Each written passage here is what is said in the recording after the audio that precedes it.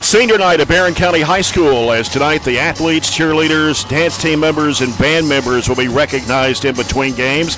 Even though it's not the last home doubleheader of the regular season, it's, of course, been decided to have senior night ahead of time just in case of some bad weather.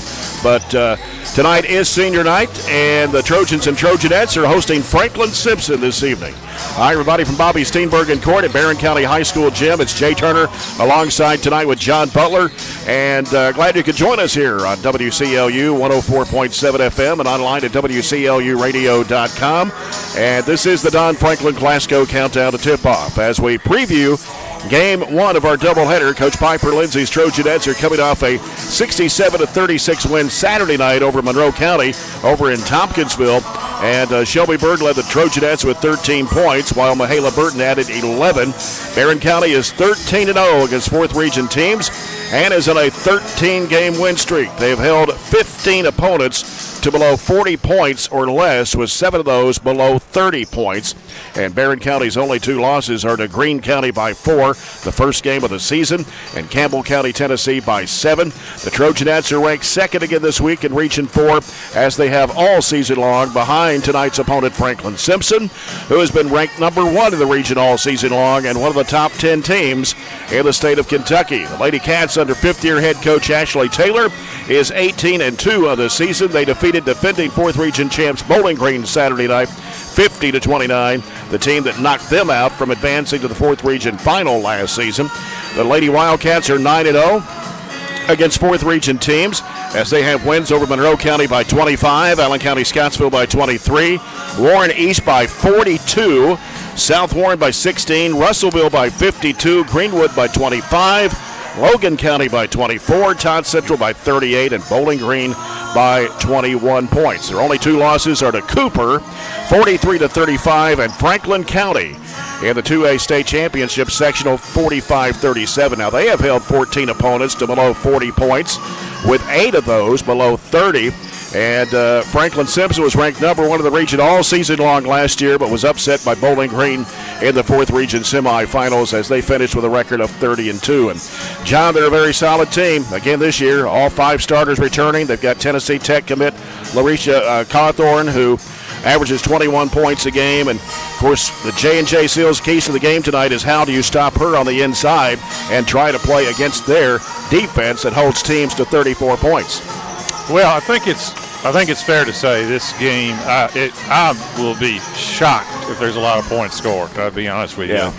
I talked to Robert yesterday, and I thought, 40. If you get to 40, that may be the winning score. And both teams are really, really good defensively. A little bit different how they play, but both teams, the most points that Franklin has given up all year has been 50. That's right. I mean, they just don't. I mean, it's hard to score against them. And, they were upset. They were heavily favored last year to win the region, and they threw a dud in against Bowling Green in the regional tournament. Sure did. And but they have the best player in the region back in Larisha Cawthorn, the Russellville transfer a couple years ago. She's averaging 21 a game, 10.5 rebounds a game. But, if there is a weakness on Franklin, I do think it's a legitimate weakness. I'm not here to criticize it, but I've never seen a top team in the state, and they've been in the top 10 all year, that shoots it so poorly, though. I'm looking at their stats. They shoot 21% for the year from 3. Yeah. And that's hard to beat really, really, really good teams shooting that poorly as a team. And they only have one person in double figures, and that's Cawthorn. So, they do just lock you down, and they're really good defensively and so forth. But against the top teams, I'm talking about statewide top teams, you got to score some, and that'd be my concern if I'm Franklin. They are by far the favorite here in this region. But I do say, and I've said it all year, I think the gap has shrunk, not necessarily for what Franklin's done, but what Barren has done. Barren's 20-2, and Barren can I had some questions early in the year about could Barren score. I have no doubt they can guard, but can they score? And Barren has really, really improved their outside shooting. Shelby Bird has turned into, I think, one of the top 3 players in the region, and they've also got contributions from several other players, too, as years gone on. Mm-hmm. So I think it should be a really good basketball game. Who wins, I don't think it's that important, because I do think, I don't have a shadow of a doubt that these two teams are either going to play in the semifinals of the region, depending on the draw, or the finals. If I'm from the Barren perspective, I want to play well. If I win, great. If I lose, I just want to be competitive. I don't want to get blown out, don't get me wrong, but I want to be competitive. And so for Franklin, I got here 30 minutes early, and they've been on the court and going through, seems like to me they're very, very hyped and so forth. But I think this is a game that both teams need. Both teams need to play good competition, because all Barren is doing and Franklin is doing right now is just blowing out teams. Right. And they need both teams need to get into a dogfight with each other. Stopping Cawthorn, it's good. I mean, it's tough. I don't know if I'd show them everything. That's the thing. And what knocked Franklin out last year in the region is they couldn't make an outside shot, and Bowling Green's zone just collapsed around her and so forth. I don't know if Barron's going to play exactly that way this early, and I would never show my cards this early in the year. It's late in the year, but against a team I know I've got to beat in the regional tournament, I'd probably play straight up and just kind of see what happens. Yeah. Of course, Cawthorn was voted the #1 player in the region this year by the coaches. Should. In the preseason poll. Well deserved. Yeah. Great player. Averaged a double-double. You mentioned it. Yep. I did too. 21 points, 10.5 rebounds, Tennessee Tech commit. Yep. And you look at the RPI, KHSAA shows Franklin-Simpson 5 points better than Barren County. But, I don't put a lot of faith and trust in that RPI sometimes. But we'll see what happens. 1 and 2 playing here tonight. First game, Barren County and Franklin-Simpson. We'll come back with more of the Don Franklin Glasgow countdown to tip-off in a moment. This is Barren County basketball at WCLU 104.7 FM.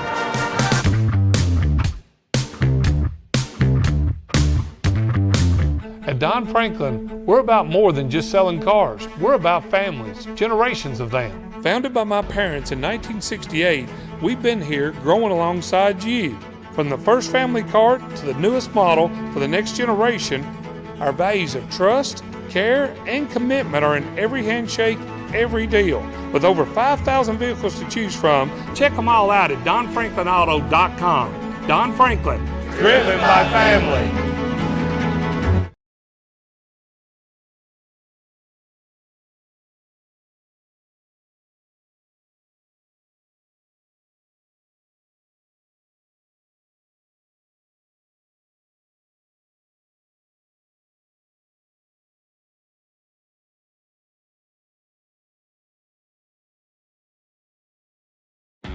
We at the Glasgow EPB have partnered with American Cable, your local authorized dish network retailer. Right now, when you switch to American Cable and Glasgow EPB Internet, you not only get TV for as low as $91.99 a month with a 2-year price guarantee, but you also save $20 a month on your Glasgow EPB Internet for an entire year. Enjoy the best local option for your TV and Internet and save every month. Don't wait. This offer is for a limited time only. Call 270-651-8341 or 270-847-4542 now. So Aero Safety is an international safety consulting company based right here in Glasgow, Kentucky. We offer a wide variety of services, ranging anything from safety training to administrative services like policy procedures. It's any manufacturing, any industry around our area, we can apply that. And we can also make everything site-specific to the customer. So we make sure that we're incorporating the company's policies, procedures, applicable hazards, equipment, things like that, that it's make it more relevant and engaging for the customer. Aero Safety is here to keep your employees safe and keep your business headed in the right direction. Back here with more pregame coverage from Barren County High School. The Trojanettes and the Lady-Wildcats of Franklin-Simpson. Franklin-Simpson #1, Barren County #2, all season long here in the 4th region. Lots of games on the schedule tonight, brought to you by Aero Safety. Glasgow Scotty boys and girls at home tonight against Caverna. Chase Landrum has the broadcast of that doubleheader over on WCLU 103.1. Warren East is hosting Logan County tonight, a girl-boy doubleheader. Metcalfe County at home tonight against Russell County. That's a 16th District doubleheader. Monroe County at Adair County in a doubleheader. Also, South Warren hosting Russellville tonight in a girl-boy doubleheader. And Clinton County, girls and boys at Rockcastle County. Greene County girls and boys are at LaRue. And an 18th District district doubleheader. And there are some single games tonight. Allen County Scottsville girls hosting Hart County. Hart County boys are at Fort Knox. And Bowling Green girls at Owensboro. Warren Central boys at Butler County. And Todd Central girls are at Callaway County, while the Todd Central boys are at East Robertson, Tennessee. We'll come back and have the starting lineups of tonight's game between the Barren County Trojanettes and the Franklin-Simpson Lady-Wildcats. We'll return after this break. This is Barren County basketball at WCLU 104.7 FM.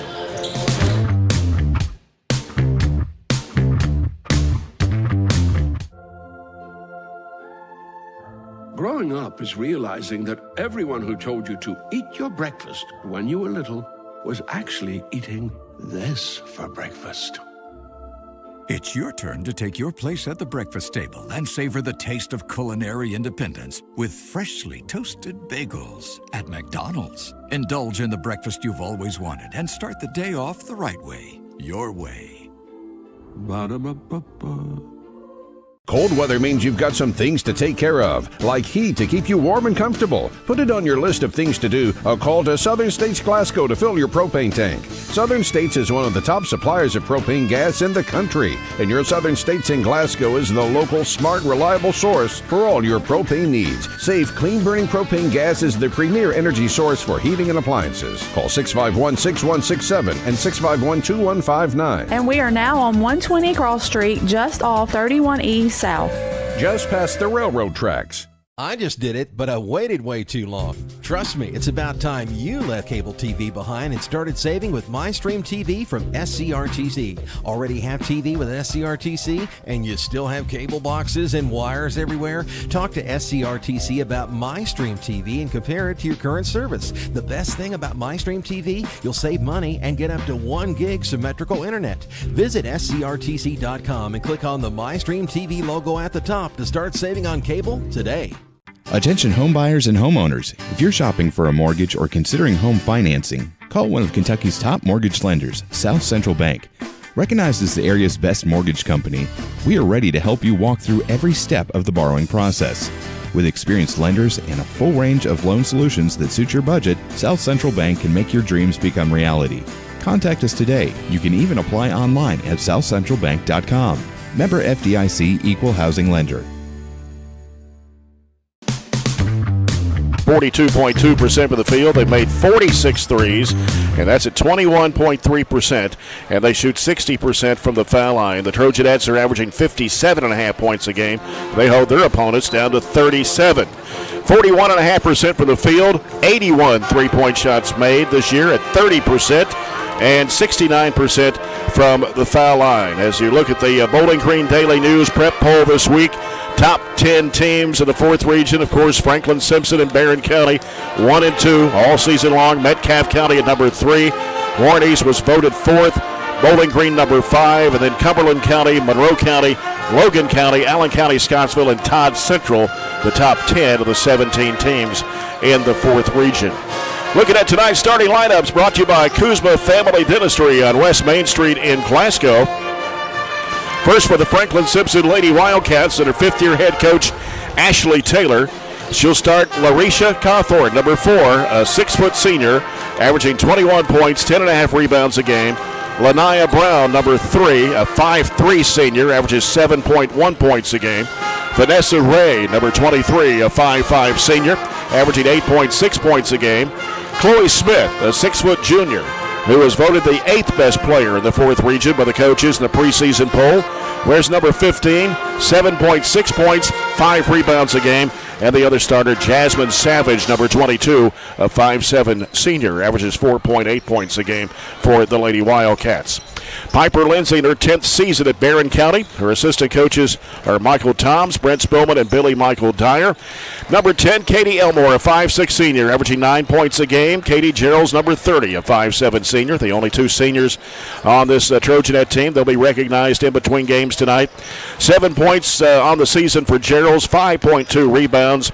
Number 35, Ann Ashley Atkinson, a 5'9 junior, and she averages 6.7 points and about 4.5 rebounds a game. Number 24, Shelby Bird, a 5'6 sophomore. She's the leading scorer in the team this season, averaging 14 points a game. And Mahala Burton, number 3, a 5'7 freshman, averaging 5.7 points a game for the Trojanettes. So there's your starting lineups, and John, we're only about 3 weeks away from district tournament. Yep, that's exactly right. We got January went pretty as cold and some snow, but it all in all went pretty quick actually. Yeah, and so we've got of course the Trojanettes will be at Pulaski County on Friday night, and back here Saturday night against Adair County as part of a girl-boy doubleheader. And then we got 2 weeks left, 2 games each week. Metcalfe County next Tuesday here. And then on Friday of the following week, it's Clinton County on the road, closing out with Taylor County and Russell County both on the road as well. So the last 3 games will be away from Barren County for this season before we head to district tournament time, which 3 weeks from last night, actually, we'll start the 15th district tournament here at Barren County. It'll be a girl doubleheader on Monday night, then followed by a boys doubleheader on Tuesday, the girls championship on Thursday, and the boys championship on Friday of the last week of February. So it is rolling down the hill as we get toward tournament time. Yeah, I mean, it's amazing how quickly just seasons go. They just go by so quick. Football went by quick, and now we're about, about the end of the basketball in terms of the regular season. And the girls' district has not been determined. It's still a possibility if Glasgow can pull off an upset against Allen on and it'd have Friday, to be a major upset. But if they do pull out an upset, then it's going to be some type of pill. That's true. Coin toss, pill pull, or whatever you want to call it. So it could happen. They've got. Allen's got the best player by far, the Morris kid. But. It's not like Allen is 20-4 either, So it's in Glasgow can be competitive at times, but you're right, it would be an upset. And then the boys has pretty much sealed the deal with that. Barren County will play Allen County Scottsville, the 4 seed. Warren East and Glasgow, the 2-3 game. So and as Warren has talked about, Warren Cunningham's talked about it all year. All 4 teams, anybody can beat anybody on a given night. I don't know if you were Barren County though. I think my pick would be to play Allen County in the district tournament, but you've got to play well. You can't. It's not going to be a pushover by any means. No, it's not. And you're talking boys? No, it's not a pushover. I mean, Allen led Barren, I think, at half at Allen, right? One of the games. Yes, that's right. So they've been competitive in all the games. Glasgow's only won 3 games, but 2 of their 3 wins have been into the district. Yeah, that's true. So it's true. There's not a dominant, great team in the throw the records out the window. It don't matter. So yeah, it can happen. You're following Barren County basketball tonight here from Bobby Steenbergen Court, WCLU FM 104.7 in Glasgow. Also WCDS 1230 AM Glasgow. Online at WCLUradio.com/Trojans-Sports. We're on the live stream tonight as well, headed up by Aaron Russell. And when we come back, we'll have the tip-off. We'll have the Farmers RACC Jackie Browning Memorial opening tip-off. And our first quarter of action tonight brought to you by the People's Bank, working for you. And the officials for tonight's game, sponsored by McDonald's of Glasgow, Jamie and Bailey, along with Tony Franklin and Tyler Miracle are your officials for tonight's doubleheader. We'll be back with a tip-off after this break. This is Barren County basketball from Bobby Steenbergen Court at Barren County High School on WCLU 104.7 FM.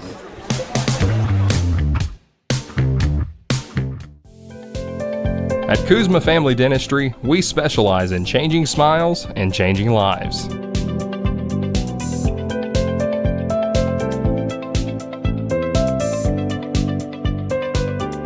If you'd like to experience this wow factor transformation that not only can change your smile, but change your life, give Kuzma Family Dentistry a call at 270-651-2638, located at 501 West Main Street in Glasgow.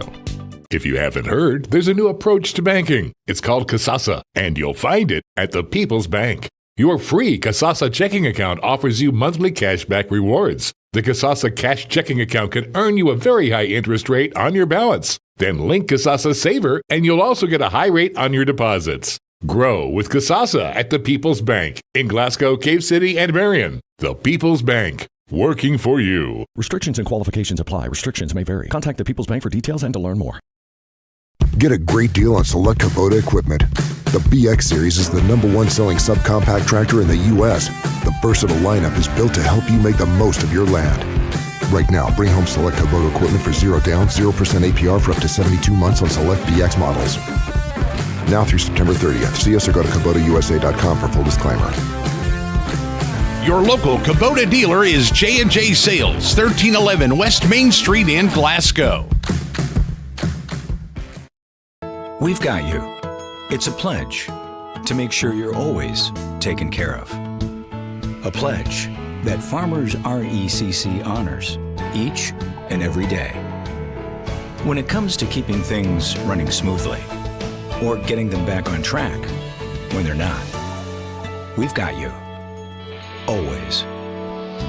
Farmers RECC is a Touchstone Energy Cooperative, your source for power and information.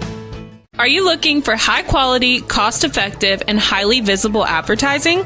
At ATM Media Solutions, we offer large-scale marketing with ease. We have 4 LED billboard locations: Highland Pharmacy in Sonic, the intersection of 31E and Trojan Trail, Highway 90 East, Burkesville Road, and our newest location in front of Gondolier. Call 270-629-4542 to get a quote today. ATM Media Solutions. Advertise with ease. Our dental health plays a vital role in our overall health. Practicing good dental hygiene is especially important for children. When was your child's last checkup? Riley Dental Group is invested in making sure you and your family have the healthiest smile possible. They understand a dental visit may prompt anxiety or nervousness, but Dr. Riley and his team offer a variety of solutions, including a comforting and friendly visit from Bennett, their therapy dog. Call Riley Dental Group for an appointment, 651-5939.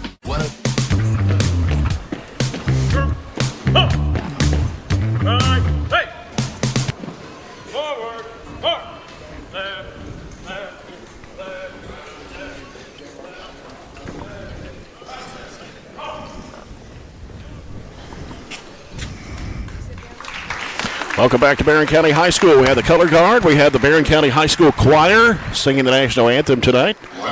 Did an outstanding job. Good crowd. Good crowd for a Tuesday night. Of course, it helps it's senior night, too, right? Senior night. Yeah. Top 2 teams in the region going at it here. Right. And the Franklin-Simpson Lady-Wildcats down to the right. Black uniforms tonight with blue numbers and lettering outlined in white. And the Barren County Trojanettes to our left in their home white uniforms tonight with burgundy and gold numbers and letters. Burgundy numbers outlined in gold. Starting lineup for the Lady-Cats once again. Lanaya Brown, number 3. Larisha Cawthorn. Don't think they made a change in their lineup here. Chloe Smith. Number 22, Jasmine Savage and Vanessa Ray. That's the 5 we gave you a little bit ago in the starting lineup for Coach Ashley Taylor. Barren County Trojanettes will go back again tonight with Katie Elmore, Katie Geralds, and Ashley Atkinson, Shelby Bird, and Mahala Burton. And again, the senior night activities will take place in between games. There'll be dance team members, be cheerleaders, basketball players, band members. Swimmers. That's, I don't know if there's any seniors. Could be. Yeah, they are. Okay. Yep. I don't have the list in front of me, so. Yep. But all the sports, that are involve seniors will be introduced here tonight, and looking forward to bringing that to you as we always do. I think Jonathan Burge is on the PA tonight, so we'll hand the microphone over to him during the in-between games, and he'll be announcing the seniors that are being recognized here this evening. Barren County 20-2. Franklin-Simpson 18-2 on the year. That went over Bowling Green Saturday night. Cawthorn had 19, Brown had 11, and they were only 0 for 3 on three-pointers, okay? 0 for 3. They were 17 of 38 from the field for 44.7%. They hit 16 of 25 foul shots, though. And in the game against Monroe County on Saturday night, Barren County shot 49.2%. They were just 3 of 14 from behind the arc. And Shelby Burton had 13, Mahala Burton had 11 in that game for the Trojanettes. 30 of 61 shots against the Lady Falcons. Barren County moving left to right. And the Lady-Cats right to left. Tony Franklin stands in, tosses it up, and controlled by the Trojanettes. And here we go. It is Burton with the basketball being met at midcourt. As she works it to the right side, gives it to Atkinson. Wide open as Elmore puts it up, has it blocked. Got there too late. Got the pass there too late anyway. She was wide open for a couple of seconds there. Yeah, both teams in straight man-to-man. Here's Ray with it. Sends it left side over to Brown. Brown out top now. They give it back to Ray. Now Ray works it to the right side. Gets it in there to Cawthorn. Cawthorn almost walked with it there. Baseline Ray, cut off by Bird. Fires it down inside there, and a shot put up no good. In there by Brown. Here comes Barren County of the attack. Here is Atkinson. Can't shoot the three. Comes out to Shelby Bird. It's a good matchup right there with Cawthorn on Bird. Yeah. Shelby Bird sends it left side to Katie Elmore. Elmore out now to Burton, and around it goes to Bird to the right side. Bird looking inside. Nobody cutting across the lane. Well, they are in man, but they're switching everything out top. Bird top of the key. Now gives it over to Burton. Burton on the dribble. Goes over to Gerald's. Both teams in sagging man-to-man for the most part, too. This is going to be a low-scoring game, I already tell. Bird for three. It's off the mark. Long rebound comes off to Cawthorn. Cawthorn, crossover dribble. Down the left side of the lane. Throws it up, no good, and a foul. You know, a team that shoots it as poorly from the outside as Franklin, how are they 18-2? Well, one of the ways they're 18-2 is they are a really good offensive rebounding team. And they also score off their defense. Off long, that was a long rebound, or off turnovers and so forth. They don't press as much as people may assume. I assumed last year, before I saw them, they pressed everybody. Right. They didn't. And they don't press everybody. They can press if needed, but they have not pressed. They didn't press Barren much at all last year. They didn't press Bowling Green until they got behind. So we'll see if they jump into it off a free throw, and they are. And they are, yep. 1-0 as Cawthorn hit the second of the two free throw shots. Atkinson to the backcourt. Going to have to get it across here. Got some pressure. And now double team. Floats it over to Gerald's on the left side. Down to the corner goes to Elmore. Now Elmore trying to come back out with it. Reverses back to the left side corner to Gerald's. Back out front it comes to Bird. We played almost 2 minutes. It's a 1-0 Franklin-Simpson lead here. They float it into Elmore. Left of the circle. Hands it off out there to Gerald's. Right side it goes to Burton. Now Burton looking, putting down the dribble. Sends it out now to Bird, working around to the right side. Hands it off to Gerald's. Now Gerald's out to Burton. Burton will send it off now to Bird. Bird trying to make a move into the paint. Goes it off in the corner. Here's Gerald's for the shot. Good. A three-point shot for Katie Gerald. That's a big shot for Gerald's. She hasn't made very many. Actually not put up that many either. Not at all. Slapped away by Atkinson. Loose ball. Scramble for. Jump ball. Possession goes to Franklin-Simpson. I think they're going to call a foul on that, Ashley. And they did. I don't know about that one. Yeah, coming over the top that time. I'm glad to see Piper off the make jump into a press. I think it's oftentimes teams as good as Franklin, they don't get pressed a lot. Yeah. You know, people just kind of back off or whatever. So I think it's wise. Yep. Anyway, Vanessa Ray with the basketball. Out high, they work it in there to Chloe Smith. Turnaround shot hits the front of the rim, and it's ripped away in there. Smith goes back up with it. A foul call to the Trojanettes. That was a really good duck-in move that time by Smith. Got the ball in great position, but didn't make it. But did get her offensive rebound. 3 fouls on the Trojanettes already. We played not hardly 3 minutes here. Foul was on Gerald's. Free throw is up, no good for Smith. Smith is a 64.5% foul shooter. Yes, he is. Best sport. But they don't. Franklin does not shoot free throws all that great either. What, 60%? 60%, yeah. And so they get. She hits the second of the two like Cawthorn did. 3-2, Barren County. Ball comes into Gerald's.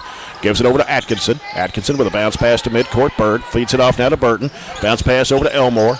Elmore fires it back over to Gerald's. Now Gerald's trying to make a move. Left of the lane. Goes to the basket. Puts it up. Oh, she missed it. The rebound comes off to Smith. Smith ahead. Up to Brown. Brown throws it back over to Ray. Ray will send it back out for a three-point shot. Savage, no good. Atkinson with a rebound. Right side it goes to Gerald's. Gerald's dumps it off inside there to Bird. Goes up with a shot. No good. May have got fouled there. Yeah. And then Burton comes up with a loose ball. Gives it down to Elmore. And a whistle. What do we got here? A blocking foul. And it will be on Brown. See, I think Barren, and it may go against what people think, I think Barren needs to play fast against Franklin because they are so good defensively. They're hard to get good shots off, and I just think if you can score on transition before they get their defense set up, I think that's a big advantage. A lot of teams are fearful about doing that. I would have no fear of playing fast. Ashley Taylor has made a change in their lineup. A couple of new players, and we'll catch it here in a second. Comes out to Gerald's. Gerald's has picked up her dribble, goes to Bird. Bird getting a lot of pressure out there from Nolan. Here's a shot going up, bounces twice, no good. The ball's tipped out to Cawthorn. She wants to move it. Cawthorn down the left of the lane, goes to the basket and puts it in. That's where she's one of the better players in the state. She is great in transition. Yep. 4-3. Franklin-Simpson takes the lead back. And that's where you have to get back on defense. Here's Elmore trying to drive against her defender. Cut off, gives it to Burton. Circles out, top of the key is Gerald's. Gerald's feeds it to Atkinson, knocked down by Cawthorn. Jumped in front of her. Cawthorn has it swatted away, but Gerald's in the hands of Bird. Bounce pass up to Burton. Burton cuts to the middle, gives it off to Elmore. Baseline shot out of the corner is Atkinson. It's no good. And the rebound is Smith for Franklin-Simpson. A long heave up to Cawthorn, lays it up and in. That was a good play by Chloe Smith. She's got a great box out and then a nice pass to Cawthorn for the finish. And it's 6-3, Franklin-Simpson. 3:36 to play in the first quarter as Gerald's tries to get it over the line, and a timeout by Piper Lindsay. This will be a 30-second timeout brought to you by Scooters Coffee. Man, both teams huffing and puffing. And I think a lot of the right now is just anxiety. To be honest with you, there's really not a lot, no reason to be this tired, but I think both teams probably need a timeout. And I do think it's anxiety just because it's a game that both teams have looked forward to. Right.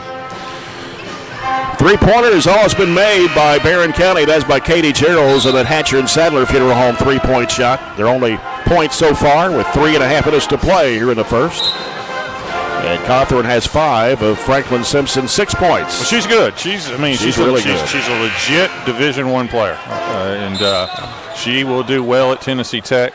She needs, arguably, to round out to finish her game. She needs to develop a three-point shot. She's only shooting, I think, 22%. But her mid-range game and her ability to finish is top-notch. Yeah.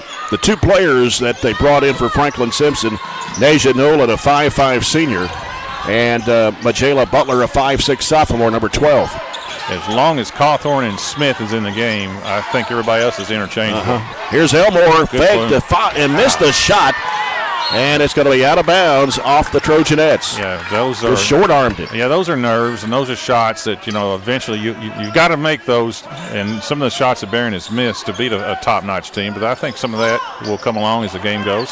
Here's Smith, had it knocked away. Elmore comes up with it, diagonal pass over to Bird. Bird goes under, puts it up and in around Cawthorn. Yeah, good move that time. Kind of hung in the air. Yeah.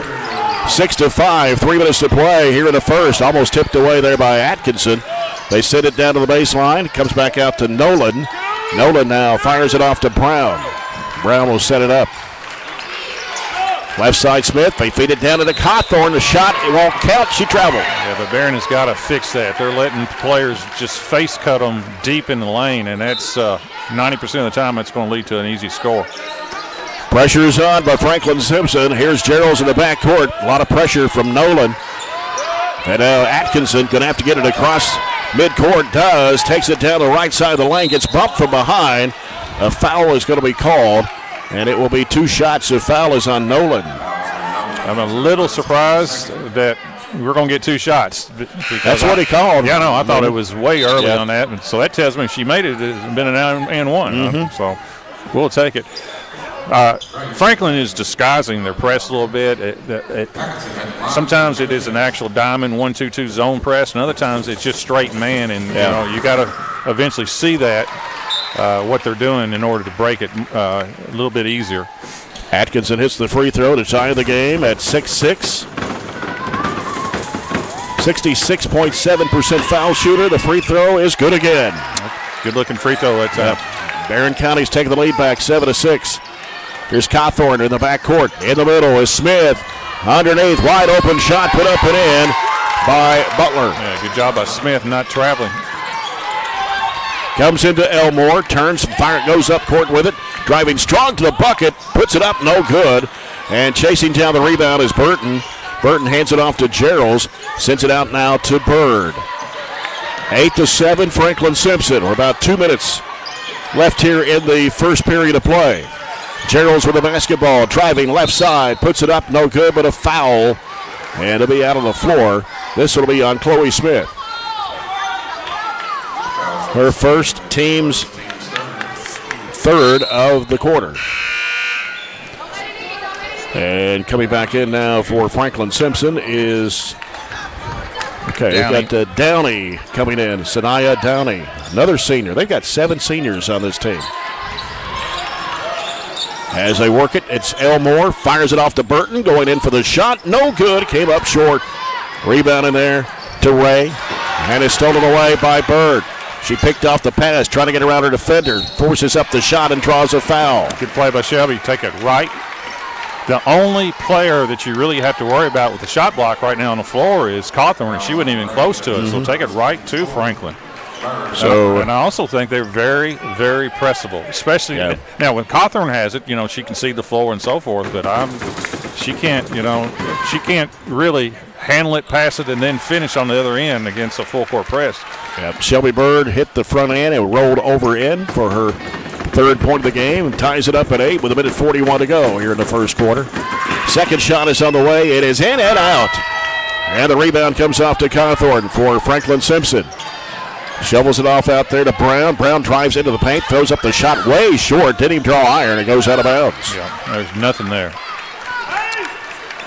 8-8, 1:31 to go. And full court pressure applied once again by the Lady-Wildcats. It comes in to Bird. It's straight man-to-man. So we should clear out. And now Atkinson getting a lot of pressure. Gets it across midcourt. She's needs some help. Gives it off to Gerald. She's covered up by Cawthorn. Trying to make a move on her. Trying to penetrate. Bounce pass down underneath to Burton. In the corner, it's Elmore firing. It's in and out.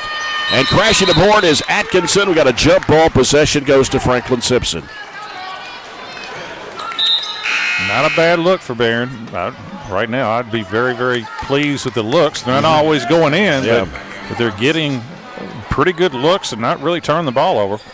First substitution of the game right now for Barren. Addie Slagle, 5'3" freshman, averaging 5 points a game, comes in for Ann Ashley Atkinson. 1:12 to go here in the first. It's 8-8. Barron's in the 2-2-1 press. And ball tipped away by Burton and into the hands of Gerald. She got bumped and no call. Here's Slagle with it. In the corner to Bird. Bird has it smacked away and stolen. And it is a wide open shot for Ray, and she puts it up and in. Yeah, got to take care of it. Got to use your body to shield off some of the quicker Franklin players. 10-8 the score, 50 seconds to go in the first. Here's Slagle into the front court with it. Right side crossover move to the left. Out it comes to Bird. 42 seconds to play. Bird taking it to the right side. Bounce pass in the corner to Geralds. Geralds is covered up. Geralds can't make a move on her defender. Gives it back out to Elmore. 30 seconds to go in the first. Elmore working out front. Got Chloe Smith guarding her. Goes over to Slagle with 25 seconds to play. Slagle trying to make a move. Can't. Bounces it back out to Geralds. 20 seconds to go in the quarter. Bounce pass off to Burton. Got Cawthorn now guarding Burton. See, she switched up again. Left elbow, Geralds had it smacked out of her hands. Here's Bird for a three, and it won't go. And the rebound comes off to Ray. 4 seconds to play. Throws up the floater in the lane. It is no good. That ends the first quarter. And after one, it's Franklin-Simpson 10, Barren County 8. We'll come back after this 1 minute timeout. This is Barren County Basketball at WCLU 104.7 FM.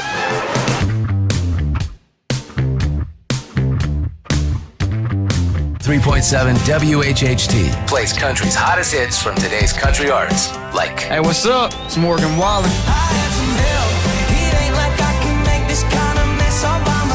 Hey, it's Lainey Wilson. Luke Combs here.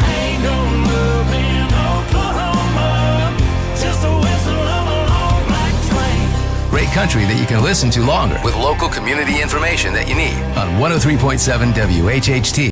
At Don Franklin, we're about more than just selling cars. We're about families, generations of them. Founded by my parents in 1968, we've been here growing alongside you. From the first family car to the newest model for the next generation, our values of trust, care, and commitment are in every handshake, every deal. With over 5,000 vehicles to choose from, check them all out at DonFranklinAuto.com. Don Franklin, driven by family. Quarter number 2. The second quarter is brought to you by South Central Bank. Small enough to know you, big enough to help. Jay Turner with John Butler here from Bobby Steenbergen Court. It'll be Barren County's basketball to start the second. Addie Slagle, Mahala Burton, Katie Geralds, Katie Elmore, Shelby Bird to start for Coach Piper Lindsay. Little zone for Franklin. Looks like a little 1-3-1. Yep. Here's a pass knocked down. Try to throw it over the top. And it's swatted away from behind, but got it back, though. And then turning, put it up off the window. No good is Brown. And Bird has it for Barren, getting a lot of pressure, gets it across the line. Fires it off in the corner. It's deflected out of bounds in the Franklin-Simpson bench by Cawthorn. Well, 23, Vanessa Ray, she is a really good defender. Yes. Strong, long, good on-ball defender, and pretty good off the ball as well. Slagle over to Burton. Burton back over to Slagle. Fires up a three-point shot. It's short. Barely brushed the iron. Shot goes back up and in for Burton, and she gets fouled. Yeah, they gave up a wide-open shot to Slagle. Boy, she normally makes that, but nice job that time by Burton, hanging around the rim that time for the offensive rebound. Going to get Riley Wilson to the ball game here, a 5'10 junior for the Trojanettes, and for Katie Geralds. Mahala Burton's a 60% foul shooter on the year. It's all tied at 10, 7:26 to go here in the first half. And the shot goes up, and it's good for Burton. Old-fashioned three-point play to give Barren County the lead, 11-10. In the middle, they work it off, and the pass is broken up and stolen there by Burton. As she tried to throw it off to Brown. Diagonal pass, it's going to be Riley Wilson throwing it up, missing it badly. Man, that's a great pass, too, by Burton. And Franklin-Simpson with the basketball as we played a minute of the second quarter. So they swing it off in the left corner. Three ball in the air is bouncing, no good. Wilson with a rebound for the Trojanettes, gives it to Elmore. Fires it up court to Slagle, then it's taken away from her. Driving against Elmore, shot goes up, a foul. I'm not keeping up with steals, but Vanessa Ray, that's at least 3 that she's gotten. They are really strong on defense. Yeah, that's their calling card. Both teams are really good defense. They're just different. More physical defense. They're more physical, very active, quick on the ball and so forth. But they really, really struggle offensively. That is the dilemma that Franklin faces. They have to beat teams defensively, but there comes a point in time where you have to score too. Ray misses the first of 2. She's only a 49% foul shooter. Second one rims good. Ties it up at 11 with 6:49 to go here in the first half. Franklin-Simpson's going to drop out a little bit. Now they're going to pick up Slagle here in the backcourt. Going to come trap her if they can, but they float it over to Atkinson. Atkinson trying to get it across the line. Comes back over to Slagle. Slagle breaks the middle, back to Atkinson. Bounce pass, too wide as Wilson did not break up the baseline. And it'll be out of bounds to the Lady-Wildcats. All comes into Cawthorn. She's covered up by Bird.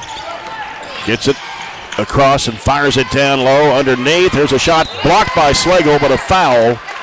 And it'll be Savage going to the free throw line this time for 2 shots. That was a good foul, but that was also good execution by Franklin. A little 2-on-1 at the very end, but that was a good foul that time by Slagle. Make Franklin make free throws. Yeah. First one is good by Savage. She averages 4.8 points a game. That is her first free throw of the year. Well, that's what I thought. I didn't have her down for anything here. She's only made 2 2-point field goals. Yeah. She's made 29 threes, and those were 29 threes. Yeah, first 2 free throws of the year. Yeah. 13-11, Franklin-Simpson, 6:25 to play the first half. Atkinson in the front court, in the middle, and a bounce pass to Elmore. Back to Atkinson, in the corner, Bird for a 3, it won't go. And the rebound comes off to Franklin-Simpson's Brown.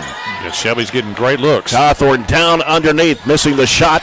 Trying to get her on rebound, that is knocked out of bounds, or last touch by the Trojanettes. Katie Gerald's coming back in. See, those are some of the shots that I'd be looking for right now in this game.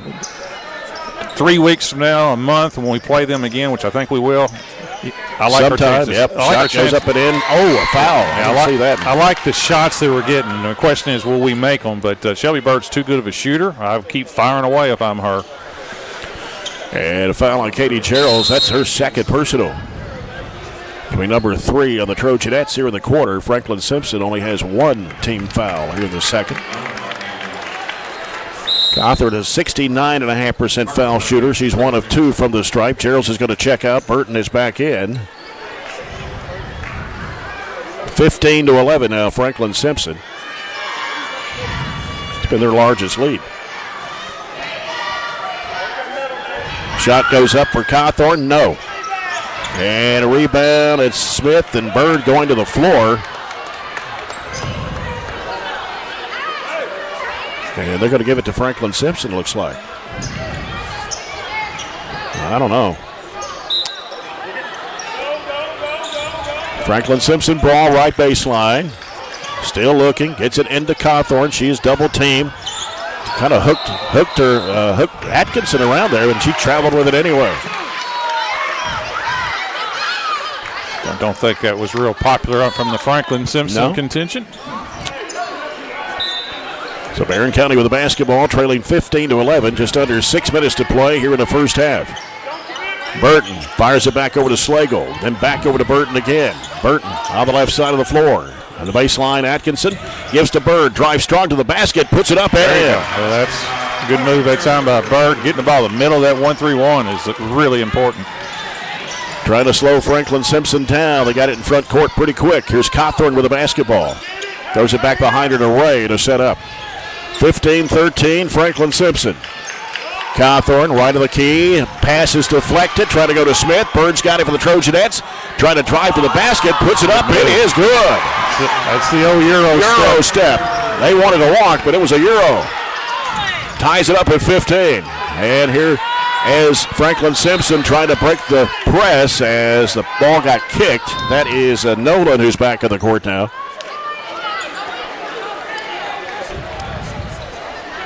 So Lady-Wildcats basketball underneath to the right. 5:09 to go here in the second. 15-15. They lob it into Cawthorn. Works it inside the paint. Little wraparound pass underneath there. Shot partially blocked there by Bird. They're letting them play right now as Cawthorn puts it up and in and a foul. I like it that they're letting them play, but it is a little physical inside. But that time Cawthorn just strong right through Van Ashley on that one for the finish. And that's going to be 2 on Atkinson. So Gerald's has 2, now Atkinson with 2. Timeout Franklin. Full timeout with 5 minutes to play here in the first half.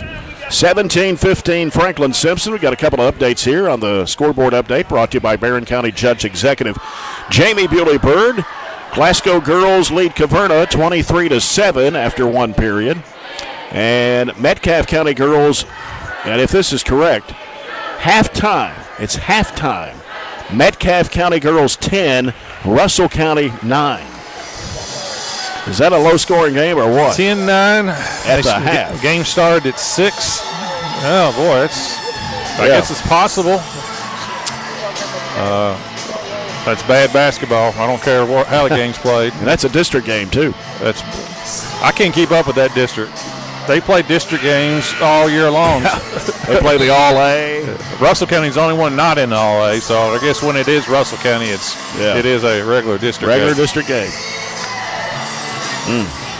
Well, you look at Franklin-Simpson's district, they're 3-0 in District 13. Yeah. Logan County's 3-1. Todd's 1-2, and Russellville 0-4. I don't think they'll have any worry getting out. No. Cawthorn at the line. She made the basket. She's 1 of 3 from the stripe. I'm interested to see if they go back to man-to-man.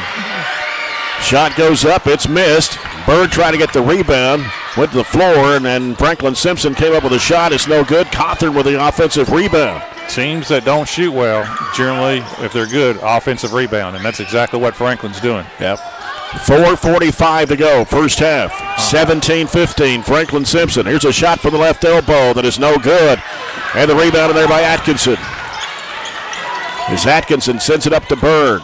Bird bounces it back to Atkinson. Back to Bird, top of the key. Back over to Atkinson, left wing, lets it fly. Got it! Big time by Ashley Atkinson. Those wings are open against this zone. Three-pointer for Ashley Atkinson gives Barren County back the lead at 18-17. Here's Smith, sends it down low there underneath, broken up and stolen by Shelby Bird. Bird sends it off in the middle there to Burton. Burton going to drive. In the corner goes to Slagle. Fires away. It is going to be bouncing, rolling off the rim. And the rebound comes off to Butler for Franklin-Simpson. Into the front court with it is Ray. Ray's going to drive. Throws up the shot. No. Missed it badly. And taken by Slagle on the left side of the floor to the corner. Slagle off to Atkinson. 17-footer. No. Ball's going to be slapped out of bounds by Franklin-Simpson. I'll say it again. They struggle to shoot. They guard like crazy. They do. But they struggle to shoot the ball. Yeah. Bird on the right baseline to toss it in. Bounces underneath to Atkinson on the left side of the floor, out of the lane there. Throws it back over to Slagle. Now Slagle wanting to drive. Goes underneath the basket. Reversed it up and in. Heck of a shot. I know what I've seen of Addie Slagle. She is not scared to play. 20-17, Barren County. 3:28 to play. First half. Cawthorn with the basketball for Franklin-Simpson. Hands it off out front to Brown. 3:20 to go in a half. They feed it down, and a bad pass. It sailed over the head of Cawthorn. Here comes Bird with it for the Trojanettes. Crossover move. Gives to Burton. Burton cut off in the corner. Back out to Bird. Coming down to 3 minutes to play here. Barren County with a 3-point lead, 20-17. Slagle wanting to drive, and the corner goes to Wilson. Wilson trying to go up the baseline. She's cut off, double team. Floats it back out to Slagle. Slagle trying to make a move. Can't. Throws it back behind her to Bird. Bird can't make a move either. Covered up by Smith. Needs some help. And bounces off finally to Wilson. Wilson throws it out there to Slagle. Comes back over to Bird on the near side. 2:40 to play in the half. Bird defended by Chloe Smith from Franklin-Simpson. Wants to take her one-on-one. Drives it to the basket. Puts it up. It's no good, but a foul. Yes, I was thinking the whole time she was isolated with Chloe Smith. 35 feet from the basket. She ought to go right by her. Foul is on Smith. That's her second. Shelby Bird at the line. 1 of 2 tonight. 7 points in the basketball game. Massive substitutions getting ready to come in. Bird hits the first. Makes it 21-17. Hannah Bragg on the court now. 6-foot junior, averaging 3.2 points a game. Addison McFall, a 5'4 junior, averaging 2.4 in the game for the Trojanettes. There's Shelby Bird back in the line. Her second shot is good. Now Katie Elmore returns to give Shelby Bird a little break here. 5-point lead for Barren. It's set 22-17. You're right. It'd be a little break. Cawthorn in the backcourt, being defended by Elmore. Trying to get it across the line, and does with a left-hand dribble. Hands it off in the corner there to Savage. Savage back out to Ray. They go down inside, knocked away by Bragg. Loose ball to the floor, picked up by Elmore. Gives it off to Burton.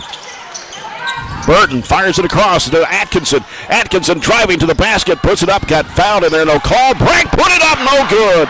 And the ball slapped out of bounds by Franklin-Simpson. That's a great offensive rebound by Bragg. Just missed the shot. Coming right in off the bench. She's got to be cold first minutes of the game. That's a heck of an offensive rebound. Ball comes in the corner to Elmore. Fires it out to Burton. Gives it over to McFall. McFall fires it down the corner. Here's a three by Atkinson. Boom! Looked good the whole way. She's a money player, too, what I've seen in the past. The bigger the game, the better she plays. 2 Hatcher and Sadler threes for Ann Ashley Atkinson here in the second quarter to extend the lead to 8 for Barren at 25-17. Franklin-Simpson with the basketball. Down a minute 43 to play and a half. Ball knocked away from behind by Bragg. Just keep forcing it inside, and there's nothing inside. Here's Burton with it in front court. Sends it off left side. It's Elmore, and she walked. You know, I haven't watched Franklin's games or whatever, but just judging by their scores, this may be their biggest deficit of the year. I'd say you're probably right. Down 8, and listen, they're trying to throw the ball inside, and you cannot throw it inside when teams are backing off of the passer. That's true. I mean, you have to have the ability to shoot from outside to open up the inside zone. It's Ray with the basketball out between the circles. 1:27 to play in the half. They go right side with it to Nolan. Now here's a 17-footer. It is no good. Rebound, Shelby Bird. Bird has it smacked loose. They just really reach in for that basketball. And then it's swatted away by Bird now. And Burton's got it for the Trojanettes. Going the other way. 1:08 to play and a half. Bird with the basketball on the left side. Goes down to the corner to McFall. Fires it down to Bragg. Bragg trying to make a move. Can't. Gets double teamed. Sends it back out to McFall. McFall's got an open look at a three. Doesn't take it. Throws it cross court back over to Burton. 54 seconds to go in a half. Burton guarded by Cawthorn. Now looks and picks up her dribble now. Fires it back out to Bird, and a foul here at midcourt is going to be charged to Downey. Still not in the bonus. It's 4 fouls for both teams this quarter. And so Barren County's basketball here at midcourt on the near side with 46.2 seconds to play. Don't think you can go for one shot. Franklin generally puts too much pressure on you to hold it for 40 seconds. Here is Bird. Fires up a 15-footer short, kind of rushed it. Bragg with the offensive board, turns, puts it up, got it! That's a 12-foot hook shot. Wow. And Shelby Bird just threw a shoe. Stops time here with 34.5 seconds to play. Barren County 27, Franklin-Simpson 17. Probably wouldn't win many bets on that one. Would you take Barren up 10 in the first? No. First half. Here's Ray with the basketball, speeding by Bird, takes it in the corner. 28 seconds to go in the half. Here's Smith, the lob down to Cawthorn to the baseline. Turns, fall-away shot is good. Tough shot. Good defense. Fall-away jumper. 27-19, 16 seconds to play in a half. Burton fires it back over to Bird. Bird in the front court with it. Bounce pass off to McFall, feeds to Burton. Burton back out to Bird, 8 seconds to go. Gonna have to think about it here. Here's Elmore, fires it in there to Bragg, puts it up. Oh, she had it blocked on her. 2 seconds, one, and that will end the first half. Barren County with a 27-19 lead over Franklin-Simpson here at the break. When we come back, Josh Maples of Red Cross will join us here on WCLU 104.7 FM.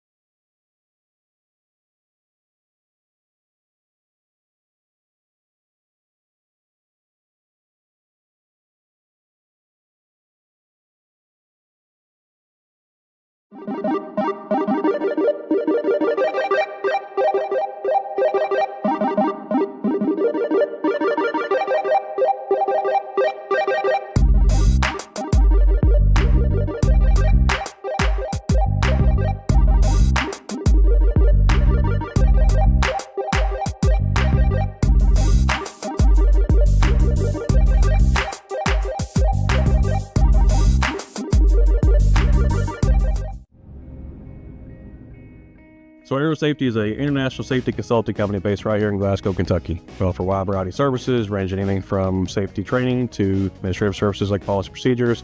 It's any manufacturing, any industry around our area, we can apply that. And we can also make everything site-specific to the customer. So we make sure we're incorporating the company's policies, procedures, applicable hazards, equipment, things like that just make it more relevant and engaging for the customer.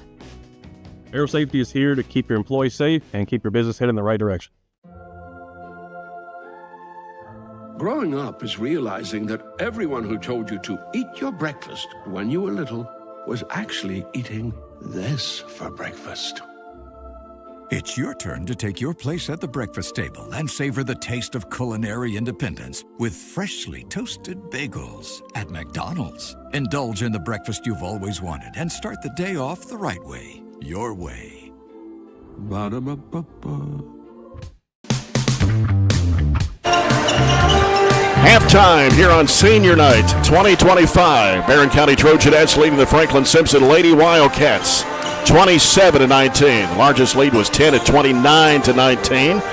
Barren County, the two top teams in the fourth region battling out here. And Josh Maples, principal at Red Cross Elementary, joins us at halftime. And it's good to see you, my man. Good to see you, brother. How's things going? Man, everything's great. Well, good. Give us a big progress report of what's going on at Red Cross. We've got a lot going on. Of course, this is School Counselor Week, so I want to give a shout-out to our awesome counselors, Cindy Alexander, Nikki Poland, Miss Hendrick, and I couldn't do it without them. They are awesome, and our kids love them. So I just want to give a shout out to them tonight. So how has the attendance been? I know a lot of school systems around the area have canceled classes for the week, having NTI classes because of illness. What's going on at Red Cross? We first started hearing about that. We held steady, and then it's kind of hit us a little bit this week. Seen some of our kids, waiting to go home, and, it's sad to see. But we'll pull through it. We always do. Yep. And Barren County strong, and we'll pull through it. Talk about some other things been going on at Red Cross. We're just into the second semester here, but a lot of things I'm sure happened during the first semester. Oh yeah, I mean it's hard to imagine that we're planning the end of the school year already. I mean, our sixth grade team, they were talking about end of the year, trips and stuff like that, and it's like, man, we're already here. This year has flown by, but a lot of good things to celebrate. Our academic team was runner-up in district, and we'll host region here in a couple of weeks, and I know we'll do well there. And our kids are going to present at the Chamber of Commerce annual dinner this Thursday, presenting things they do in STEAM class, specifically the 3D printing they do. Mr. Johnson does a great job, and our kids love that. We invested in that with some extra funding we had a few years ago, but we'll be doing that. Miss Hendrick and I will be doing music again for them. We did that last year, so a lot of good things going on. And of course, our Beta Club, they did well a couple weeks ago, and we got some students going down to Disney this year. That's always a big trip. So anyways, a lot of good things to celebrate. And Jay, like I always told you, man, we've got a special thing at Red Cross. When visitors come there, they just, they walk out saying, man, it's just different here. And so God's definitely blessed us and continues to bless us. And it's just, it's a special thing. And I'm very blessed to do what I do. Very thankful every day. Isn't it something you're having to plan for the end of the school year already? Oh, my goodness. I mean, like I said, awards and sixth grade trips and field day and things like that. Fifth grade always goes to Frankfurt. They've got that planned, and it's hard that we're even thinking about that. Of course, we'll have testing coming up. So anyways, it's just it's a great thing when, the days fly by and the kids are happy and staff's happy, and that makes a happy principal for sure. Absolutely. So it's very special. So what's your enrollment this year?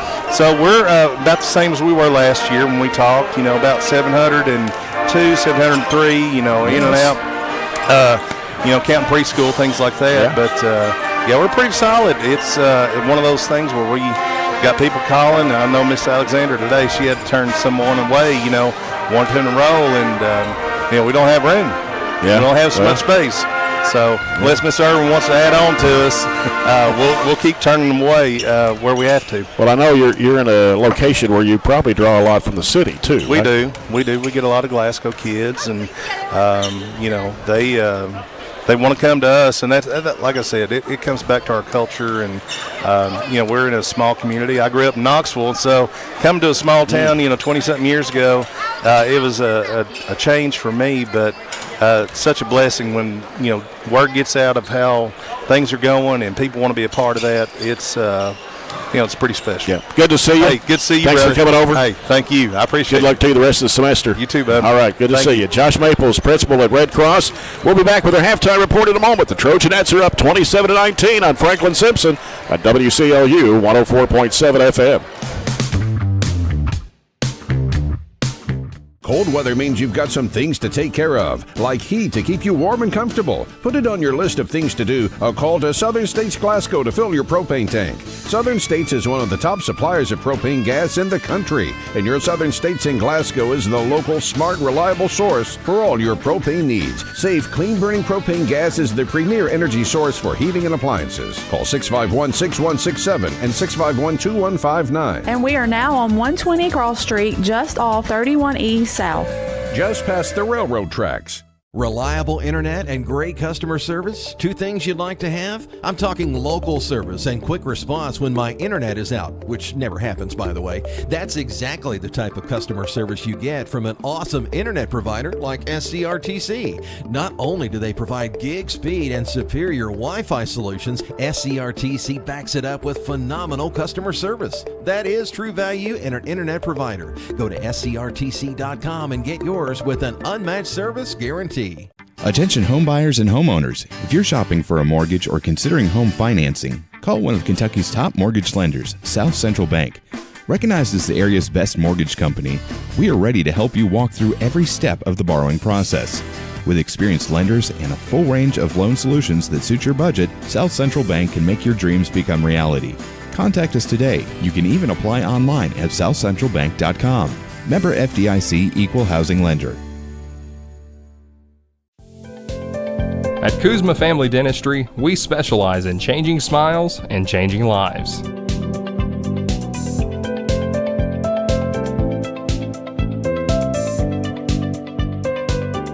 If you'd like to experience this wow factor transformation that not only can change your smile, but change your life, give Kuzma Family Dentistry a call at 270-651-2638. Located at 501 West Main Street in Glasgow. Is MyStream TV. Switch today and save on your cable bill. And our stats are brought to you by Riley Dental Group. Barren County trailed 10-8 at the end of the first quarter, but outscored Franklin-Simpson 19-9 in the second period of play, and actually had a 10-point lead at 27-17. Franklin-Simpson had 7 field goals the first half, 5 of 10 from the foul line, and Larisha Cawthorn has 11 of Franklin-Simpson's 19 points on 5 field goals, 1 of 4 from the foul line. 3 points for Vanessa Ray, a 2-point basket, 1 of 2 from the foul line. 2 free throws from Jasmine Savage, a basket from Majayla Butler, and 1 point for Chloe Smith. And Smith picked up 2 fouls in the first half. Trojanettes with 9 field goals in the first half. 3 of those were threes, and 6 of 7 from the charity stripe. Shelby Bird with 9 points, 3 baskets, 3 of 4 from the line. And Ashley Atkinson, 2 threes, and a couple of free throws for 8. A 3-point basket from Katie Geralds, a 3-point play from Mahala Burton, and 2 each for Addie Slagle and Hannah Bragg. Pretty good half for the Trojanettes. I'd say so. Very good half. And it's just, I said before the game, I think the gap has really, really closed, and I'm now 100% convinced it's closed. Yeah. It's, Franklin, if you handled the ball against Franklin, and listen, they turned Barren over some, but they didn't finish. Once they got the turnovers, they didn't finish. The only one that's finishing right now at all is Cawthorn. So, Barren will always be in a game with Franklin. They'll always have a good chance because Barren, quite frankly, is better offensively. They got more weapons. Yeah. They don't have a weapon quite like Cawthorn, though Shelby Bird's really, really good. Cawthorn is a couple years older and longer and so forth like that. But we'll see how Franklin handles this. Like I said, they've only lost twice, and I don't know how many times they've been down 8 at half, and we'll see what they come up with in the second half. We'll see if they increase their intensity defensively. Right, and their 2 losses have been by 8 points. Low scoring, too. Yeah, 43-35 to Cooper, 45-37 to Franklin County. 2 good teams. Yeah. Franklin County is a very good team, and so is Cooper up Northern Kentucky. You see those 2 teams normally in the state tournament. Yeah, those are 2 good teams. Not sure what the holdup is. We've got to get the team fouls off there, looks like, off the scoreboard. Foul situation, Barren County, Katie Geralds and Ann Ashley Atkinson picked up 2. Chloe Smith with 2 for Franklin-Simpson. And here's Cawthorn trying to backtrack in, has it knocked away, loose ball, and trying to dig it out of there was Bird. Jump ball possession goes to Barren. Yeah, Barren's playing a sagging man. It almost looks like a 1-2-2. It's not, but Shelby's up top, and as soon as Cawthorn put the ball on the floor, Shelby just left her man and went and doubled. Yep, ball comes into Bird, bounces back to Atkinson. Atkinson brings it up the middle. Still on the dribble. As Burton comes to get the pass. Back over it goes to Atkinson. Atkinson now looking. Still on the dribble. Gets rid of it off to Burton. Burton out near midcourt. Back left side it comes to Atkinson. Atkinson gets a screen. And here's Bird with the basketball. Right elbow shot is too strong. And Cawthorn with a rebound for Franklin-Simpson. Ahead It goes up the right side, driving in against Bird. Shot blocked by Shelby Bird and out of bounds off of Ray. It's a great defensive play by Shelby, too, because it's hard when a player's going full court right into your body to get a clean block, and she did. Ray will toss it in right side of the bucket, looking for Cawthorn. Lobs it out to her, has to go chase it down into the backcourt. It's a good matchup, too. Katie Elmore is a very good defender. Strong and has good enough size, too. Here's Ray at the right elbow, looking inside. Cawthorn turns, throws it up. No. Rebound put back up and in by Smith. Yeah, Smith is the other danger player for Barren. Yeah, that's her first field goal tonight. Here's Elmore in the corner with it. Lobs cross court. Gerald's fakes, drives, throws up a little floater. Got it. Nice play by Katie Gerald. By Katie Gerald's. Great shot fake. 29. Oh, she carried it, I thought. Ball got away there. They kick it back out, though. Give it wide around the perimeter. Yeah, the wide open layup. Franklin just got to catch it. It goes into Cawthorn, left to the key. They dump it into Smith. Smith sends it back on the right wing. Over to Savage. Now they go down low. Shot blocked. Oh, a foul on Bird. What a boy. Scale of 1 to 10. That's almost a 9.5 bad call, I thought. Oh, it's all ball. That's what I thought. That's going to be 2 on Shelby Bird now. Yeah, Shelby Bird's, 5 inches taller? Yeah. I mean, that was an easy block. Free throw's good for Brown. That's her first point of the game. A 55.5% foul shooter on the season. If she makes it, I would think Franklin would get after Barren full court, and she did. Yep, 29-23. The Trojanette lead is 6. Straight man-to-man. Largest has been 10. Here's Katie Gerald. She's picked up her dribble. Goes to Burton. Fires it down to Atkinson. In the corner goes to Elmore. Elmore works it into the paint. Throws up the shot. No good. Rebounded there by Cawthorn. She's pushing it down the floor for Franklin-Simpson. Crashes in to Bird, and that's going to be an offensive foul. It's a dangerous play, too, by Shelby with 2 fouls, trying to get in front of Cawthorn. That's one of those, from the Barren perspective, that's a great call. From the Franklin perspective, you'd like to see that as a block. That's Cawthorn's second personal. First one on Franklin-Simpson here in the corner as the ball comes into Burton. Burton fires it off to Bird. Bird on the left side of the floor. Trying to work against her defender. Trying to get around her. Trying to force up the shot. Going to get a foul call here. Somebody reached in. That's Ray. And on Ray, that's her second personal. That'll be number 2 on the Lady-Wildcats.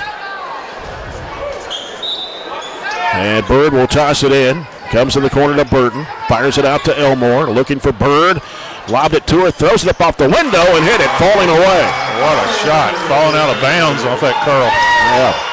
31-23. Barren County. Cross-court pass thrown away by Franklin-Simpson out of bounds. See, there's just no spacing on the floor for Franklin. And part of the reason why there's no floor spacing is there's nobody that's a threat really to make an outside shot. So everything is just really just packed into the lane. It's really hard to play offense when people back off of it. Yeah. Burton with it for the Trojanettes. Gives it over to Gerald's. Gerald's in the middle there to Elmore. Double team, has it taken away, but got it back, though. Shoving it off in the corner to Atkinson. Fires it across the lane, intended for Bird, and a foul. Yeah, going to pick up an accidental foul. That was the right call, but unfortunately for Barren, it's Bird's third. 80. Is that 3 or 2? That's 3 on her. 80 feet away from the basket. Addie Slagle will have to check in. Shelby Bird will have to sit for a little while with those 3 fouls at 5:27 to play in the third quarter. Pass comes up to Cawthorn. She pushes it down into the lane. Bounce pass underneath. Shot put up and in by Butler. That's a great jump stop, too, by Cawthorn. That's perfect. That's how you coach that.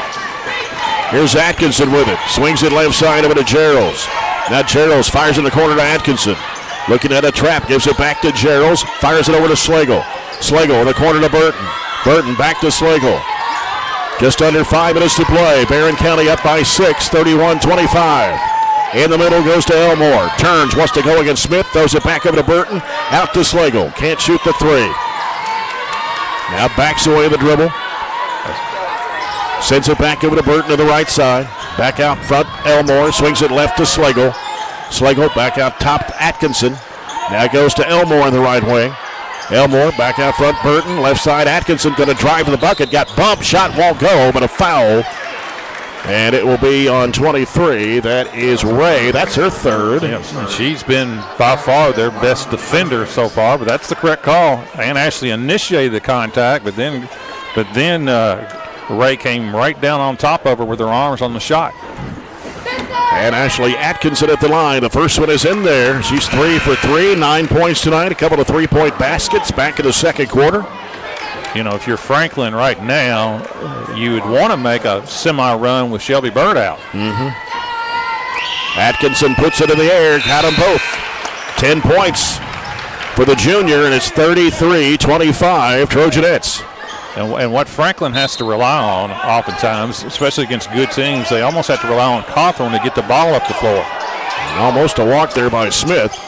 She stretched out there to get rid of the pass. In trouble, and almost a steal by the Burton, and then almost knocked away again. Got a jump ball. Possession goes to Franklin-Simpson. And see, the concern with Cawthorn bringing it up is that she's also their best finisher. Yeah. Comes out to Brown. Brown with a bounce pass to Cawthorn. Cawthorn trying to work it inside the paint. Stolen away by Elmore. Just not there. Elmore driving to the bucket, puts it up, rolled it off the rim. And the rebound, we're going to have a jump ball possession, goes back to Barren as Elmore reached in and tied it up. That was a great defensive play that time by Elmore. Just did not finish. Wasn't an easy shot. And here's Burton looking to inbound. Burton going to have to hurry and has to lob it in the corner to Atkinson. Atkinson on the left wing now. 3:53 to go in the third. Barren County up by 8. Right side is Gerald's. Feeds it to the high post. Elmore. Back out it comes to Slagle. Slagle trying to make a move on Smith. Can't. Sends it back out to Gerald's. Over the left side now to Burton. Burton fires it down the corner. Atkinson drives toward the lane. Gives it over to Elmore. Elmore driving strong to the bucket. Puts it up. Missed the shot.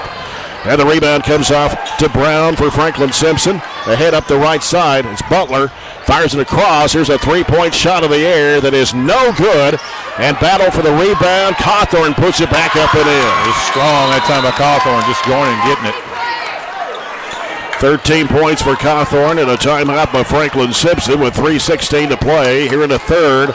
Barren County 33, Franklin-Simpson 27. Both teams a little bit tired too. Here's a halftime score. Glasgow girls leading Caverna 37-14 at the half. Yeah, they needed that. It's been a struggle for the Lady Scotties.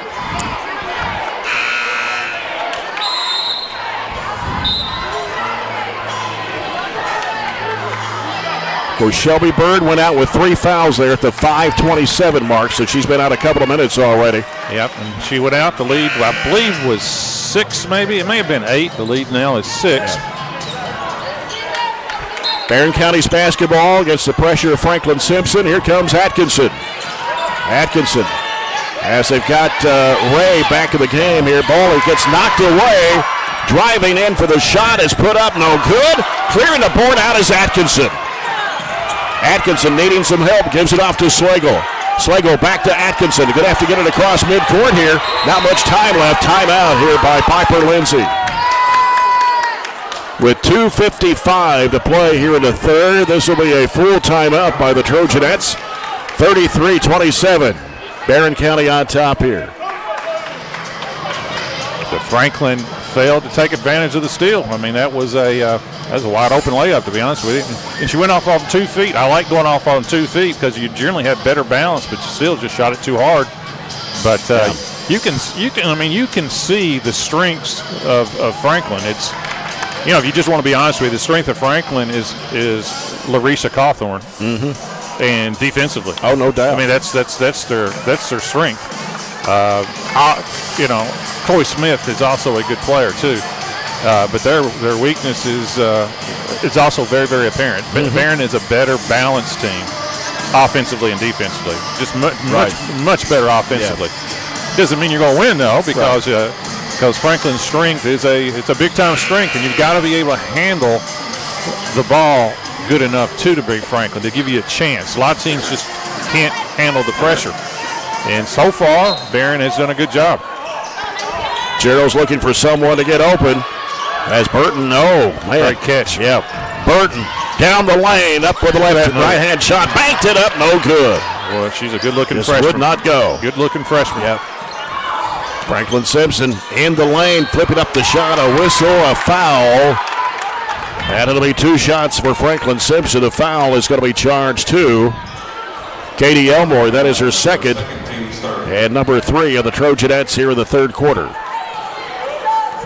This is Nolan, isn't it? Number 5. Number 5, Nolan. First one is missed. Not even close. I think she's been injured and just came back a few games ago. The thing about it, you got to do a really good job if you're Barren boxing out on this free throw because that came off hard that time. And that one's going to come off too. And Cawthorn got the rebound and put it back in. Yeah, that's the fear right there if you're Barren. Lead now at 4, 33-29. A bad pass underneath. Shot put up and in. Ray probably got to look at getting Shelby back in the game. 33-31. Outlet pass comes to Elmore. Has it back tapped out of bounds. With 2:22 to play. Yeah, from Barren's perspective, Franklin is going to have a run. They may have another one left, and they're on one right now, and you got to be able to withstand that run by occasionally scoring too. Atkinson gets it inbounds to Elmore, trying to go up the baseline. She's cut off. Comes out to Slagle now. She's covered up. Slagle can't shake off her defender out there. Sends it back over now to Gerald's. Gerald's gets a screen. It's going to be a close screen on Burton. Yeah, it's going to call. It's close. But that's Franklin's best defensive unit right there. They've got 5 pretty good defenders in, and now they're subbing some of them out for a better offensive team. But that lineup they just had for those last 2 possessions are really, really good defensively. Barren led 33-25. They're on a 6-0 run here. As Ray has it, weaving through traffic, stops, hands it off out there to Brown. And here's I thought it was going to be a 3-point attempt there, but cut off there. Savage did not attempt the 3, but she's a good 3-point shooter, and that one's coming off.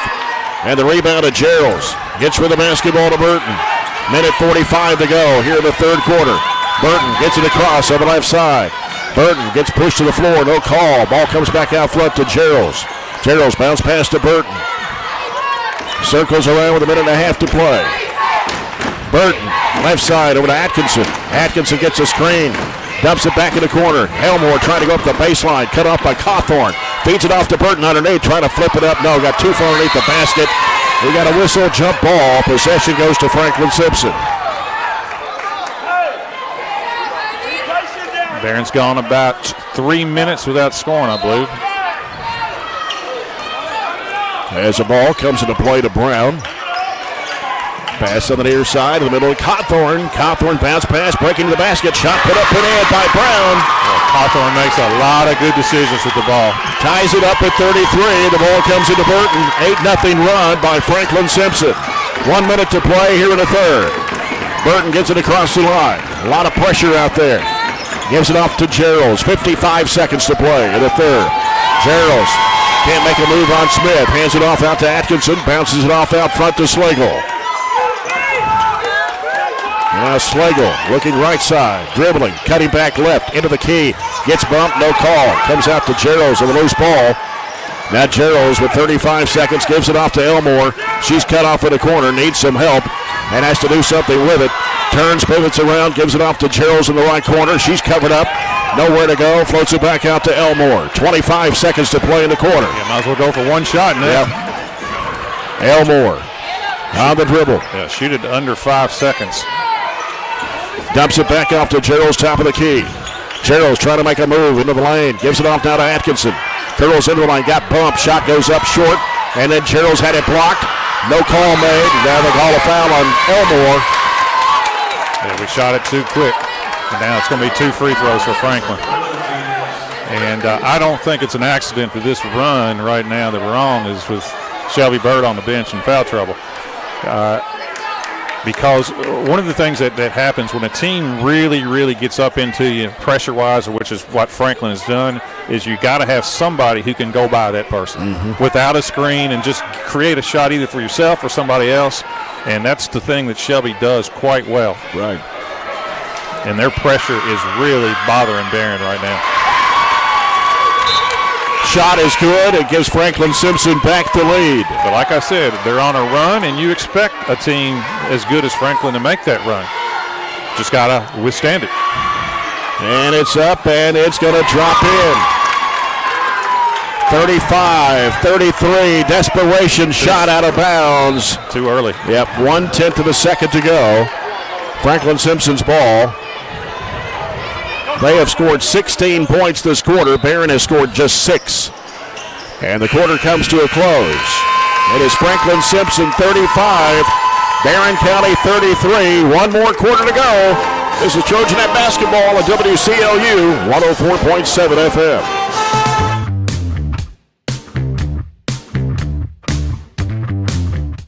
If you haven't heard, there's a new approach to banking. It's called Kasasa, and you'll find it at the People's Bank. Your free Kasasa checking account offers you monthly cashback rewards. The Kasasa cash checking account can earn you a very high interest rate on your balance. Then link Kasasa Saver, and you'll also get a high rate on your deposits. Grow with Kasasa at the People's Bank in Glasgow, Cave City, and Barren. The People's Bank, working for you. Restrictions and qualifications apply. Restrictions may vary. Contact the People's Bank for details and to learn more.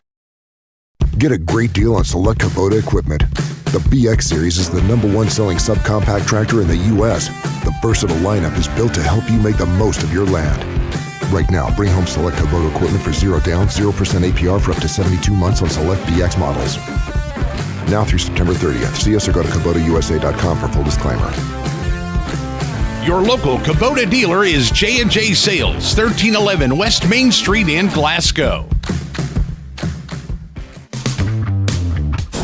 This fourth quarter brought to you by CPC Commodities. Proven on our farm, made for yours. Jay Turner with John Butler here tonight on Senior Night 2025. All the festivities will take place right after this game concludes, and we'll have that on the air for you as well. Well, I think this has kind of lived up to what everybody thought. Yep. Best two teams in the region. I don't think that has changed my opinion anyway. And Shelby Bird is back on the court to start the fourth quarter with 3 fouls. Elmore also has 3. And she is out right now. No, she's on the floor. Atkinson is on the bench. But 1-2-2 for Franklin. Yep. Burton with it. Straight away over to Addie Slagle. Back over it goes to Burton. Back to Slagle. I'd like to see somebody go through it. I think it's man if you go through. Just maybe just a matchup zone.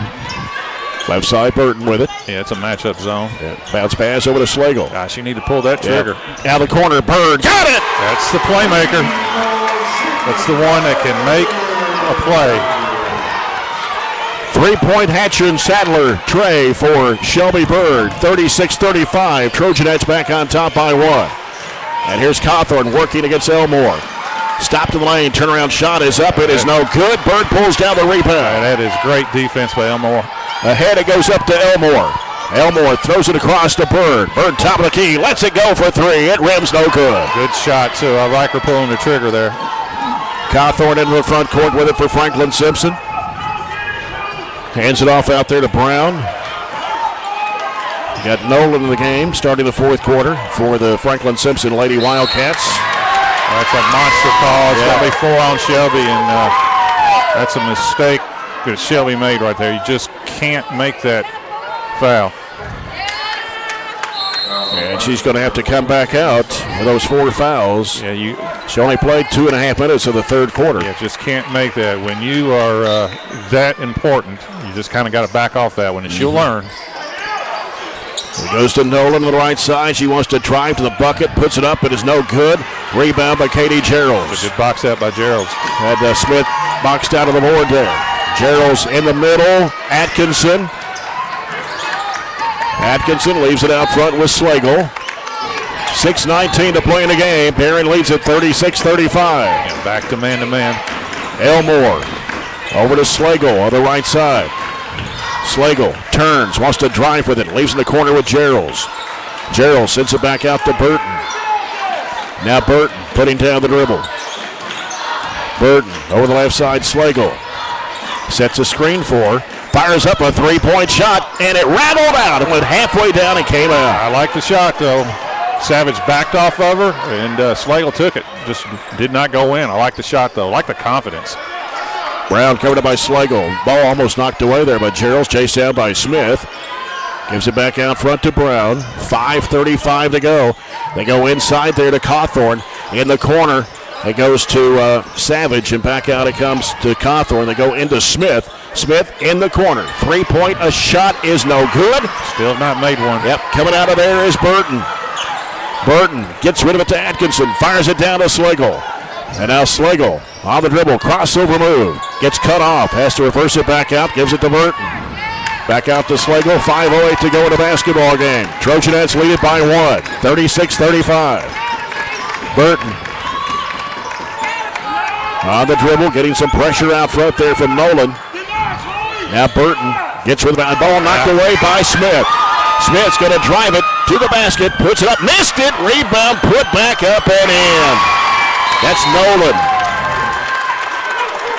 Timeout, Franklin. A little surprising. And they still have two more timeouts. 4:46 to go in the ball game. Franklin-Simpson 37, Barren County 36. And Shelby Bird, of course, back on the bench with 4 fouls. You know, right now, from the Barren perspective, it doesn't matter how, in my opinion, the game ends. But Barren cannot score the rest of the game and end up getting beat 15. I feel really, really good from the Barren perspective. I think you know how to play Franklin. Mm-hmm. Now, whether or not you can handle that pressure on the big stage when they really get after you, that's the one problem that Barron's going to have to overcome, that just full court pressure. But I think Barren has proved, they should prove in their own hearts that they can play with Franklin. So I think, psychologically they've overcome that. Franklin has shown another gear the second half, to be honest with you, with the full court man-to-man. I don't know if they can solve their offensive problems, though. I mean, they can basically only score off defense, and plus they got a really good player, if I said that before, too. Here's a different look. Hannah Bragg, Riley Wilson have checked in, along with Burton, Slagle, and Atkinson. Ball comes into Slagle. Pressure in the backcourt. Pass is deflected by Cawthorn. And inside there, as Slagle tried to take a charge, Cawthorn lays it in. They got to find a way to get the ball down the floor. 39-36. There's a lob to Bragg. Gets it across midcourt. Fires it off to Slagle. And the ball knocked away, trying to fire it off to Atkinson in the lane. They got two ball handlers out of the game over here. With they do have Burton and Slagle, but Elmore and Bird does a lot of the ball handling too. Mm-hmm. Franklin-Simpson leads it 39-36. Bragg has it left corner, gives it out to Slagle. Slagle looking for Burton. She's got it in the left corner. Covered up, looking at a trap here. In trouble, going to have to do something with it. Fires it back off to Atkinson. Atkinson working around out top with it. 4:13 to play. Burton against Cawthorn. Back left side, it comes to Slagle. Now Slagle being defended by Brown out there. Fires it too wide for Atkinson, goes out of bounds. She was cutting to the basket. Yeah, it was the right look. I think the toughest call right now for Piper is when you put Bird back in. With 4 fouls. That's not an easy call, Right. You don't want to wait too late when a game gets out of hand, but you don't want to go too early where she picks up her fifth. That's true. These are tough calls. Yeah. Smith with it, feeds it on a give and go. There's a shot put up, banked up, and in by Ray. Now it's a 5-point Franklin-Simpson lead. 3:45 to go. Burton gets it across the line, being chased, has it stolen away by Cawthorn. From behind. Cawthorn left of the lane, drives in, a whistle and a foul with 3:35 to play. Atkinson commits her third. Second foul on the Trojanettes here in the fourth.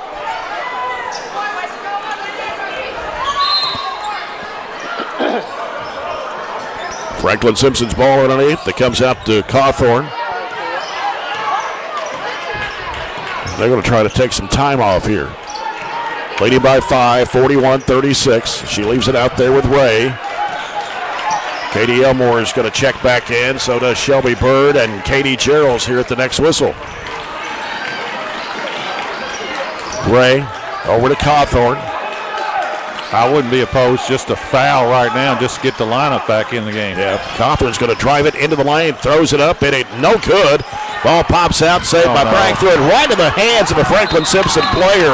And then we got a travel call. Wow. I thought that was a sure foul on Barren. That was a mistake by Barren. You don't want to save the ball in under your own basket. And now got Bird back in, Elmore and Gerald. Yeah. This should be the final push right here. Right. Just under 3 minutes to play. Ball comes into Gerald's. Now Gerald's will work it up court. Smith staying with her in the back court. Trying to get it across the line. Left side. Good job by Gerald's. Yep. Down to 2:45. Trojanettes need a bucket here. Down 5, 41-36. Here's Slagle. Off to Elmore. Elmore's going to drive strong to the bucket. Got it on the foul. Good use of the body that time by Elmore, and a nice finish that time. That was going to be on, who did put it on? That was on Ray? I don't know. I thought I had her for 3. Yeah, it's not on Ray. It's on the one. I can't see her number right now. I haven't put it on the board or anything. Here's Elmore with a free throw shot, and it's on the way. It is short. It's on number 3. And almost stolen away by Atkinson as he... Foul was on Brown, by the way. Okay. They tried to slap it off of Smith, but couldn't get there. Shelby has to play smart. She got 4 fouls. You can't reach or do anything like that. 41-38. Working with it, front court, they go right side. And now here's a shot from 17 feet, good. That was great. It's the first jump shot that they have made outside the lane tonight. 43-38, Slagle into the front court with it. Slagle shovels it off out to Bird, fires it off to Elmore. Good catch. Elmore spinning, throwing up her left-handed shot, and it's no good, trying to get her on rebound, and it's going to be out of bounds. Back to the Trojanettes with 2:02. Katie Elmore is absolutely battling on the inside. Barron's inbounds plays are really good now. They normally get a good look out of these. There it is to Elmore. Shot good and a foul. I was going to say, as I said, that was another. Right. You got it. I mean, they do run good out of bounds plays, and Elmore, that was not an easy finish. A left hand with contact. Yeah. Elmore. Shot goes in. No. 0 for 2 from the line tonight for Katie Elmore. 43-40. Oh, wow. Got away with a elbow right in the face. Yeah, that was a bad jumper up, and it is going to hang and come off. Ball comes out to Elmore. Elmore, crossover dribble. Elmore off to Atkinson for a 3. It is off the mark. Right at it, too. That's a good look. Long rebound comes off to Cawthorn. She gives it to Brown. 1:34 to play. Barren down by 3. There's a pass, gets away, and Slagle with it. There's a reach and no call. Hey, there are fouls. Are you kidding me? There's fouls all over the floor. Good gracious. Here's Atkinson. Bounce pass in the left corner. Three-pointer shot blocked out of bounds by Smith. They have. I like letting them play, to be honest with you, but there have been some obvious fouls just in the last minute. Overall, the game's been well called, but there's been some misses. 1:20 to go in the basketball game. 43-40, Franklin-Simpson. Barren County will have the basketball on their end of the court. Yeah, I've never seen. Yeah, it's got a little physical here at the end, and to me, it's been some fairly kind of obvious kind of reach-throughs and things like that from both teams, to be honest with you. I thought we got away with a few reaches, too, just like Franklin, so I don't think it's really favored anybody. But heck of a game. Like I said, regardless of how it ends, this is a good game between the two best teams, in my opinion, in the region. Yeah. And I think both teams will get better as a result, no matter what happens. Final score from that 16th District regular season game. Metcalfe County girls defeat Russell County tonight 37-34. Metcalfe County's been rated number 3 in the region most of the season, kind of rotating with Warren East. Metcalfe County will be here next Tuesday night. All right, down to the last minute, 20 to go. Barren County down by 3. Again, 43 to 40. See what Barren can get off this inbounds play. It looks like, well, Franklin was going zone, and then the coach just hard over here to match up, so now they're gone man. When Shelby takes the ball out, normally what happens when your best player takes the ball out, you know what happens, Jay? They're going to get it back. Right. Yep. Because they don't get a quick look. Yep. And that's a good matchup right there. You got Cawthorn on Bird. Bird of the left baseline, bounces into the corner to Atkinson. Atkinson trying to go baseline, goes to the basket, had it blocked from behind, but a foul. Yeah, I think she got all ball, but I also thought she got body too. On that's that one. Savage. Yep. And 2 shots for Atkinson. And Atkinson does have a quickness advantage too. Good job by taking her to the basket. We need to step up and make some free throws. Yeah. We missed the last 2. Here's Atkinson. This one is going to be off. Yep. That was long, early. She was 4 of 4 before that shot from the foul line tonight. Second shot for Ann Ashley Atkinson. It's in the air, and it comes off too. That's 4 straight. Yep. 43-40 as Ray will bring it up for Franklin-Simpson. And the ball is wide out of bounds. Barron's going to get it back. What a bad turnover for Franklin. It's one of those where you just scratch your head as a coach. What was that? Yep. Gerald's gets the ball in play to Slago. Back to Gerald's. Coming down to a minute to play. Trojanettes need a 3 to tie it. Here's Gerald's with it out front. Sends it over to Atkinson. Atkinson with Cawthorn on her. Down to 53 seconds to play. Comes back out to Gerald. Swings it left side over to Slago. Slago looking. 45 seconds to play. Gerald's here on the near side. In the middle goes to Elmore. Elmore throws it back in the corner. And around the perimeter, down to 36 seconds to go. Bird with it out front, trying to get a screen. In the corner, Gerald's lets it go for 3. It is off the mark. And rebounded there by Bird. Got knocked loose, and it got knocked right back to her. Fires it off to Sligel. In the corner, Atkinson a 3. It won't go. And it goes out of bounds off Franklin-Simpson. Barron got 2 good looks now. The 3 by Gerald's was wide open that time, and that was not a bad look from Atkinson either. You don't have to have a 3. No. But now it's getting down to we're going to have a 3. Down to 17 seconds to play. 43-40. Atkinson can't get 3. Now fires up a 3. Go! Timeout, Barren County. I told you early in the game that she is a big-time shot maker in big games. That was not an easy 3. That was kind of a step-back 3. Yeah. And a big shot right there. Atkinson with the 3rd Hatcher and Sadler 3-point shot tonight. She's made 3 of the 4 for the Trojanettes. Gerald's at the other one back in the first quarter. See the replay right here. That was not an easy 3. I wouldn't say step back, but that was step to the side over Chloe Smith. That was well defended. Yeah. Our instant replays are brought to you by the Glasgow Electric Plant Board. Now this is where it gets a little touchy, I guess, from the Barren perspective. It's 43-43. Franklin is best when they can attack the basket, especially Cawthorn. I don't even know if you want to pressure, to be honest with you. You just want to dare them to make a shot from outside and then somehow get a rebound, because Franklin, if they score, I wouldn't be surprised the score would be off an offensive rebound. Yeah. So, you just dare them. Whatever shot they want to take, it doesn't matter who's going to take it. I'd make them try it if you can. And that's why I would be really reluctant on extending my defense right now. You may want to go 2-2-1, but fall back maybe into a sacking man or to a zone. But you definitely don't want Cawthorn having it going directly to the basket. All right. Going to get set up here. 8 seconds to go. 43-43. Franklin-Simpson's basketball. Ray will toss it in. They're going to get it into Cawthorn. She's going to take it on her own against Elmore. Trying to get around her. Drives. Cut off. Falls down. Traveling. With 1.8 seconds to play, Barren County's basketball. We're tied at 43. I'm surprised she just didn't pull up and shoot it.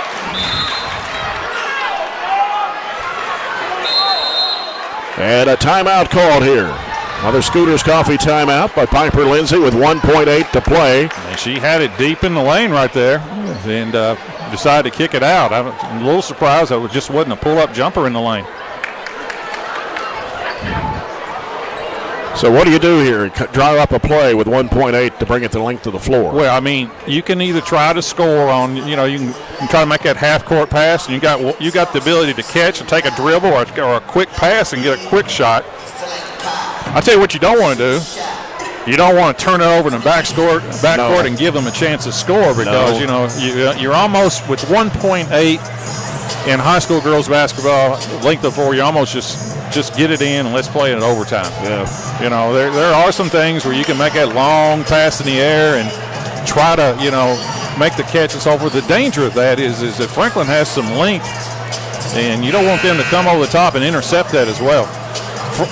Right. Neither team is in any foul trouble, so Franklin can actually, be really aggressive and go for the ball as well. It wouldn't hurt them because they're not in any type of penalty situation.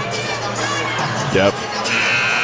We'll see if they put Cawthorn on the ball or they're going to let her play center field. They're going to let her play center field, and that's probably what I would do.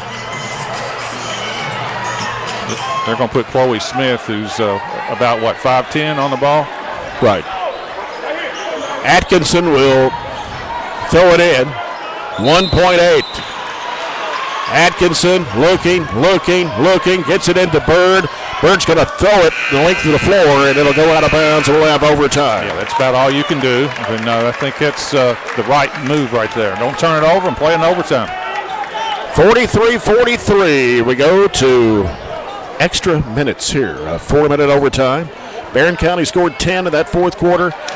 Franklin-Simpson scored 8. And made a good comeback. They got down as much as 6 in the fourth, right? And when the lineup changed, when Bird and Elmore came back in the game, I think Gerald's too, is like 2:49 left. And I don't know if did Franklin score it's been a while since Franklin scored. Yeah, they had 3 buckets in the fourth quarter. Yep, and I don't know if they scored in the last 3 minutes, though. No. They hit that one right around the 3-minute mark. They hit that shot right around the 15-foot range, and I think that was Ray made a little 2-footer. Yeah, I said that's the last first one. Yeah. I said that's the first outside shot that they've made.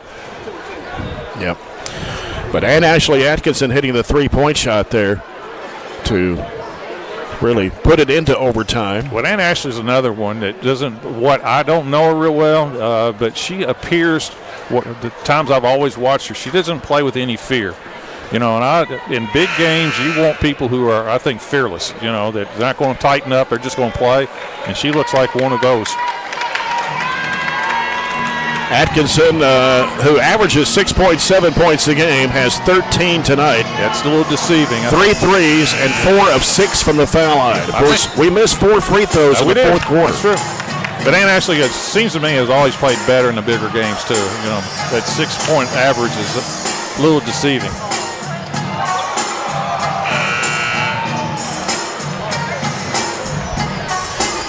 So we'll have a jump ball here at midcourt.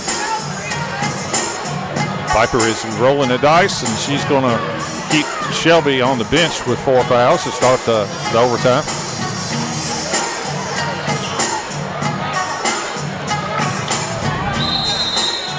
Cawthorn and Atkinson. Tony Franklin tosses it up. Easy tap out to Ray. Ray over the left side now to Brown. Now Brown circling around to the top of the key. Backs away in the dribble now. Bounce pass off to Cawthorn. Turns into Elmore. Spinning around. Giving it back over now. Back to Cawthorn. Right elbow. Dumps it into Smith. Smith in a crowd. Foul. Katie Geralds. That'll be her 3rd personal. Boy, she looked straight up and down to me, to be honest with you. Tough call. Yep, Smith is at the line. She's 1 of 2 tonight. First one is on the way. No.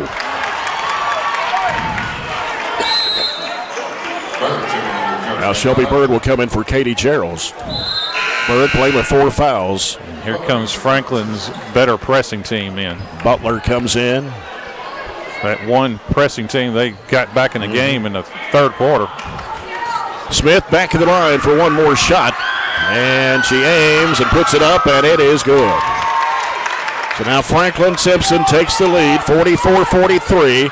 3:35 left in overtime here. As Atkinson works into the backcourt, long bounce pass, skips out of bounds. I don't know what intended for Burton on the right sideline.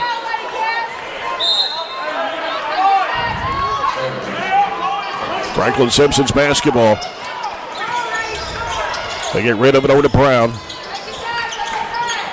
Now Brown hasn't put down the dribble, now does. Leaves it out there with Cawthorn in between the circles. Elmore defending her. Hands it back, and ball almost got loose there as Ray is defended by Burton. Right side with it to Savage.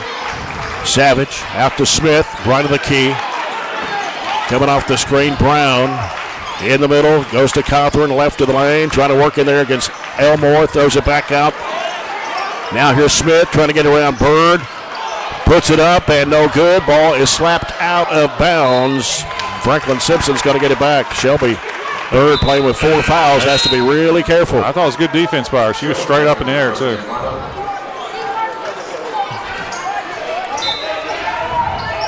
Glasgow beats Caverna tonight in girls, 71-35. Inside there, shot is no good for Cawthorn, trying to get her on rebound, trying to dig it out. There's Elmore, gives it off to Gerald's. Here comes Swiggle with it. Swiggle with a crossover move, had it knocked out of her hands and out of bounds. Well, that was another really good defensive play by Katie Elmore on the other end. Guarding Cawthorn and also getting that rebound.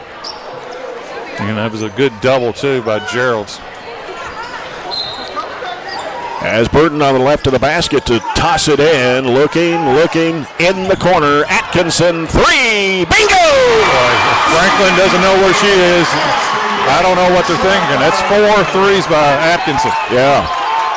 46-44, Trojanettes, 2:20 to go in overtime. Right side with a Smith. It goes down in there to Cawthorn, turns the lane, puts it in, and a foul. Again, not a ton of contact.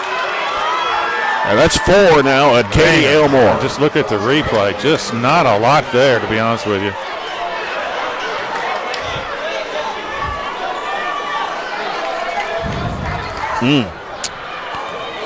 Cawthorn is 1 of 4 from the stripe. The shot missed. Not even close. Long rebound comes off to Bird. Gives rid of it to Burton. Burton getting pressure in the backcourt there by Butler. And now Burton trying to get it across the line. Needs some help here.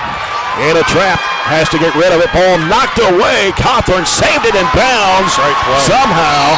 And then, what do we got? A travel. Or is it a timeout? Well, somebody should have called a travel on that one. But I don't know really why Franklin called timeout. They had a layup. They had a layup with their best player. Anyway. We'll take that one.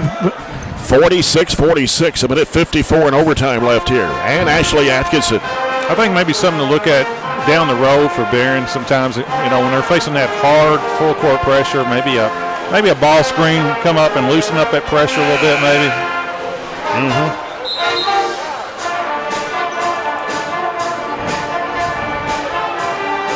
And Ashley Atkinson, 4 threes tonight. That's been her field goals, and she's 4 of 6 from the foul line. Shelby Bird has 14 points. She knocked down a 3 in the fourth quarter. And Katie Elmore she's playing really well too. Playing really hard defensively. Guarding Cawthorn. Just battling. And the foul situation starting to be a problem. Elmore has 4, Atkinson 3, Gerald's 3, Bird with 4. Now Atkinson is shifted over on Cawthorn. Down to a minute 48 to play. Top of the key. Here's Cawthorn against Atkinson. Had it smacked out of her hands and out of bounds. Atkinson went to the deck. Yeah, and that was a good play by Gerald. Came over and slapped the ball out of bounds that time from Cawthorn. Ray will toss it in, left of the bucket. Knocked away by Atkinson, but in the hands of Cawthorn. There's a walk. Should have been a walk, but Smith had nowhere to go with it, and she was on the baseline. And here's a timeout. by Barren County with 1:31.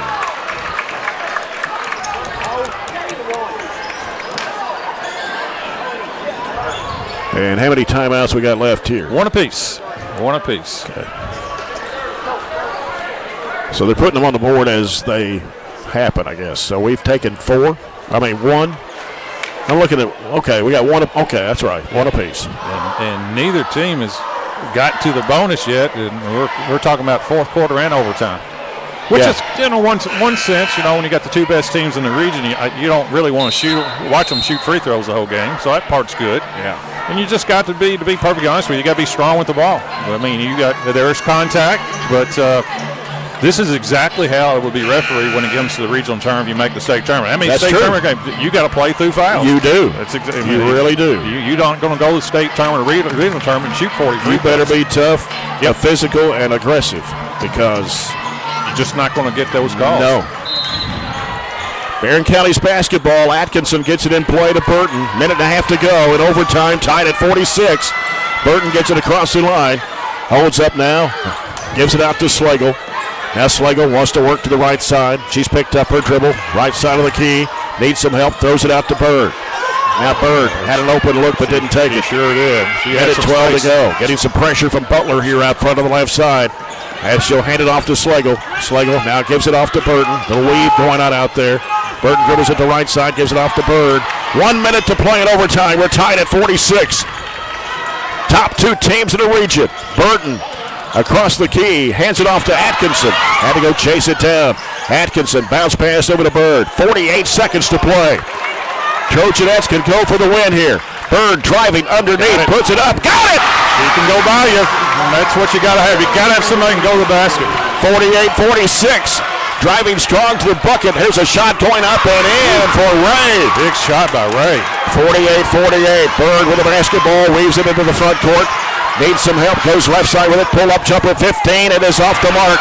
Coffin with a rebound. Maybe too early. Probably so. Maybe so, but I like the aggressiveness. 15 seconds to go in overtime. Tied at 48. Franklin-Simpson's Cawthorn with the ball. Oh, boy. And a timeout with 10.6. A lot of coaches like to call that timeout. But you know what I would like? I don't know how you're going to get the ball in a better spot. It was 10 seconds left, right? And who had the ball for Franklin? It's Cawthorn. Mm-hmm. And I don't know what you're going to draw up to get a better shot. She had the ball right there. I like, especially when I got my best player with the ball that way, I would prefer, honestly, just to play it out. But, some people, that's your strategy. We'll see if they can get a better look. They may draw something up. They may get a good lob. They may get whatever. But it's hard for me to imagine you're going to get a much better position with Cawthorn than wide open at the top with the ball. Now, Barren does not play a lot of zone, and I don't think they're going to play anything different. But, when it's tied, zone is always a possibility. But I can tell you one thing, it will definitely be a sagging man-to-man. And all the attention has got to be around Cawthorn and inside. And if they beat you on the outside shot, you just shake their hand and say, we'll see you in 3 weeks. That's what I would do. 3-4 weeks. We'll see you. Good luck to you. If they beat you on anything outside, you just move on. Right. Okay. We're down to the final 10.6 of the first overtime here. Another thing that oftentimes beats teams at the end, too, is not the first shot, it's the second shot. Mm-hmm. If you can't get the defensive rebound, you need to slap it somewhere. Yeah. Out near midcourt to throw it in is Smith. Gives it out to Cawthorn. Here we go. Down to 9. Cawthorn down to 7. Cawthorn down to 6. On the right side with it, Ray. And it goes off the hand of Cawthorn and out of bounds with 2.7. Barron's got a little more time this time. I just think it's hard to run sets late in the game. I'll just be honest with you. I just think it's hard to run sets. Yeah. You just get a shot. Shelby Bird back in the game here. We got a run out right now. Nobody's back for Atkinson. Franklin. We got a run out. Atkinson looking. Here's the run out. And it's going to be picked off. She walked. Got the ball right there. With 1.3. That was bad defense by Franklin. You got to have somebody playing center field. We actually underthrew the ball. Yeah. That ball was thrown. We had a layup that time. Another timeout called here. Piper Lindsay calls this one with 1.3. Left in the first overtime here, 48-48. Barren County will have the basketball here at midcourt. Not an easy shot right here to get a great look, but when it's on the side with 1.3, I would expect somewhere in here to be some type of back screen where you're going to the basket. And who knows, maybe Franklin doesn't switch. You should switch. That's what your coach should do, is to switch those back screens. Switch every screen, really. Yeah. But oftentimes they don't. People, they forget or they don't do it. I would have a back screen going to the basket, and then if I can't get that, just have some outlet where you get the ball in. You'd like to get it right now. Atkinson is hot, and Bird is also can get it. Just get a shot. That's what Barren needs, is just get a shot somehow. Yeah. 1.3, you can do that. Here at midcourt. Yeah, my first look would be some type of lob. Now, I don't want to throw a lob if Cawthorn is within 5 feet, though, but you know. Right. Burton will throw it in. And they're going to put, again, good move by Franklin, putting a tall player on the ball, which makes this a hard entry pass. Burton looking. Going to have to get it in bounds. Going to have to hurry. Lobs it into Slagle. Slagle throws up the three. It's going to fall up short. And we'll go to the second overtime period. 48-48. I don't know if my contract gives me extra money for these. I know mine doesn't. We're going to have 10 overtimes. 48-48. Go to overtime number 2 between the top 2 teams here in the 4th region. I don't think this game is settled anything either, do you? But nope. Yeah. I don't think either team, when they face each other again in the region, which I assume they're going to barring an injury or two, I don't think either team is going to be shaking in their boots going into that game. I think both teams are going to have a belief that they can win that game. Right. But there's still a long way. Still 3 weeks left in the season. You have to assume that, I hope both teams are injury-free. I don't want to see any injuries, things like that. Trojanettes have to be careful with the fouls. Elmore has 4, Bird has 4. Gerald's with 3, Atkinson with 3, and nobody, well, actually, Ray has 3 for Franklin-Simpson, but she's the only player that has 3 or more. So we'll toss it up again here in the second overtime, 48-48.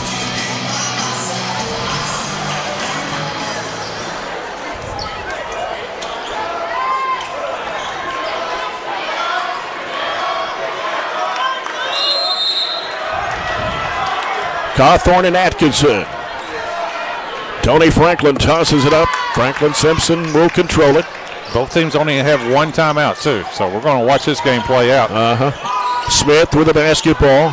Out top, straight away with a 3. No good. Rebound is by Cawthorn. She's triple team. Bounce pass in the corner. They wanted to go for that 3-point shot, Savage. But she missed it, but they keep control of it again to the offensive end. Cawthorn, right side of the circle. Bounces it back out now to Ray. 48-48, second overtime here. Smith with it, goes into Cawthorn, dumps it back to Smith, goes under, lays it up and in. Yeah, that was good offense that time. That was the old give and go, and good feed that time by Cawthorn. 50-48, Franklin-Simpson here in double overtime, 3:12 to play. As Gerald's hands it off to Elmore, hands it off now to Slagle, gets rid of it to Atkinson. Atkinson fires it out to Burton, and now here's Slagle with it, giving it back out to Elmore. Bird's on the bench right now with those 4 fouls. See when she comes back in. Here's Atkinson with the basketball, had it slapped loose and stolen. It is Brown to the bucket, blocked from behind. That should be by Slagle. That should be Barron's ball. It went off. Yeah, it went off the guard of Franklin while laying out of bounds. Yeah. Wow, that was a great defensive play, but the ball landed. She was out of bounds when the ball hit her. Nobody saw it, I guess. As they send it out front to Brown. 2:45 to go. Double overtime here. Franklin-Simpson 50. Barren County 48. Ray, right side over to Smith. Smith out top now. It's Savage. Savage, bounce pass in there to Cawthorn, in the lane, spinning, turning around, jump shot is no good. Batted out to Atkinson, and she'll get rid of it to Burton. Burton into the front court with it. Burton being chased, gives it off to Gerald's. Now Gerald's trying to go back left as she needs some help here. Bounces it out to Elmore. 2:13 to go, second overtime. Elmore trying to make a move in her defender, gives it over to Atkinson. In the corner to Gerald's. And now Gerald's swinging around back out top. Burton swings it left side to Slagle. Slagle. They're backing off of her a little bit. She could get open to get a shot off here. Gives it off to Burton. 1:55 to play as Burton sends it back out to Gerald. Swings it right side to Slagle. Now Slagle covered up there. Wants to drive. There's a foul. Well, Barron's still not in the bonus, which is incredible, to be honest with you, but neither is Franklin. But the good news is that gets Shelby Bird in the game. Yeah. That's 4 on Vanessa Ray. So Bird will come back in. Ray is going to check out for Franklin, and Butler back in for her. Gerald's is on the bench as Bird come in for her. 1:47. Trojanettes are down 2. As Elmore having some trouble. Oh, threw a bad pass right in the hands of Smith. And here's Cawthorn with the basketball. 1:40 to go, second overtime. 50-48, Franklin-Simpson. They bounce it out now to Ray. Gives it to Smith. Smith sends it to Cawthorn. Back out now to Ray. And now Smith with it. Back to Cawthorn. Taking some time off the clock here. In the middle goes to Smith. Smith sends it back out to Cawthorn. 17. Cawthorn fires it back to Smith. 13. Back out to Cawthorn. Cawthorn. And a whistle. And a foul on Atkinson. Good foul. That's going to be 4 on her. That's all right. Puts Franklin at the line. You can't just let him pass it around. It's not like Franklin's 80% free throw shooting, Jay. 5 fouls on the Trojanettes. Cawthorn, 69.5% foul shooter, but she's only 1 of 5 tonight from the strike. Really has short-armed a lot of free throws. First one is good. That one. And Ashley needs to get up on the line right here. 51-48. Got to rebound the miss. It does help that Cawthorn is shooting, so she doesn't have that really good inside possession, but you can't go to sleep right here if you're Barren. They've got Nolan back in for the Lady-Wildcats. Second shot for Cawthorn is no good. Good rebound by Bird. Bird with a rebound. A three-pointer will tie it. Bird, right side, driving strong to the bucket. Had it blocked. Tried to go in for the contact, but no. And the ball is chased down to the corner. Franklin-Simpson. Wow. We'll call a timeout. Oh, boy. That was another layup, though, right? That timeout, that was another layup that Franklin had. So, from the Barren perspective, good timeout. Yep. I assume the timeout is for Franklin they're going to hold the ball, I assume.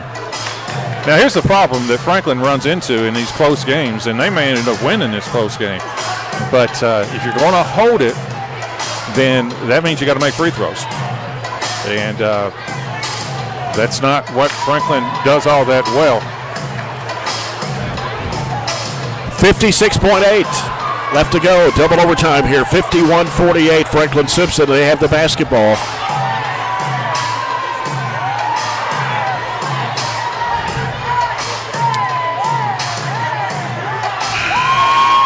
This is WCDS 1230 AM Glasgow, WCLU FM 104.7 FM Glasgow.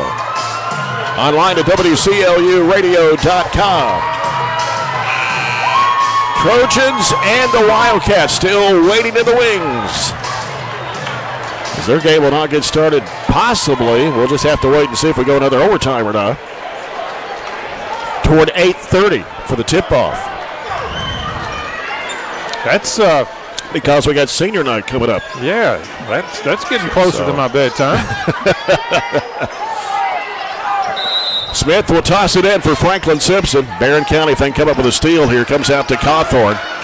As Cawthorn to work against Atkinson, she's got 4 on her. She has to be careful. And now gets rid of the basketball out front. Foul on Burton. Great foul, actually. And that will put Ray, what's she, 49%, but she's hit 3 of 4 tonight. Well, she's playing with confidence because she's played well. Yeah.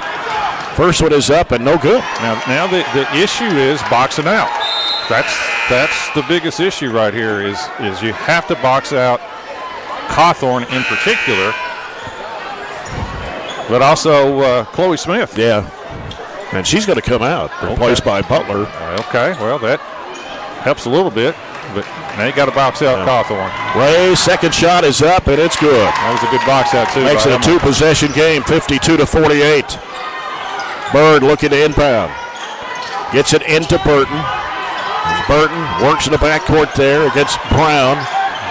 Going to have to do something with it. Boy, she's really putting the pressure on her. Trying to get it across midcourt, does.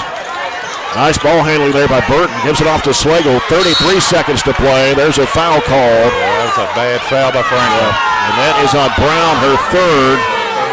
And that'll be 5 on the Lady-Wildcats. And that's exactly what Barren wanted.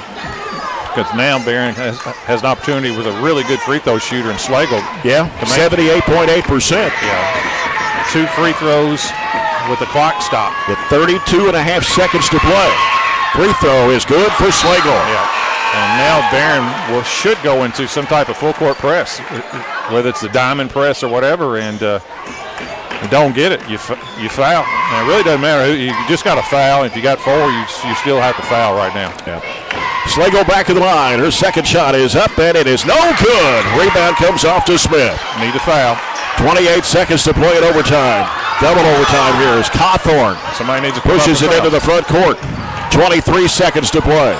Got to foul. And there's the foul on Atkinson, and that's going to be number 5. Yes, you didn't want her to foul, but she had to be honest with you. Yeah. You probably preferred somebody else to come up and double and foul. That was a heck of a game by Atkinson. Big time. What a game she's had tonight. 4 threes, 4 of 6 from the foul line. 16 points on the night. I don't know why they're allowing a substitution to come in. It's supposed to be after the first shot, isn't it? That's what I thought. Anyway, it's Cawthorn at the line for 2, and she is 2 of 7.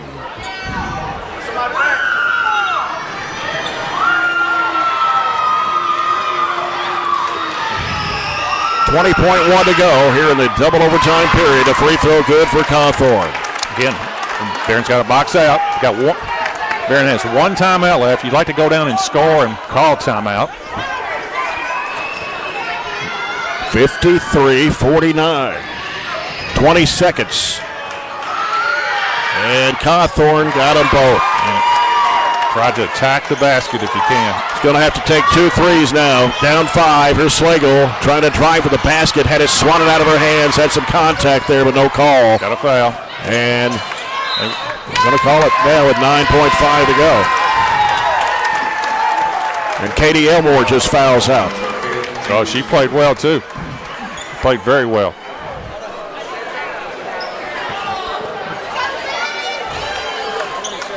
Boy, this is going to go down as a that should not count. That shouldn't count. It should not have. We only have 5 players on the floor.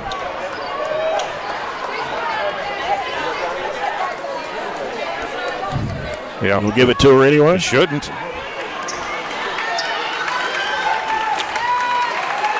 If they're going to go ahead and count, I'm not for sure if that's the rule. Maybe it is. Maybe it's not. I don't know. Don't think it really matters. Second shot is on the way, and it is coming off. Rebound, Bird, and a timeout here. No, it's got line violation. Line violation. Yeah, I didn't see that. It is on Gerald's. What? Yeah, that was the right call, but I also think it's probably the wrong call for allowing the first free throw. Hey, if you can lose a game but win, I think it's exactly what Barren has done. Bird pushing it into the front court. You need a 3. Bird off to Burton. Burton down to 2 seconds. Going to have to get a shot away. Gerald's got it away, but that'll do it. Franklin-Simpson wins it in double overtime, 55-49 over Barren County. Trojanettes. They won the battle. Yep. The war is not over, Win the battle, but lose the war. We'll see. You know.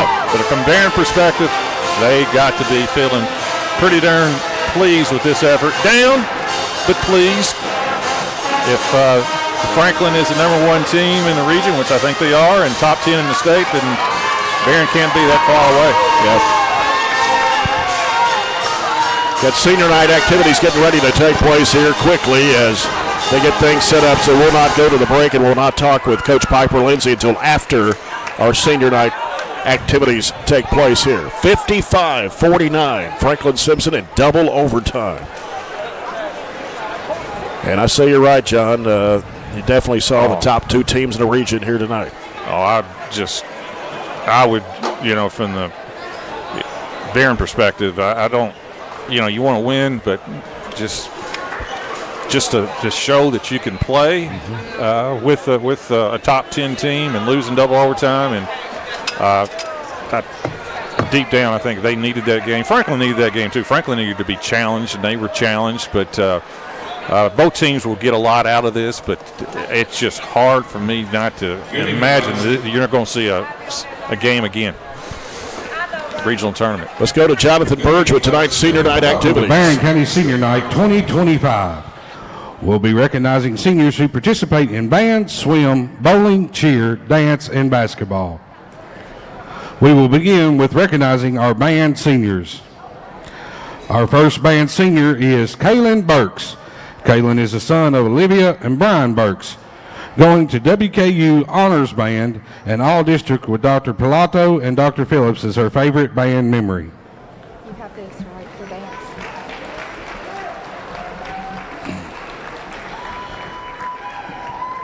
Mia London is the next band senior. Mia is the daughter of Brian and Tammy London. Her favorite memory is warming up the drum line to take the field for the last time.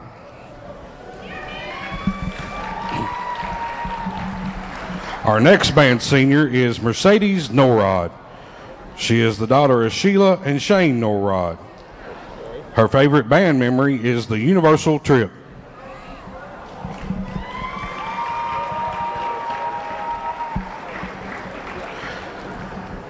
David Ronnie is our final band senior. He is the son of Bonnie and Ethan McCormick. His favorite band memory is going to Orlando and marching in the Universal Studio Parade. We will now recognize our swim seniors. Our swim senior tonight is Ann Kate Alexander. She is the daughter of Cindy and Jason Alexander. Her favorite swim memory is qualifying for the state first-round championships in the 200 freestyle her junior and senior year.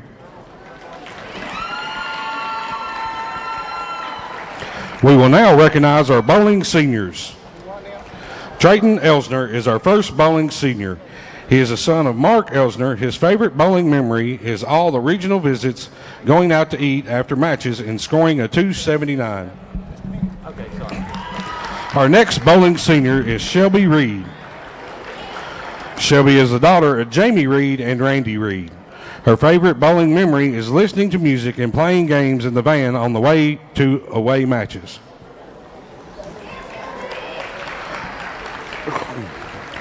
Our final bowling senior is Hope Wallace. She is the daughter of Danny Holloway and Misty Holloway. Her favorite bowling memory is the first match against Greenwood and Apollo. Joining the bowling team has been a great decision, and I couldn't ask for a better way to end my senior year.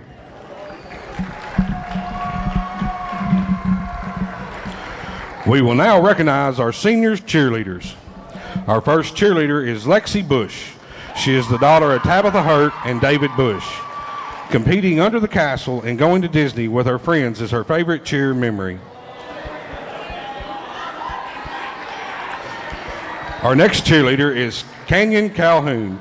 He is the son of Lori and Marvin Calhoun, hitting the final routine under the castle with his favorite cheer memory. Our next cheer senior is JC Childress. JC is the daughter of BJ and Christian Childress. Her favorite memory is winning nationals.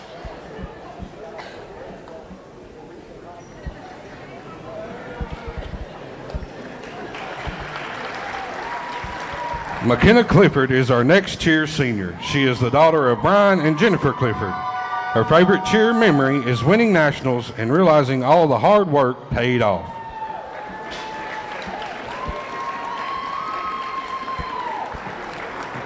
Our next cheer senior is Kenzie Edwards. Kenzie is the daughter of Corey and Casey Edwards. Her favorite cheer memory is winning nationals with her best friends.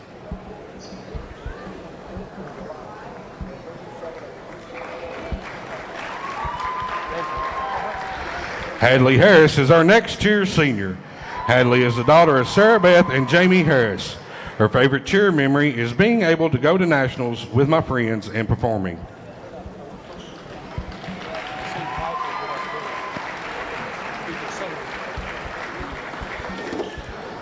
Our next cheer senior is Taylor Pipgrass. She is the daughter of Janice and Derek Pipgrass. Her favorite memory is breaking third place streak at state this year.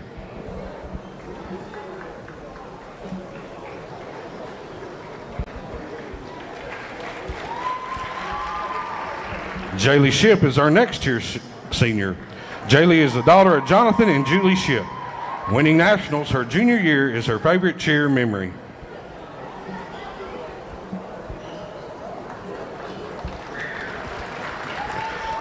Colton Thomas is our next cheer senior. He is the son of Ken and Sunday Thomas. His favorite memory is joining cheer and being chosen as the big deal by the teammates.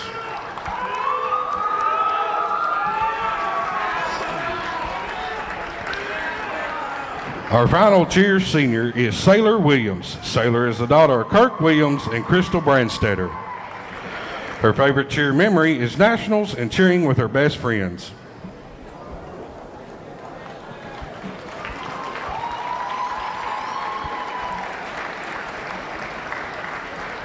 We will now recognize our dance seniors. Our first dance team senior is Ella Bartley. She is the daughter of Tommy and Layla Bartley. Her favorite dance team memory is competing at UDA Nationals in Orlando. Our next dance senior is Abby Carter. She is the daughter of Rachel and Greg Clyde.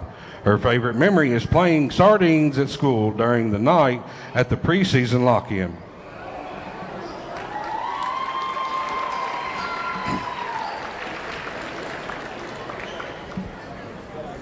Barkley. Our next dance senior is Abby Carter. She is the daughter of Rachel and Greg Clyde. Her favorite memory is playing sardines at school during the night of the preseason lock-in. Berkeley Clemens is our next dance team senior. Berkeley is the daughter of John Michael Clemens and Stephanie Clemens.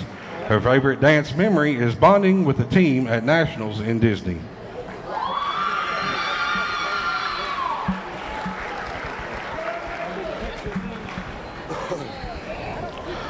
Our next dance senior is Tinsley Nagel.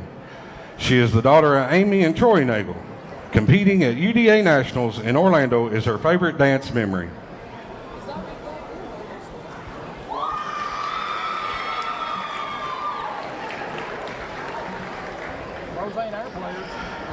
Madison Ritchie is our next senior.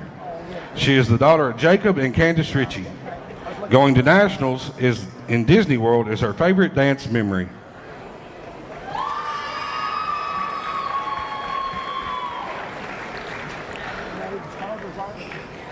Our next dance senior is Addie Raymer.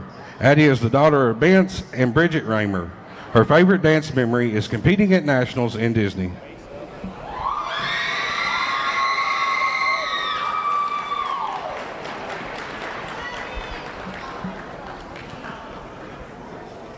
Emma Kay Smith is our next dance senior. She is the daughter of Julie and Brent Smith. Her favorite dance memory is attending UDA Nationals with her team in Orlando and celebrating Kata's 7th birthday in Magic Kingdom. Yeah.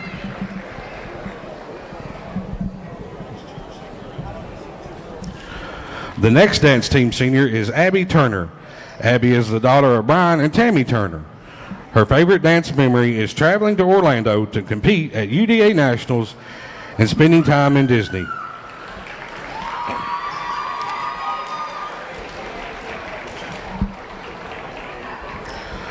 Our final dance senior is Julia Canelia. She is escorted by Sydney Shaw. Her favorite memory is experience going to UDA Nationals in Orlando, Florida with the team.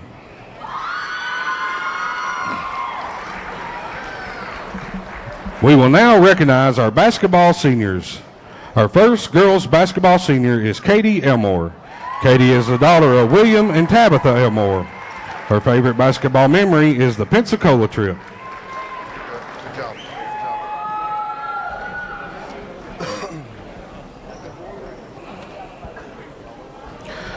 Katie Geralds is our next basketball senior. She is the daughter of Kevin and Kelly Geralds. The Pensacola beach trip was her favorite memory.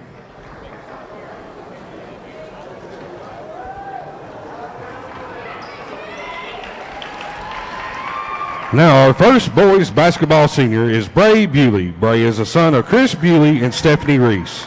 His favorite memory is hitting the game-winning shot against Metcalf in the region tournament his sophomore year.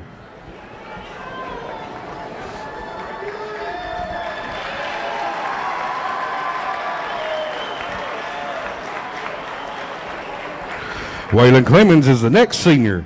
He is the son of Jackie and Matt Clemens. Taking the trip to Las Vegas with the guys is his favorite basketball memory.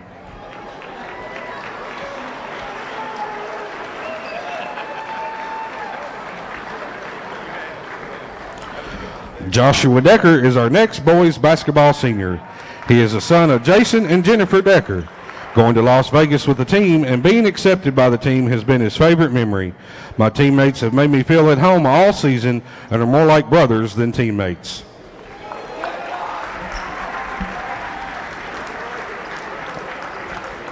Our next boys basketball senior is Ian Mannion. Ian is the son of Keith and Leslie Mannion.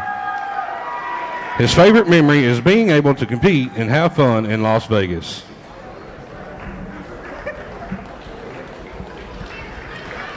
Jackson Reese is our next basketball senior. He is the son of Corey Reese and Becky Thompson. His favorite memory is going to Las Vegas and doing things with the team.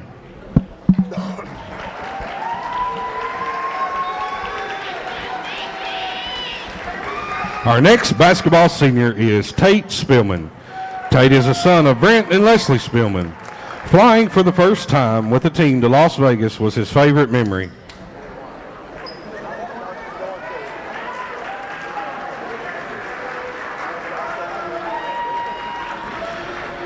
Our final senior is Will Brody Spillman. He is the son of Leslie Shive and Jordan Spillman. His favorite basketball memory was going to Las Vegas.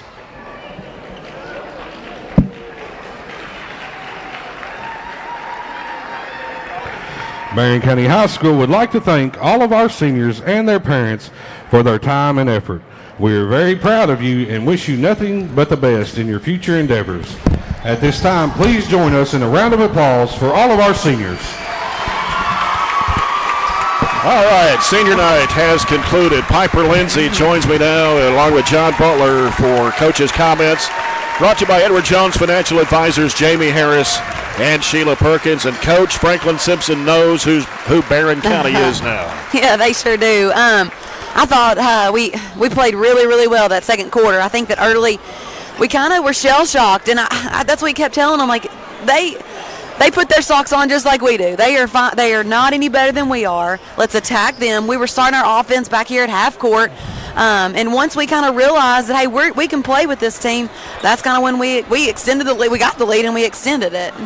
Yeah, you had a 10-point lead at one time. It was set 27-17. They play so physical, though, and they get right up in you.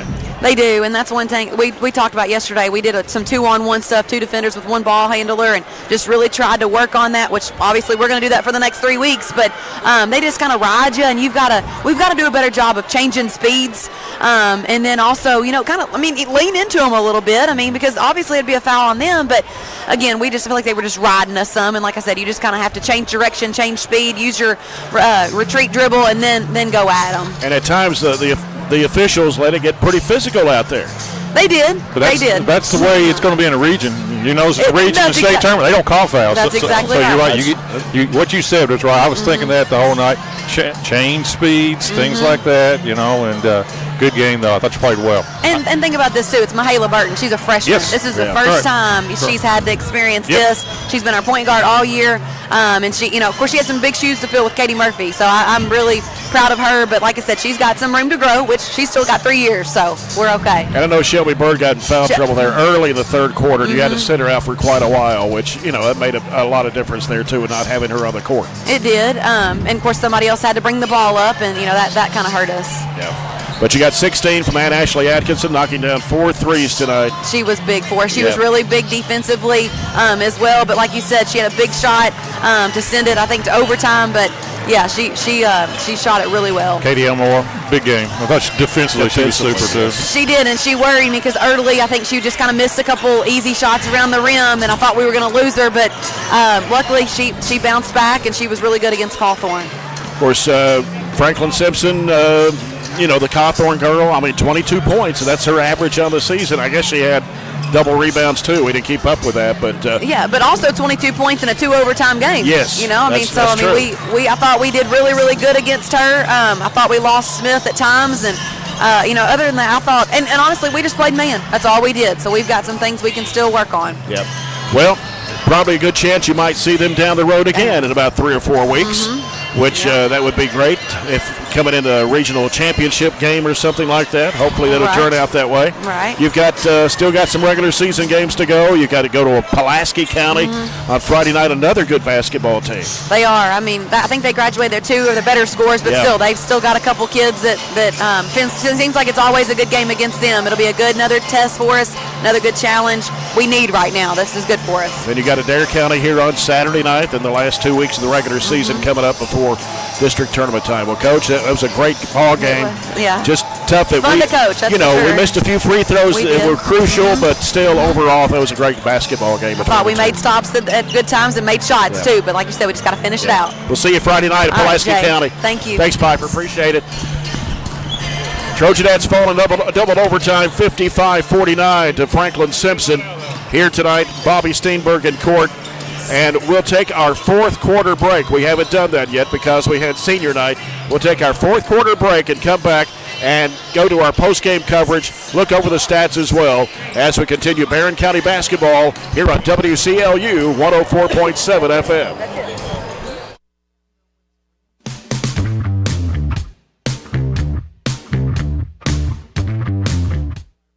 We've got you. It's a pledge to make sure you're always taken care of. A pledge that Farmers RECC honors each and every day. When it comes to keeping things running smoothly or getting them back on track when they're not, we've got you. Always. Farmers RECC is a Touchstone Energy Cooperative, your source for power and information. Extreme Health Club and Extreme Fitness for Women, both with 24-hour access. And Extreme Blend Smoothie Bar to help you refuel and recover.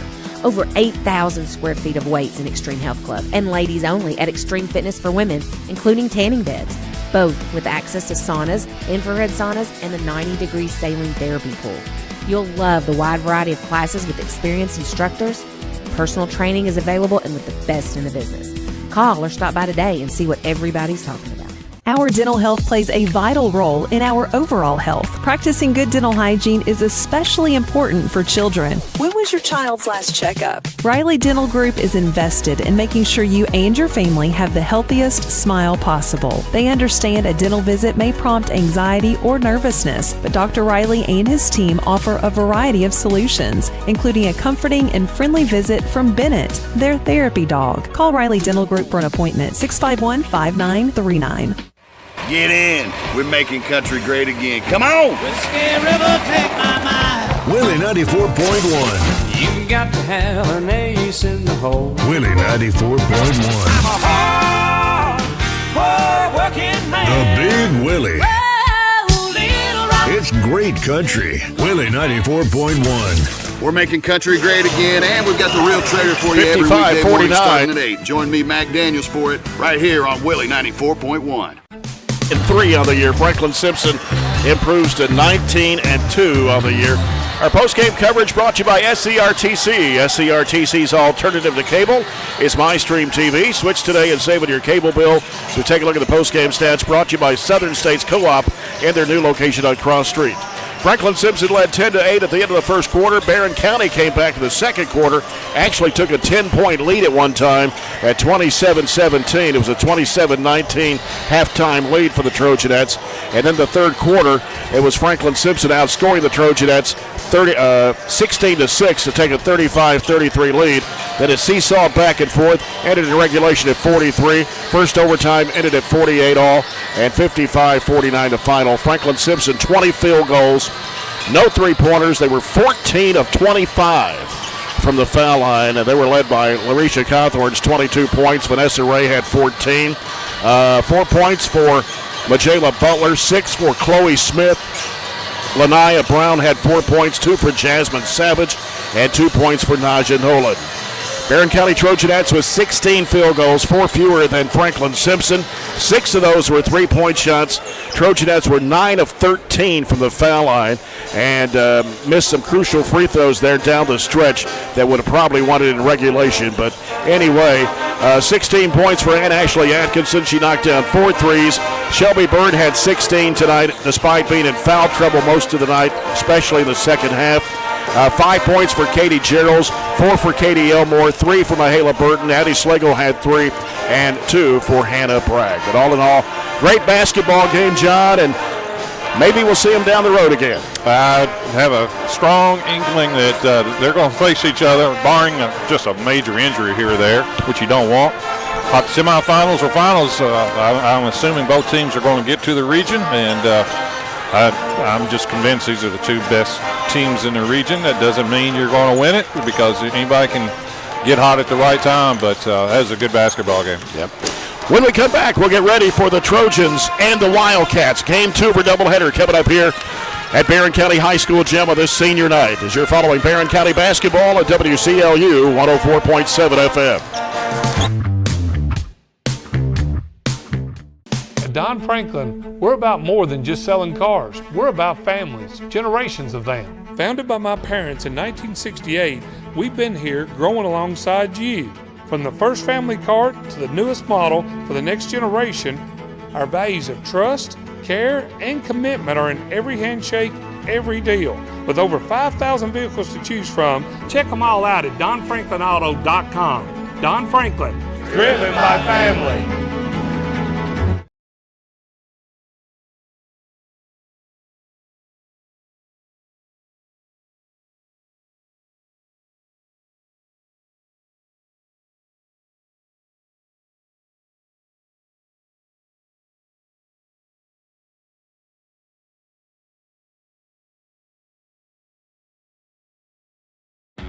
We at the Glasgow EPB have partnered with American Cable, your local authorized Dish Network retailer. Right now, when you switch to American Cable and Glasgow EPB Internet, you not only get TV for as low as $91.99 a month with a 2-year price guarantee, but you also save $20 a month on your Glasgow EPB Internet for an entire year. Enjoy the best local option for your TV and Internet and save every month. Don't wait. This offer is for a limited time only. Call 270-651-8341 or 270-847-4542 now.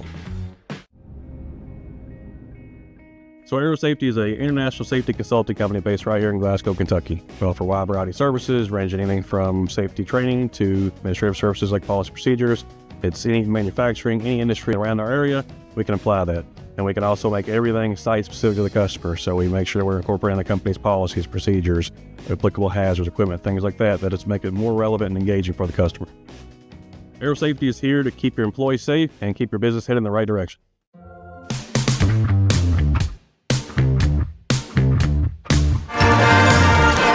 Welcome back to senior night at Barren County High School as we get ready for the Trojans and the Franklin-Simpson Wildcats of the Don Franklin Glasgow countdown to tip-off. Last night, the Trojans traveled to Burkesville to take on the Cumberland County Panthers and came home with a 68-60 win. Joshua Decker led the Trojans with 17. Gavin Nunn added 12. It was the 7th win in a row for Coach Warren Cunningham and 9th in the last 10 games. The Trojans are 9-4 against Region 4 teams, and tonight is the 3rd game in 4 days for Barren County. Franklin-Simpson under 13th-year head coach Dee Spencer is just 5-12 on the season. They defeated District 13 opponent Todd County Central on Friday, 72-50. The Wildcats are 3-6 against 4th Region teams. Wins over Monroe County by 23. They beat Russellville by 7, Todd by 27, and losses to Bowling Green by 34, South Warren by 14, Warren Central by 38, Warren East by 11, Greenwood by 7, and Logan County by 30.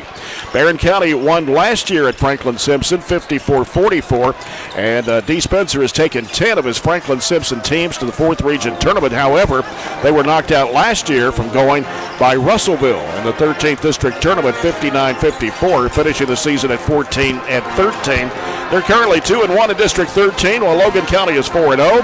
Russellville is 1-3, and Todd Central is 0-3. And John, probably the most inexperienced team Franklin-Simpson has had in several years. They only average about 50 points a game, but usually an athletic team. But you hope the Trojans don't come out flat after playing such a tough game last night.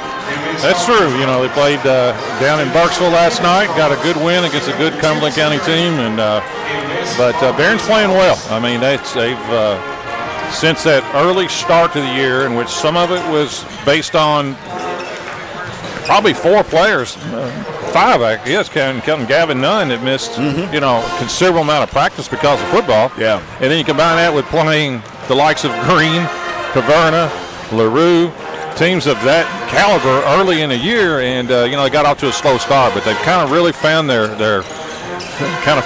momentum, shooting the ball so much better. And you know, when you start making shots, things really start to open up. It covers up a lot of problems that you may have. Kate Hardy's gotten real hot lately, shooting the ball well, and yeah, this is a down Franklin team. You know, only has won 5 games, and let's be honest with you, the boys' district down there is extremely weak. I mean, probably the weakest it's been in a while overall. It's a very weak district, and Franklin always brings some athleticism, but I don't think they're overly athletic and things like that. And it's a team that traditionally, though, Barren and Franklin in boys basketball have been close games, been good games, competitive games, and so forth. So, you know, regardless of the record, outside of Warren Central and Bowling Green, there's not a ton of separation between most teams in the region. Right. Well, they only average 50 points a game. They give up 61. They only shoot 38.5% from the field. They have made 81 threes this year, and that's at 30%, at 61.7% from the free throw line. The Trojans are averaging 59 points a game, giving up 57.5, shooting 42.5% from the field. They've made 120 three-point shots this year, and that's at 28%, 65% from the foul line. We've got more to come in the Don Franklin Glasgow countdown to tip-off. We're about 7.5 minutes away from the Trojans and the Wildcats, and we'll return here to Bobby Steenbergen in Fort Barren County High School after this break on WCLU 104.7 FM.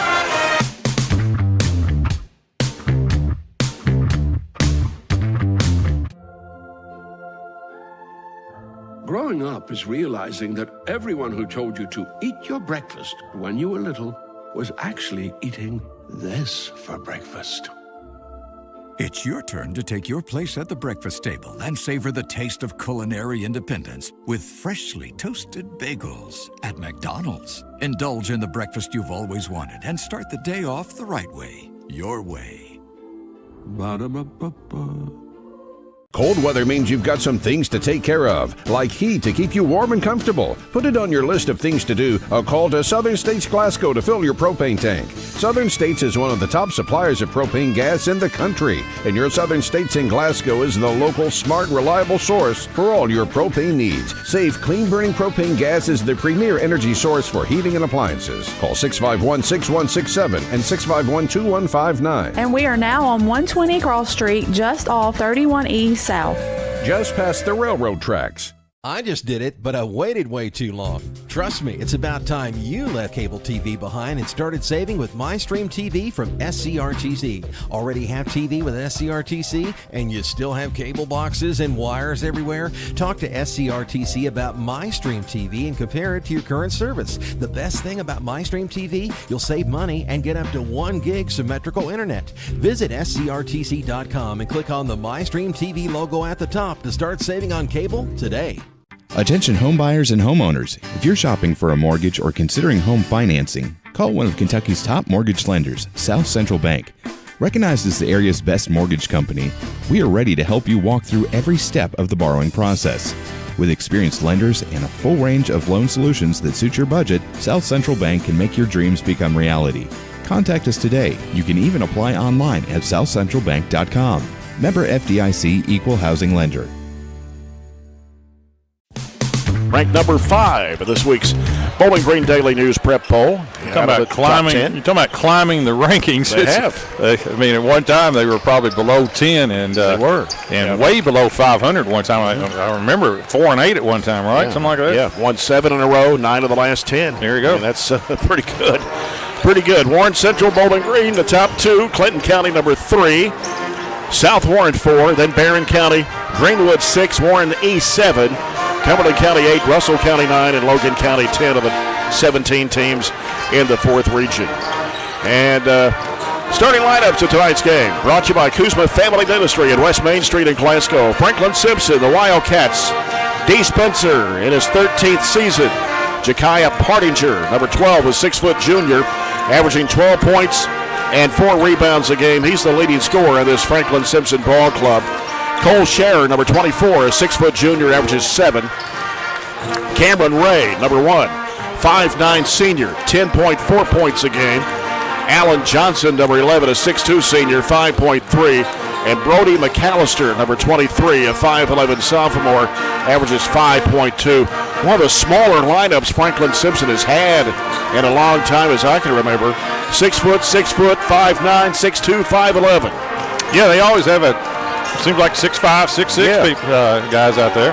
Yep. Warren Cunningham in his 17th season, 303 wins on his career. Assistant coaches Matt Gardner, Jared Browning, Calvin Withrow, Tate Spillman, a 6-foot senior, 10.4 points a game.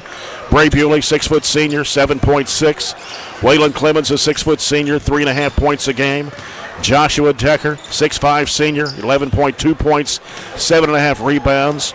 And he may have a different starting lineup tonight because we didn't get the official book. Yeah, it's senior night. I look like it's like Jackson Reese is going to start, Waylon Clemens, Will Brody Spillman. It's tough. Ian Mannion and Joshua Decker. Looks like that's going to be the 5 starters tonight. When you have more than 5 seniors, you've got 7. Yeah, it's not easy always to do. I had that happen one time. I think we drew straws or something. Yeah. Well, Tate Spillman and Bray Bewley will not start. And junior Kate Hardy. Yeah, they'll start.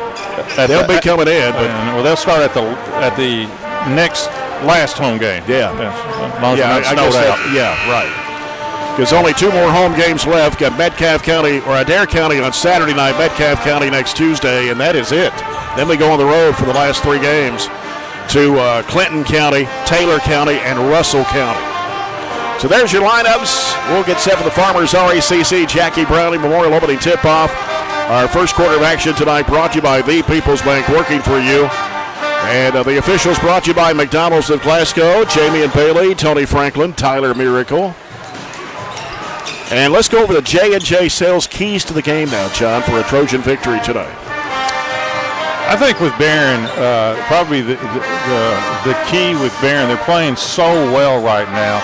I really think the only way Franklin really beats them is somehow that Franklin gets a lot of offensive rebounds and so forth.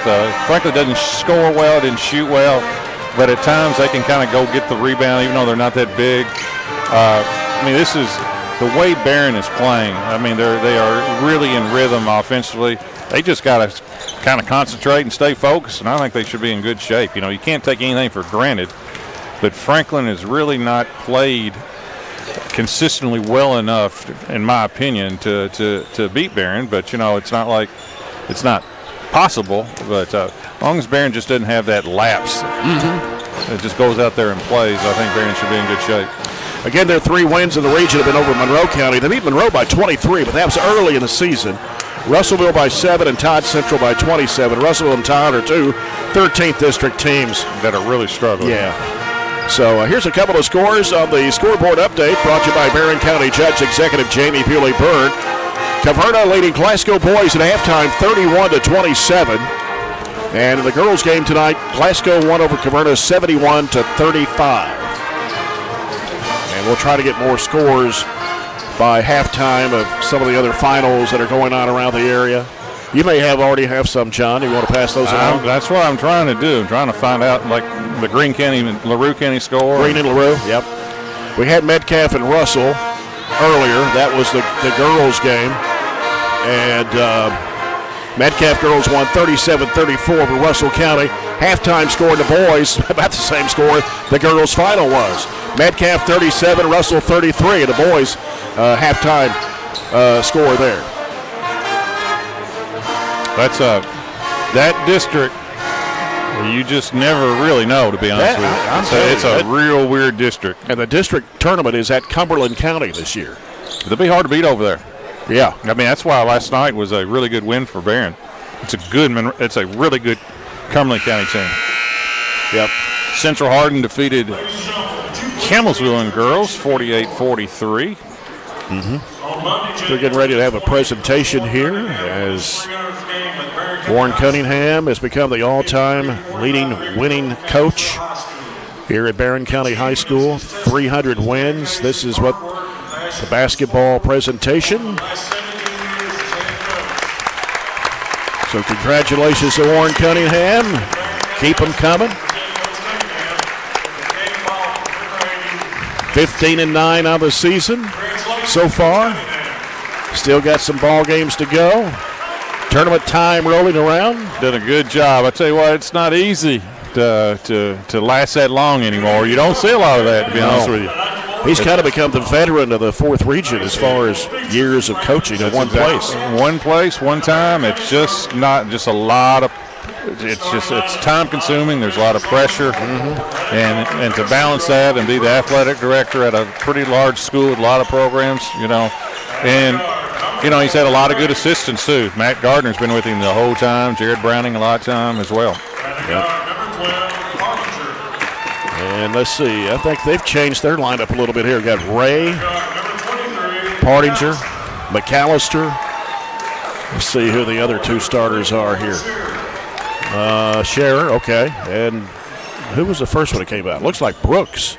They're going to start Brooks instead of Johnson, I believe. So, Jameer Brooks averages 3.6 points a game. Franklin-Simpson down to her right. The black uniforms with blue numbers and lettering with FS on the front of their jerseys, cats on the back of their jerseys. Barren County Trojans, Ian Mannion starting tonight for Barren. One of the 7 seniors on the team, Will Brody-Spillman, starting tonight as well. Mannion's a 6-foot senior. Will Brody-Spillman, a 6'2 senior. Jackson Reese, a 5'11 senior.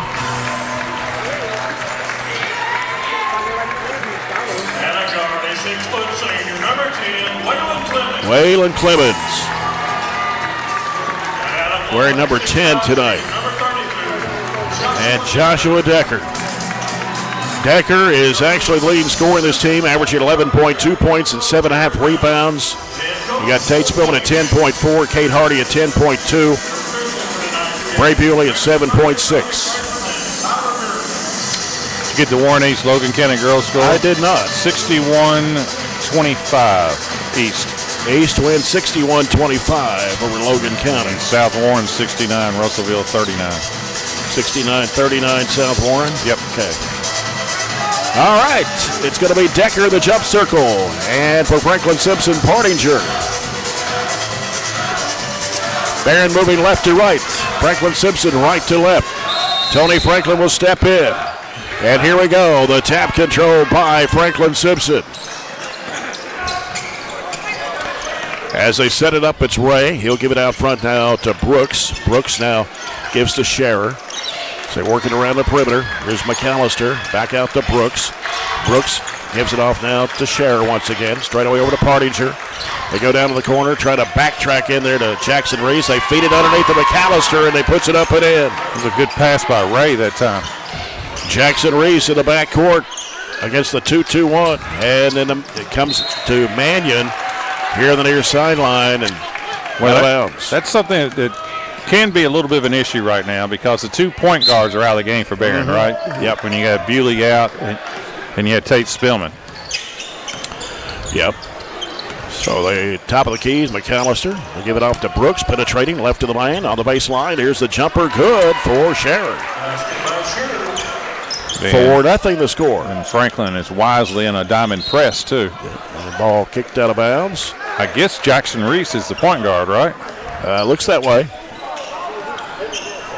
I thought it might be Clemens, but they get it into Jackson Reese. Reese splits it, the defenders, bounces it off there to Clemens. Clemens hooks it back over to Reese, lost the handle, but Will Brody-Spillman there to get it. Back out to Reese. We played a little over a minute. Franklin-Simpson has a 4-0 lead. Here's Clemens trying to work it underneath to Decker, and he had his back turned to the basketball.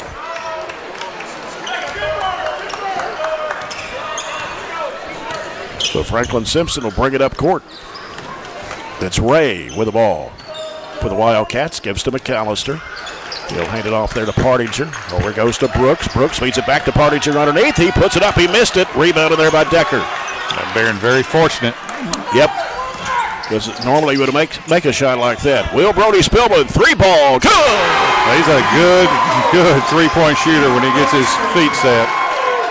And a Hatcher and Sadler 3 for Will Brody-Spillman. Their first points of the night for the Trojans. It's 4-3, Franklin-Simpson. 6:12 to go here in the first quarter. McAllister on the left side, hands it off now to Partinger, sends it over to Brooks.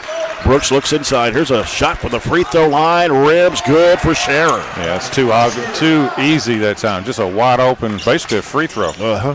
Reese is trapped, gives it off to Clemens.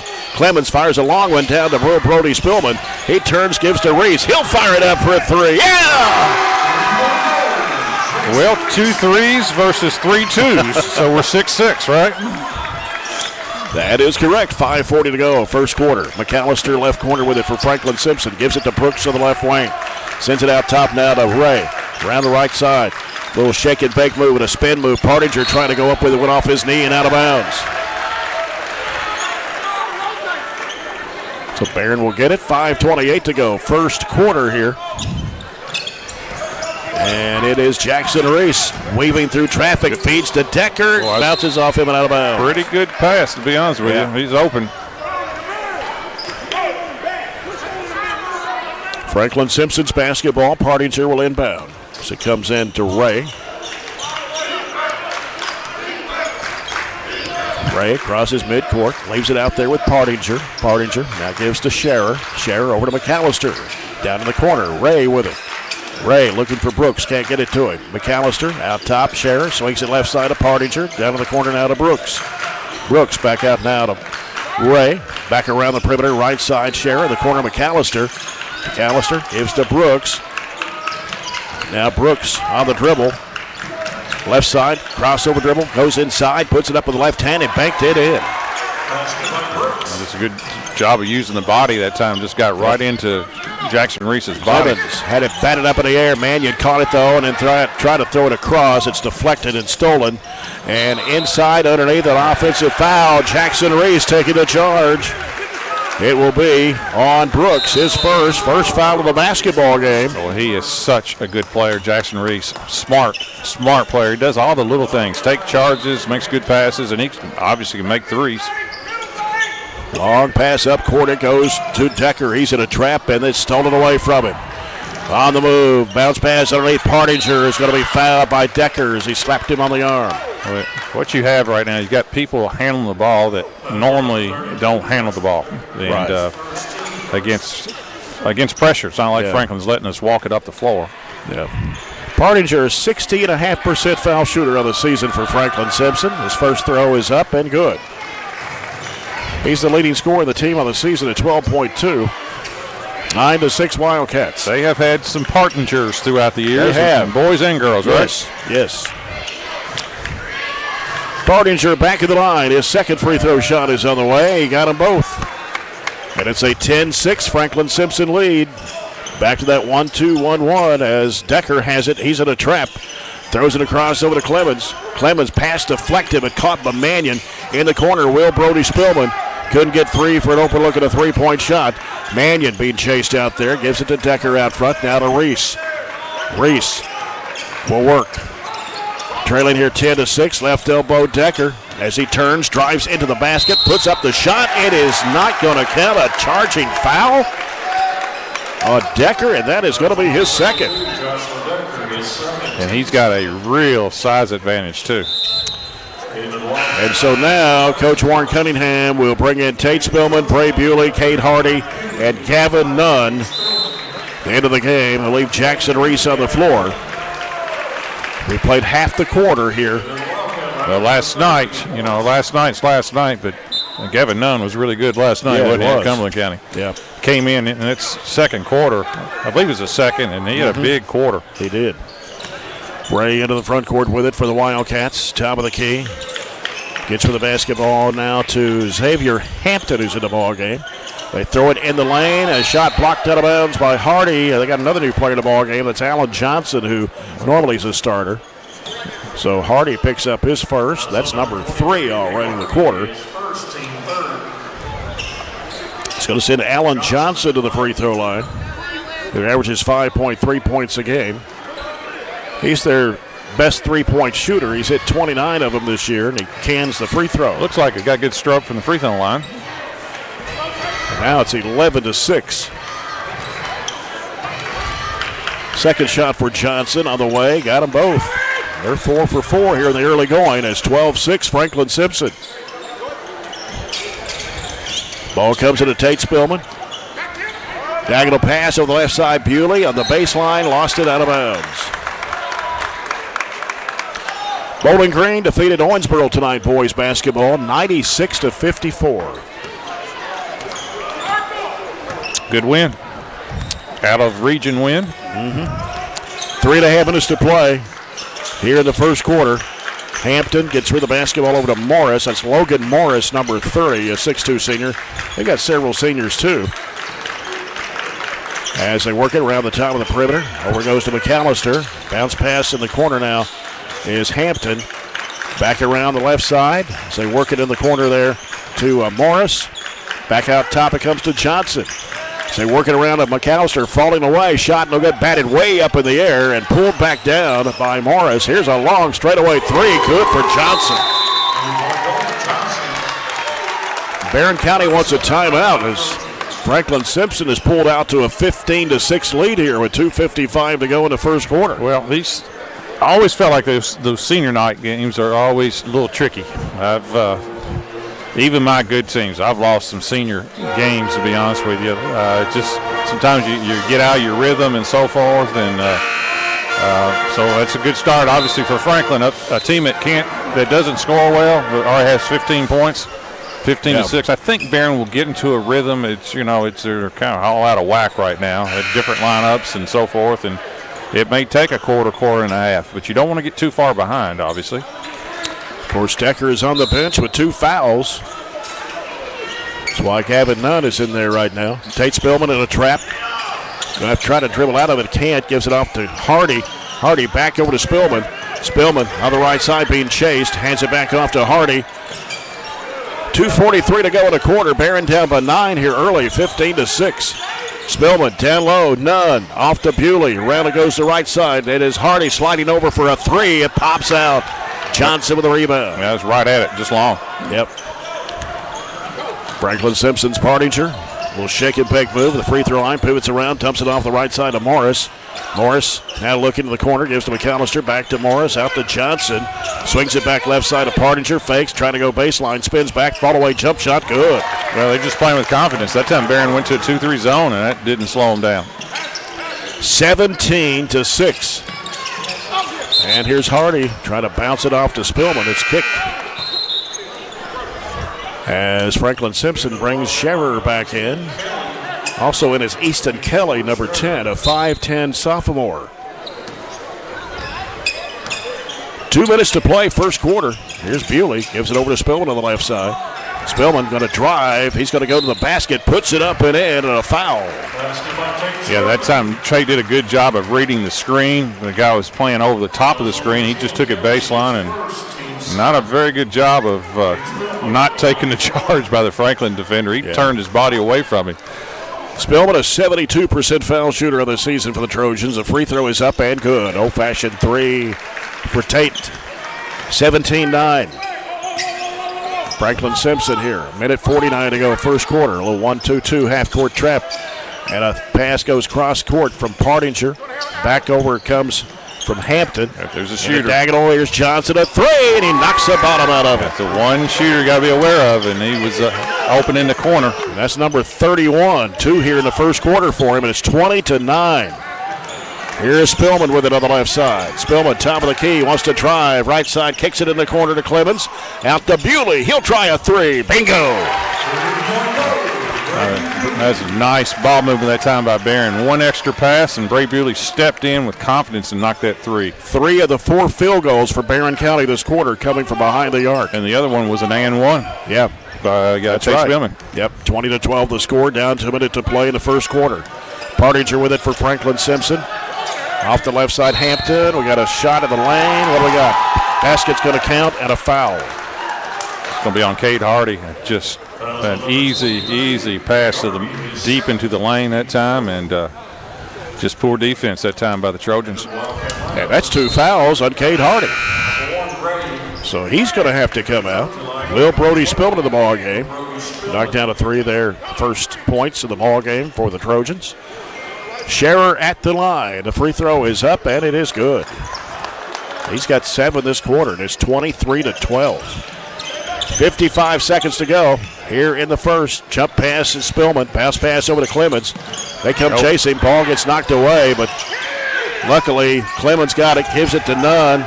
Nunn's going to drive with a spin move with the left hand. Missed it, got his own rebound, backed it back in. Boy, nice play that time by Gavin Nunn. Boy, he's got good feet in the lane. Yeah. Good footwork. 23-14 Franklin-Simpson. 28 seconds to go here in the first quarter. Yeah, Barren needs a stop right here at the end of the quarter. Yep. Here's Ray. They're going to try to hold it for one shot here, looks like. 18 seconds to go. Ray, defended by Tate Spillman.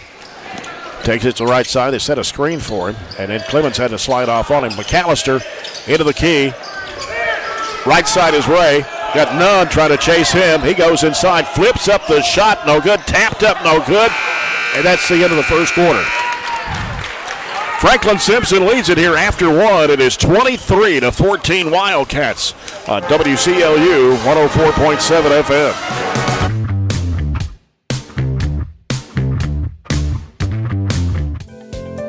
At Kuzma Family Dentistry, we specialize in changing smiles and changing lives.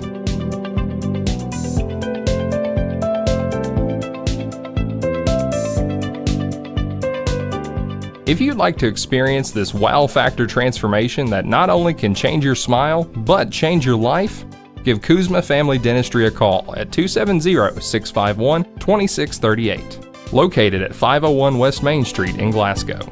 If you haven't heard, there's a new approach to banking. It's called Kasasa, and you'll find it at the People's Bank. Your free Kasasa checking account offers you monthly cashback rewards. The Kasasa Cash checking account can earn you a very high interest rate on your balance. Then link Kasasa Saver, and you'll also get a high rate on your deposits. Grow with Kasasa at the People's Bank in Glasgow, Cave City, and Marion. The People's Bank, working for you. Restrictions and qualifications apply. Restrictions may vary. Contact the People's Bank for details and to learn more. Trojans trailing Franklin-Simpson 23-14. So here's an update score. Metcalfe County, Russell County boys going into overtime, tied at 71. Can't say that I'm shocked. Nope. Barron's down 9 here, 23-14. Got off to a slow start. Spillman got in a trap, threw it into the backcourt, and I don't think Franklin touched it, so it'd be over and back violation. Boy, they are playing well, Franklin. That was a little bit of a surprise trap that time by Franklin, and that caused that turnover. Right now, I think it's fair to say we're not very sharp. Nope. And I was afraid of that after playing such a rough game last night in Burkesville. And you had a long double overtime girls game. Then you had senior activities. Night, all that. So, you know, it's, of course, Franklin had to watch it as well, too. That's true. But what we got here? A foul away from the basketball. It's going to be an offensive foul on Franklin. I think it's going to be on Ray. Yeah. First foul on Cameron Ray. First foul of the second quarter against the Wildcats. Here's Gavin Nunn. Bounces off to Clemens. Clemens being chased. Double team. Throws it long down the floor. Here's Spillman going under. He got fouled. Yeah, good pass that time by Clemens. Over the top that time. And it will be Ray. That's number 2 on him. I've said this before. I'm not for sure that Whalen's not the best passer on the team. He really sees the floor well. Tate Spillman at the line. Had an old-fashioned three-point play in the first quarter. Gets a pair here. First one good. 23-15. Ray's going to sit out with those 2 fouls, and it is Hampton back in to replace him. Spillman for one more. It's on the way, and it is too strong. Ball slapped out of that. No, saved inbounds by Great Clemens. hustle by Clemens. How about that? Spillman ducking under, putting up the shot, no good. Trying to get his own rebound. Ball gets loose. Chased down by Will Brody Spillman. Here's Bewley with it. Bewley gives it out top to Nunn. A give and go back to Bewley. Bewley being pressured. Left side. Clemens gets away from his defender. Drives under. Threw it. Oh, too high for Will Brody. He ran out of real estate down there. Turnover, we'll give it to Franklin-Simpson. Jackson Reese and Ian Mannion will check into the Trojan lineup. So we've got Clemens, Jackson Reese, Bray Bewley, Ian Mannion, and Will Brody Spillman on the court right now. Smaller lineup. And they get Johnson back in the game, who knocked down 2 threes there in the first quarter. A little over a minute gone here in the second period. The second quarter brought to you by South Central Bank. Small enough to know you, big enough to help. Here's Scherer on the right wing. And around the perimeter, they give it to Partinger. Now down to McAllister. McAllister out top now. It is Brooks. Brooks penetrating left side. Curls out to the left corner. Gives it to Partinger. Partinger fires a long 3 over Mannion. It is no good. Brooks with the offensive board. Wide open. Puts it up and in with the left hand. 25-15 Franklin-Simpson. Cross-court pass comes over to Reese.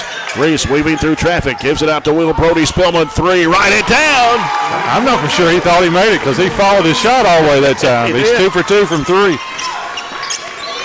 Second Hatcher and Sadler 3 for Will Brody Spillman. It's 25-18. That's really the only thing keeping Barren close right now. And McAllister underneath. Cut across underneath and put it up and in for his second field goal. Defensively, Barren is just not sharp at all, giving up way too many easy shots. And so Cade Hardy and Joshua Decker will return to the lineup, playing with 2 fouls. Barren County's basketball trailing 27-18. Cade Hardy brings it in front court, trying to go one-on-one with Partinger. Left elbow, Decker out to Will Brody Spillman, turns and fires up that 3. It won't go. A little quick trigger on that one. Rebounded by McAllister. McAllister changes directions, goes left side with it to Scherer, and almost threw it away. Goes over to Partinger. Partinger gets rid of it off to McAllister. And now here's Brooks with it. Brooks lost the head. Oh, he walked. Having some trouble, threw it right at the feet of Partinger, and Mannion's down there to scramble for it. Jump ball possession goes back to the Wildcats. Yeah, that was one ugly possession. And now Coach Steve Spencer is going to bring back in Ray, who's playing with 2 fouls for the Wildcats. As Brooks will go out. Franklin-Simpson's basketball goes wide underneath there to McAllister, and he put it up and in for the left side. 29-18. 11-point lead for Franklin-Simpson. They led it by 9 at the end of the first quarter. And Jackson Reese trying to drive into traffic. Jump stop. Will Brody Spillman gives it over to Hardy for a 3. Got it. Yeah, that was a good play by Spillman that time. Shot fake and then kick. 29-21. Scherer into the key. Gives it over to Partinger. Now Partinger throws it off to Ray. Ray dribbles it back out. 4:37 to go in a half. 29-21. Franklin-Simpson. Ray over to Partinger. Here's Scherer, left open, three-point shot, no good. Tipped away by Johnson, saved in the corner by Will Brody-Spillman. He heaves it over the left side over to Hardy. Hardy in the corner. Decker slides over, can't shoot the three. Hardy will. He'll fire it up for three. Oh, it's in and out. Decker, the offensive board, trying to go back up strong. He's fouled. Well, it's good offensive rebound by Decker, and give Spillman credit. He was in there battling too. First foul on McAllister. That's 3 of the Wildcats in this quarter. And Joshua Decker at the line for 2 shots, a 62% foul shooter on the year.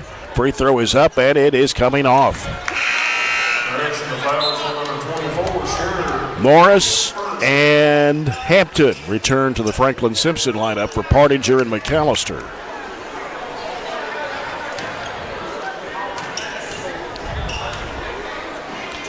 Decker for the second throw. It's good. 29-22. Barren trailing by 7. Almost halfway through this second period. Franklin-Simpson with the basketball as it comes out to Morris. He'll send it over to Hampton straight away. Hampton looking. Gets it right back out to Ray. Now Ray send it over to Scherer. Scherer gives to Johnson. Can't let him have any space there as Will Brody-Spillman's guarding him. Now here is Ray penetrating. Jumper in the lane. No. Rebound Decker. Gets rid of it to Hardy. Hardy pushes into the front court. Stops, looks, gives it off to Decker. Over to Jackson Reese. Reese trying to make a move. Spins in the lane. Getting in a lot of trouble there. Had to get rid of it. Back out to Hardy. Hardy jump stop in the lane in the corner. Reese for 3. No, it popped out.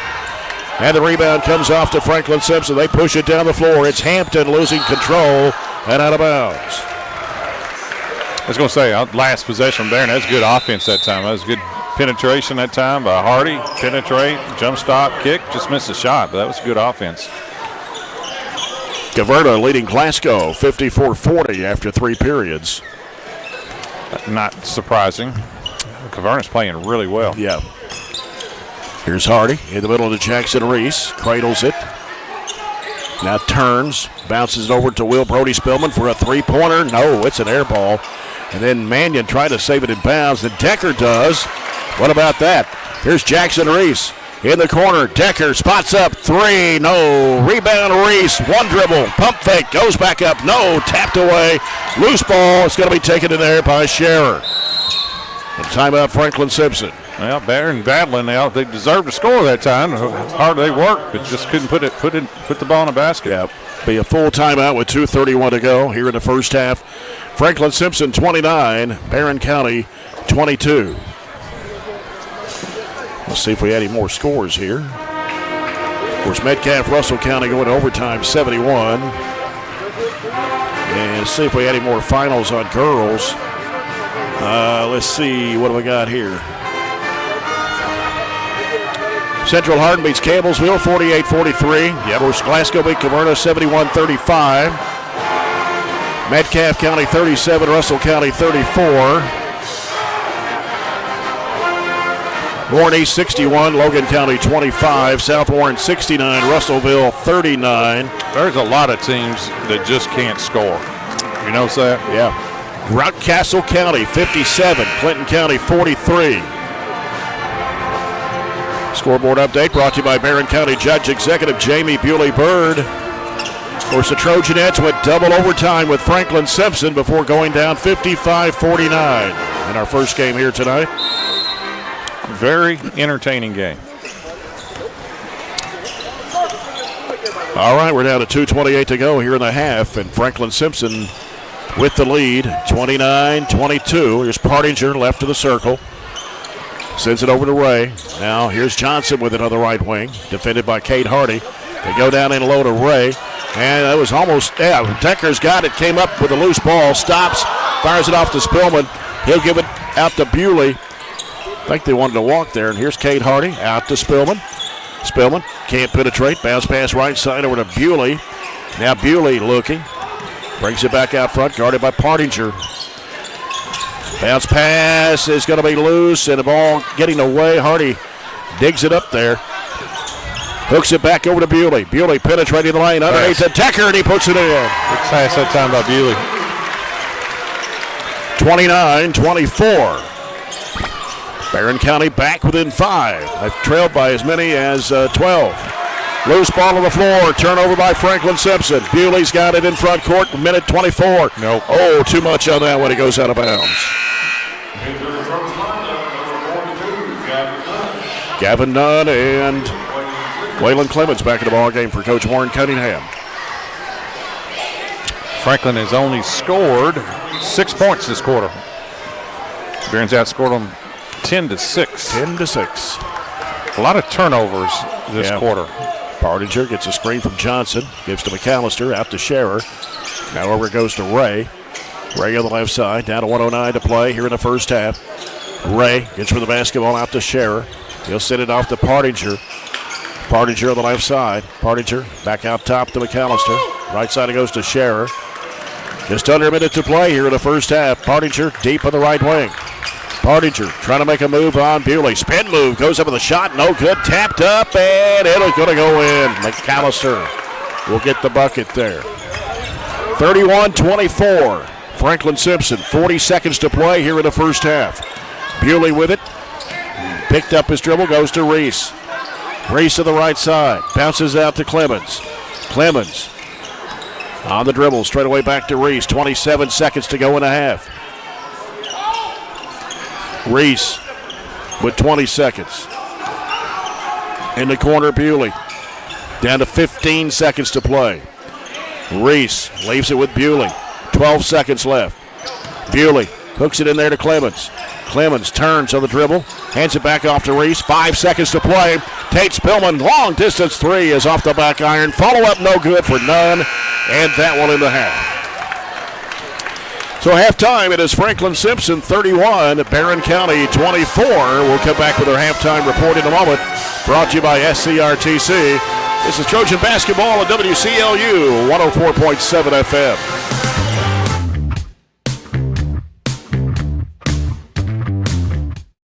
Get a great deal on select Kubota equipment. The BX Series is the #1 selling subcompact tractor in the U.S. The versatile lineup is built to help you make the most of your land. Right now, bring home select Kubota equipment for 0 down, 0% APR for up to 72 months on select BX models. Now through September 30th. See us or go to KubotaUSA.com for full disclaimer. Your local Kubota dealer is J&J Sales, 1311 West Main Street in Glasgow. We've got you. It's a pledge to make sure you're always taken care of. A pledge that Farmers RECC honors each and every day. When it comes to keeping things running smoothly or getting them back on track when they're not, we've got you. Always. Farmers RECC is a Touchstone Energy Cooperative, your source for power and information. Are you looking for high-quality, cost-effective, and highly visible advertising?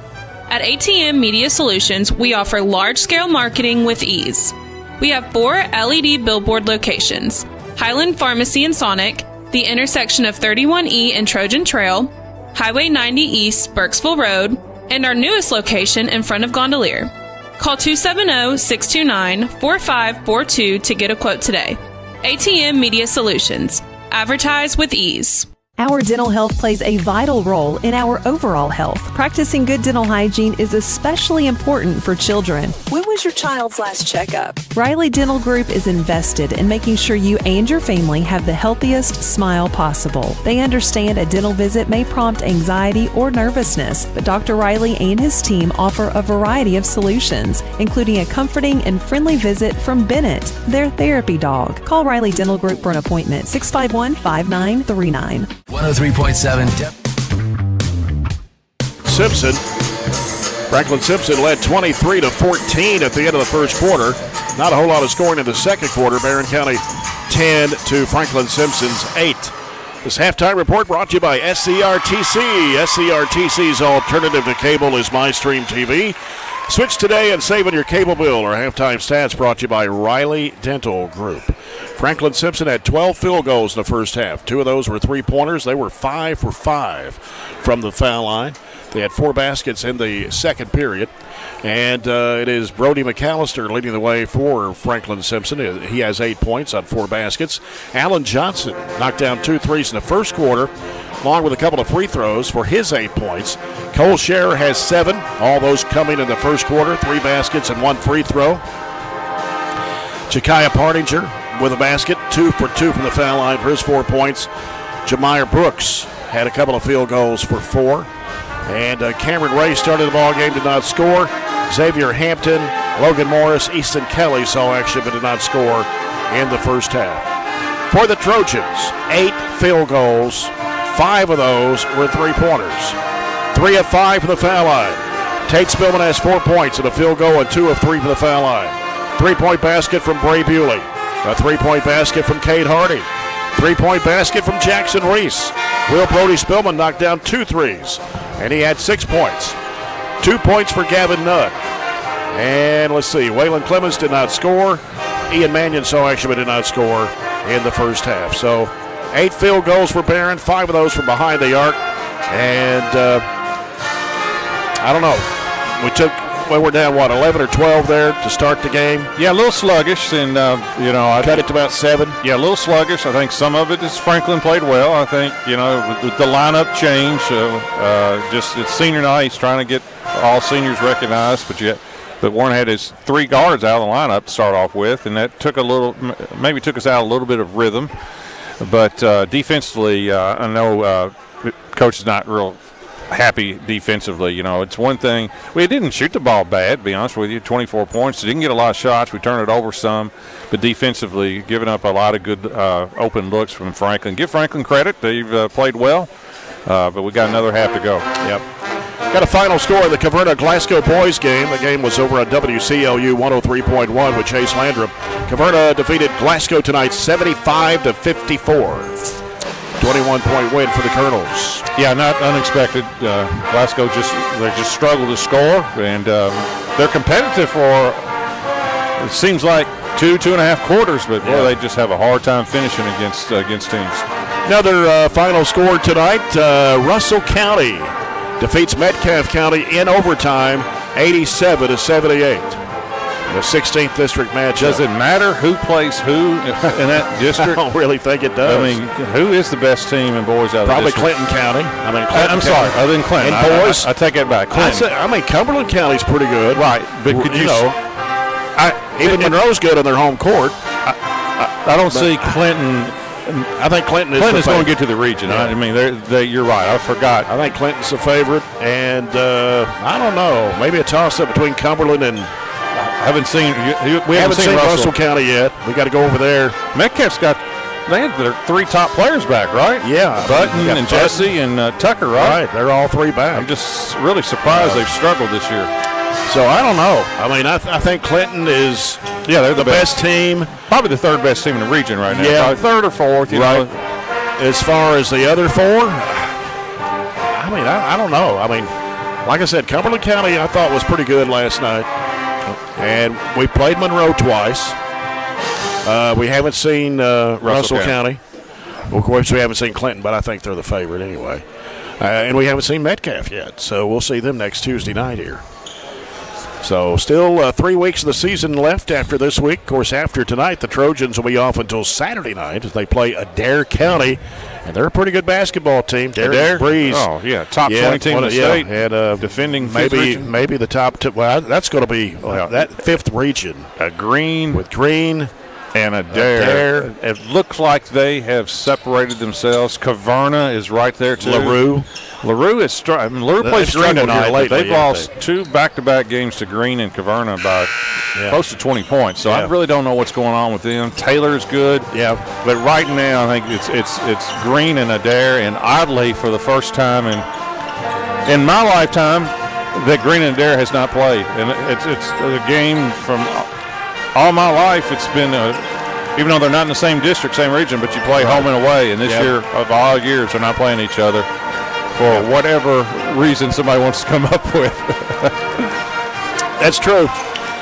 Still got some season left before tournament time starts here in about 3 weeks here at Barren County for the 15th District. You got the football schedule, don't you? Yeah. Is that official or unofficial? I think it's close to official. We could talk about that when we get to our next break here. All right. 31-24 the score. The Trojans trail Franklin-Simpson. Will come back with their third quarter, brought to you by Extreme Health Club and ATM Media Solutions after this break on WCLU 104.7 FM.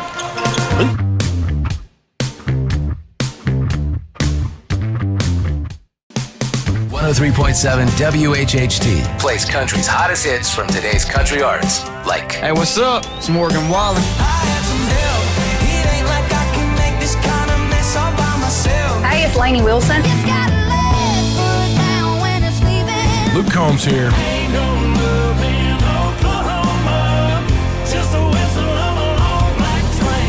Great country that you can listen to longer with local community information that you need on 103.7 WHHT. At Don Franklin, we're about more than just selling cars. We're about families, generations of them. Founded by my parents in 1968, we've been here growing alongside you. From the first family car to the newest model for the next generation, our values of trust, care, and commitment are in every handshake, every deal. With over 5,000 vehicles to choose from, check them all out at DonFranklinAuto.com. Don Franklin, driven by family.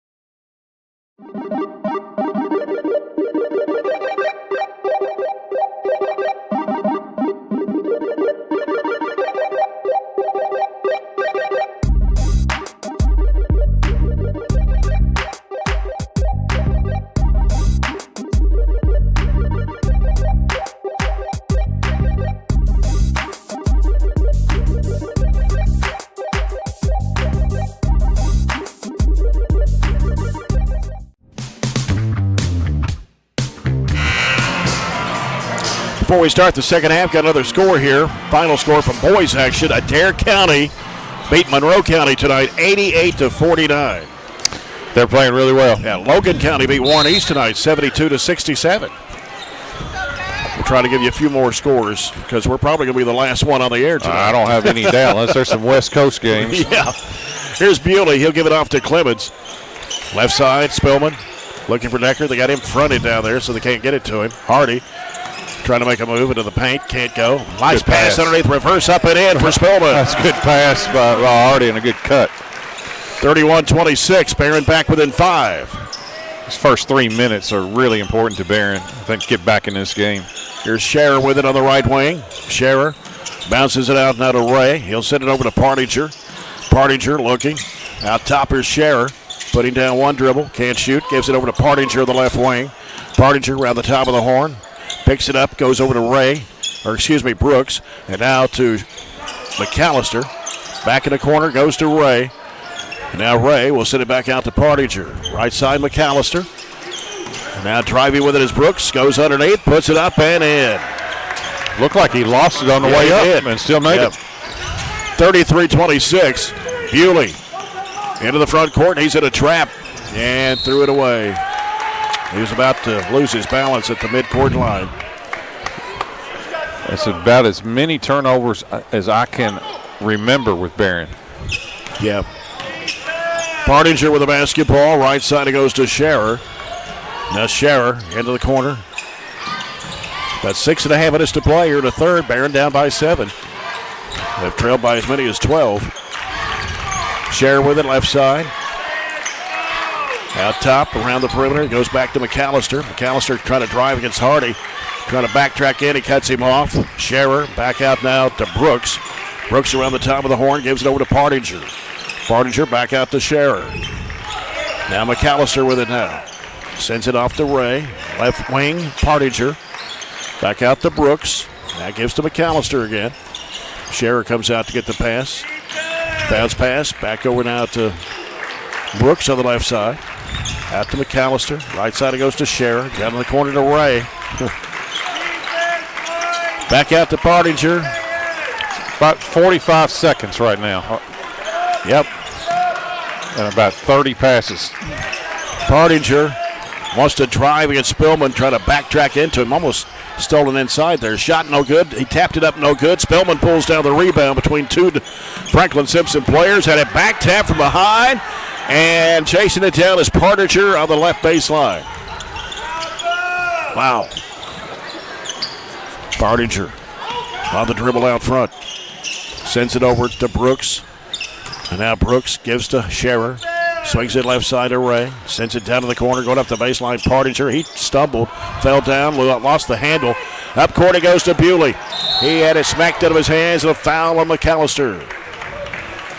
That'll be 2 on Brody McAllister. First one of the third quarter against the Wildcats.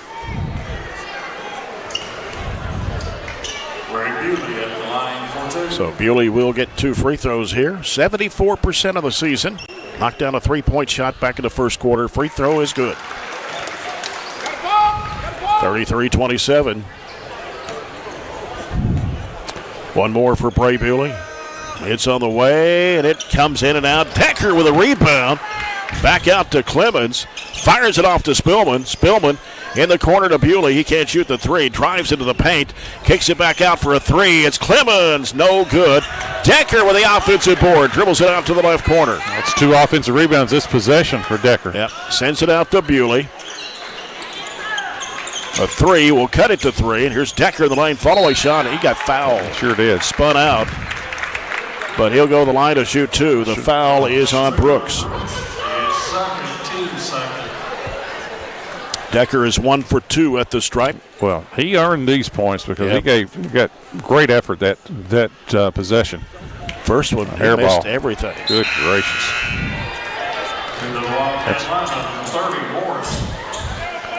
Scherer checking out for Franklin-Simpson. Morris is in to replace him.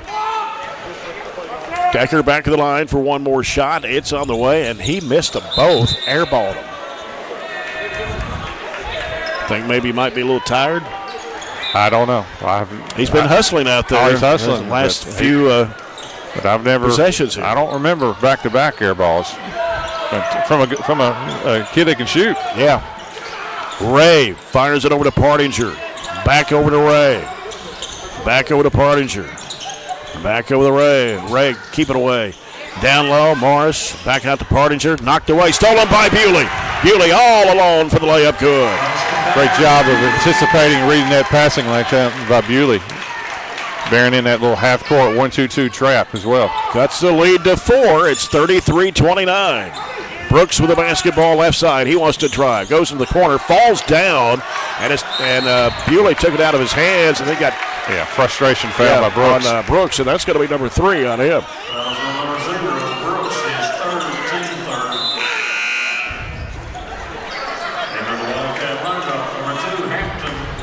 So we got Hampton coming back in for Franklin-Simpson as Brooks goes out with those 3 fouls. He's the first Franklin-Simpson player to pick up 3. Ball comes into Clemens. Now Clemens trying to split the defenders. Gets rid of it off to Spillman. Spillman bounce pass back to Clemens on the left side. Out top is Hardy. Hardy, throw it over the head of Nunn and out of bounds. Just right idea, wrong angle. Another turnover. Barren is not shooting terribly, but they're not getting a lot of shots because of turnovers. Barren is also 4 of 9 from the free throw line. That doesn't help, especially when you're trying to claw back and get back into a game. Barren shifts to a 2-3 zone. Got to find Johnson. He's Franklin's best shooter. It's good offense. They dumped it down to Scherer. Boy, if you get the ball in the middle of any zone, that's a problem. Yeah. Here's the lob over to Spillman from Hardy. Bounces back to Hardy. Bounces back in there to Spillman. In the corner, Bewley. Underneath, it comes to Clemens. A little duck under. Let his defender fly by, and he put it up and in for his first 2 points tonight. A little 30-second timeout by Coach Cunningham. I think it's a good timeout right here. jumped to that zone last time, and boy, they just sliced us, getting the ball in the middle. Yeah. Timeout brought to you by Scooters Coffee. This is WCLU 104.7 FM Glasgow, online at WCLUradio.com, WCDS, 1230 AM. I could use some scooters. It's getting. I could use something. I don't know. I think it's a late game, 20 after 9. We're still in the third quarter. That's right. It'll be 10 o'clock or later getting out of here tonight. Of course, the girls' game went double overtime. That was well worth it, too. That was a heck of a game. 55-49 Franklin-Simpson. Then we had senior night in between. But we're off until Friday. The Trojans will be off until Saturday, but the Trojanettes will be in action Friday night at Pulaski County. That'll be a JV varsity doubleheader, JV game at 5:30. The Maroons. That is correct. Big gym. Nice gym, but we have to set up way high in the end zone to broadcast the games up there. Not a very good view from the end zone. We got a foul on Jackson Reese. Didn't see a whole lot out of that one. Oh, my goodness. That's a good referee, too. That's there's nothing to that. They let a lot of stuff go in the girls' game, and that's just a little ticky-tack foul. That's nothing. Bardinger works against Tate Spillman. Out front, left side. He'll leave it off with Scherer. He's in a trap now, trying to get out of it, and had it poked. Oh, wow. How is that a foul? I think they're going to get, I think that's going to be across the arm on Jackson, on Gavin Nunn on that one. I think that was a better call, actually, than one on Jackson Reese. I kind of saw contact there. Bardinger with the ball on the left side. Lead is down to 4, 35-31. He comes out to Scherer. He'll give it to Johnson. Down the corner to Ray. Ray circling halfway out. Down to 2.5. Wants to take Reese one-on-one. Goes to the basket. Forces up the shot and got it to go down. That's actually pretty good defense right there. Yeah. Pretty good defense. 37-31. Tate Spillman, left wing, out top, Bewley, right side, Hardy, fakes, moves in, 15-foot jumper, good. He is really, really good when he's under control. That pull-up jumper is money normally. 37-33 underneath. Again, it's Ray. Again, not bad defense, to be honest with you. 39-33, Bewley right down the middle with a finger roll and a 2-point bucket. 39-35, lead still at 4. And it's Ray on the left wing. They try to set a screen for him there for a second. It didn't work. Bardinger faked one way, goes the other, spins, forces up the shot, had it partially blocked. Underneath the rim is Bray Bewley. Gives it off to Reese. Reese working to the right side, hands it off to Hardy. Minute 28 to go in the third. Down 4 here. Here's Hardy giving it back out front to Spillman. Well, they got a mismatch on the block. We've got Gavin Nunn. Yep, they've switched it now. Bounce pass, right side, Hardy. Hardy trying to work himself in, gives it out to Bewley. Gives it back to Hardy. 3 in the air. It's going to be an air ball. Underneath the Reese, he puts it up. It is good. Just, again, Jackson Reese doing the little things. Offensive rebound. Cuts it to 2, 39-37. Ball kicked out of bounds. It'll stay with the Wildcats as Joshua Decker comes back into the Trojan lineup. I think the faster the game goes, I actually think it favors Barren. I think Barren just plays better with their guards faster. Comes out to Ray, just under a minute to play, third quarter. 39-37, Franklin-Simpson. Ray against Bray Bewley, 5-second call. I tell you, somebody who's come to play is Bray Bewley. He is really laying it on the line out there defensively and offensively. I love when he plays with aggressiveness. And it'll be Brooks coming in to replace Ray. Brooks playing with 3 fouls. Also coming back in is Easton Kelly. And they bring also Logan Morris back in the game. 50 seconds to go. Trojans have a chance to tie it or take the lead on a 3-point shot. I don't think we've ever had the lead. No. Not in this one. Kate Hardy, left corner.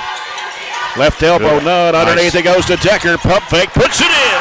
Went with the two bigs, went high-low. Good pass by Gavin Nunn, and finish that time by Decker. Ties it at 39 with 30 seconds to play here in the third quarter. Franklin-Simpson with the basketball. It is Hampton with it. Hampton fires it down. Oh, that's a walk. Here's Morris. Forces up the shot, missed it badly. Offensive rebound, kick back out to Scherer with 12 seconds to play. Scherer at 7 seconds. Scherer at 5 seconds. Going to take Decker one-on-one. Goes in, shot is up, it is no good. Rebound Bewley, and that will end the third quarter. Good quarter. We've got a tied game. Barren County scored 15. Franklin-Simpson scored 8 in that third. We're tied 39-39 on WCLU 104.7 FM. So Aero Safety is an international safety consulting company based right here in Glasgow, Kentucky. We offer a wide variety of services, ranging anything from safety training to administrative services like policy procedures.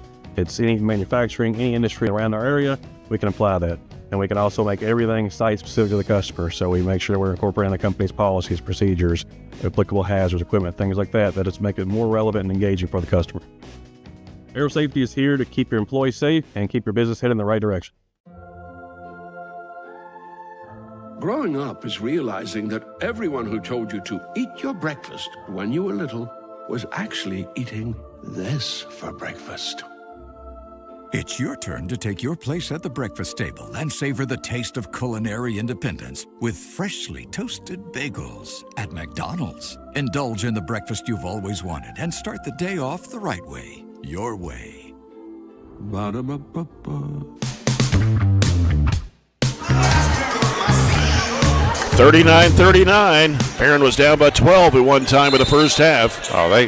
Defensively, that was a super quarter that time for Barren, and a lot of it was led by Bray Bewley. I thought his defense was tremendous. Yeah. Franklin-Simpson with the basketball as they give it out to Scherer. He wanted to shoot the three. He walked, no call. Left side, over to Hampton. Now here's Ray with it. Ray trying to get the screen. Trying to drive, spin move, goes up, shot rejected, and they're partially blocked, and Decker comes up with a basketball. Boy, he was up in the air swatting at that shot. Bewley, left side, baseline, lobs it back out, knocked away. It's going to go off of Jackson Reese. Probably should have let it went. Yeah, I think that was probably going to be Barron's ball that time, but good hustle nevertheless. 7:23 to go, 39-39. Franklin-Simpson's basketball. Here's Ray into the front court. Off to Partinger on the right wing. Partinger sends it out top to Scherer, and now what do we got here? Going to get Gavin Nunn on the shove there, trying to get through the screen. That'll be his second personal, first of the fourth quarter against the Trojans. 7:14 to go. They got Johnson back in the court now. They got to watch him with those three-point shots. Comes into Ray. Got Jackson Reese defending him. Right side, he goes to Partinger. Partinger wants to penetrate down the lane. His shot goes up and in. That's a tough shot. Going left and then shooting it right. Tough shot. 41-39. Franklin-Simpson. 6:53 to go in the basketball game. Here's Reese on the right wing. Guarded by Johnson. Gives to Decker. Lobs it down into Nunn. A little pump fake. Oh! Yep, that's going to be a foul. I didn't know if they're going to call it or not. Partinger. And Partinger, that's only his first. Yeah, good high-low again by Barren. Now we just got to make some free throws. Yeah. And Gavin Nunn has improved a little bit on his free throw shooting. 22 of 50. He short-armed that one. Barely hit the iron. Barren County only 1 of 5 from the foul line here in the second half. And not close. So Nunn will have another try at it, averaging just under 6 points a game. Got that one to go in. Can't go in unless you get it to the over the top of the front rim. 41-40. Scherer out to McAllister. He'll give it to Partinger. Partinger sends it back out to Scherer. Now Scherer being defended out there by Gavin Nunn. Goes to Ray with it, long range right. Ray halfway to the corner. Ray trying to take Clemens one-on-one. Goes in for the shot. It's partially blocked. Coming down with it is Decker. He'll give it to Hardy. Trojans can go for the lead here. Hardy getting across midcourt, left side. Hardy gives it off to Clemens on the left wing. Nope. Here's a lob down in the none, knocked down from behind by McAllister. Yeah, didn't see the help side. And here's Partinger into the front court with it. 2 minutes gone here in the fourth. Driving in, it's Ray putting it up, no good, but a foul. Yeah, Franklin's offense for the last, in particular, quarter and a half is pretty much all one-on-one, right? It's just one-on-one, clear-out drive to the basket. Not a lot of down screens or anything else. It's just kind of a one-on-one play.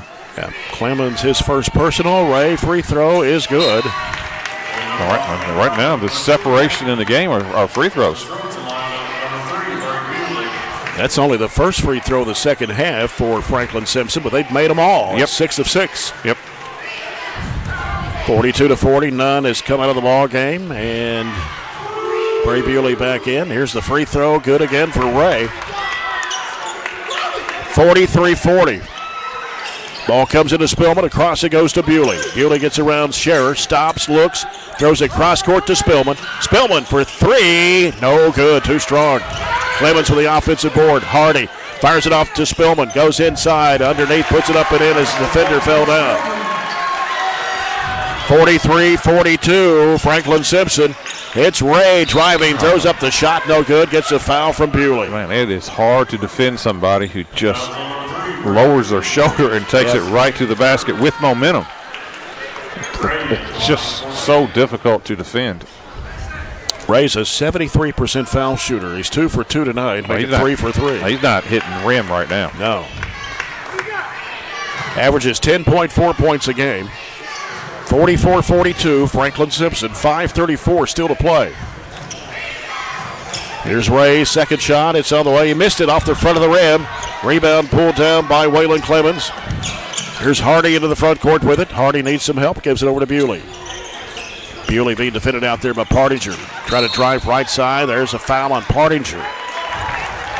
His second, team's second. Trojans will take it out of the side in front of the student section. Bewley will toss it in.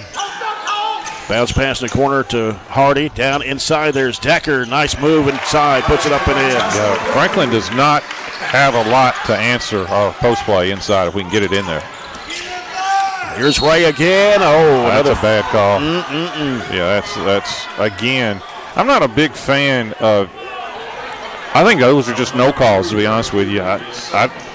I don't know how you defend. That was going on in the girls' game tonight, and they were letting them play. I thought that the way you should play. Yeah. I've always asked officials when I ran into that, like, how do you want us to guard somebody? Just get out of the way or what? 45-44. Ray connects to the first. They are 9 of 10 from the stripe. Well, Ray is just not missing free throws. He missed that one. Well, I put the jinx on. Yeah, the last 2 trips, 1 of 2. 45-44. Franklin-Simpson, 5 minutes to go in a basketball game. Hardy getting a screen from Decker, goes the other way, drives into a lot of traffic, and he rolled it in somehow. Tough shot. Very difficult shot. And Barren County has taken the lead at 46-45 for the first time tonight. 4:48 to play. Well, almost a double dribble. Ray driving, working underneath, puts it up, missed it badly. Coming down with the rebound is Hardy. Hardy pushing it in the front court. Diagonal pass off to Clemens. Underneath to Decker. He missed the shot. It should be goaltending. Yes. They're going to count it. Yes, goaltending on Scherer. Unselfish, too. Good pass by Hardy and unselfish pass by Clemens. 48-45 the score. Trojans have a 3-point lead. 4:34 to go in a basketball game. Timeout by Franklin-Simpson. Green girls beat LaRue 55-38. Trying to find out about the boys game over there. Who's the top team in the 18th girls? Green. Because I know Hart County's not very good this year. Cabrera definitely isn't. The Green's overwhelming. Yeah. Then you've got in the 14th, Bowling Green girls at Owensboro tonight. And I think maybe that score I got earlier was supposed to have been, I don't know if that was supposed to be a boys score. I would have to say it was, 96-54. Yeah, I mean, we're going on close to 9:35 right now. Yeah, so trying to get all the finals that I can here. Yeah, every game should be pretty much over. Yeah, Greene County boys beat LaRue County 69-65. Okay, LaRue played better. Is that LaRue? And Greene was down 11 at half, too, by the way. Let's see what else. Russell, okay, we got that one. Let's try to. Monroe and Adair, we got that one. 88-49 Adair over Monroe. We'll be into Wednesday scores for too long. Yeah. Well, the Trojans have a 48-45 lead here after trailing by as many as 12 early. Ball comes into McAllister. He'll give it now to Partinger. Partinger hands it off to Ray. As Ray will work it across the timeline against Tate Spillman. Bounce pass off to McAllister at the left elbow. Fires it down to there, batted away by Decker. They try to feed it to Scherer. Here comes Spillman with it. Spillman driving strong to the bucket. And I think he got tripped up, went to the deck. Yeah, I think it's going to be on Shearer. No, McAllister, I believe. McAllister, yeah. Need to make these free throws. We got 3 on McAllister. I must have put that one on somebody else. Spillman at the line, 2 shots, 2 of 3 tonight, 8 points in the basketball game. First of 2 on the way. It is no good. There may be fatigue, Jay. I mean, it's also the third game in 4 days? Third game in 4 days. Could be some fatigue. Yep, Franklin's been off since Friday night. 2 of those were on the road as well, correct? Yep. Monroe County and Cumberland County. Spillman's second shot, it's too strong. Decker with a rebound, though. Comes out to Hardy. Hardy trying to backtrack into Partinger. Bounces it back out front to Barry Bewley. Now Bewley's defended there by Hampton, who just checked back in. Dribbles off to the left side, reverses back right. Backdoor pass, Spillman underneath, lays it in. Great call by Coach Cunningham, and great feed that time by Bewley on the back cut. Now Barren leads it by 5, 50-45. 3:48 to play. Scherer over to Johnson, in the corner to Partinger. Partinger coming off the screen. Wants to make a move inside. Spin move. He walked and put it up and in. Boy, they are living in the lane on those shots. 50-47. Here's Hardy in the middle. Clemens. And the ball batted away, trying to go to Decker. Whoa. You say Decker touched it last? Oh, boy, I thought it was clearly off Franklin.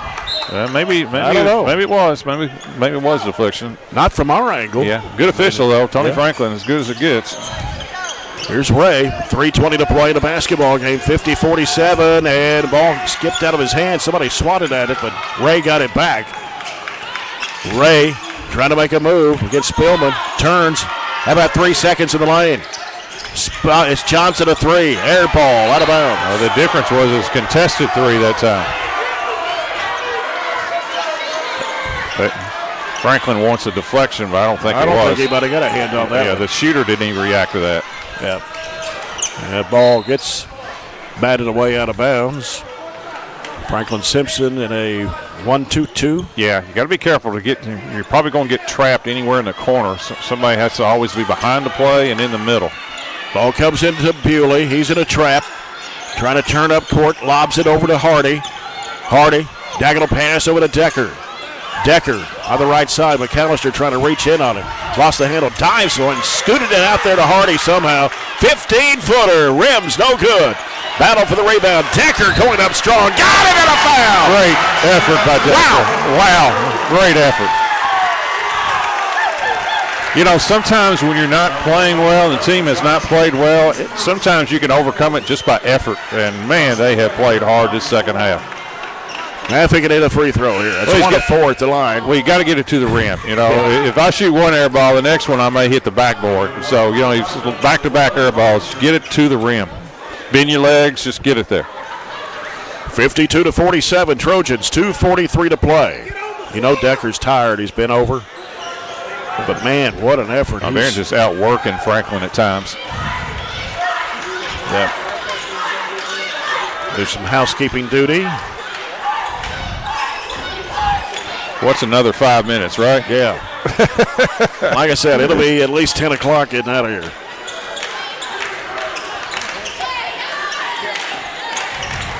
Late night, Tuesday.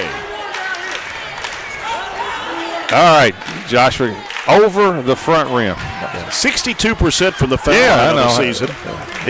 I don't care if you hit the just back. Just an off night from the free throw line. Let's see if he can get it. And, it hung and fell off. He got it over the front rim. Yeah, he did. Just wouldn't fall in the other way. Would have gave Barren their largest lead. Here's a three by Scherer, and he knocks the bottom out of it from the top of the key. First three of the half, I think, for Franklin.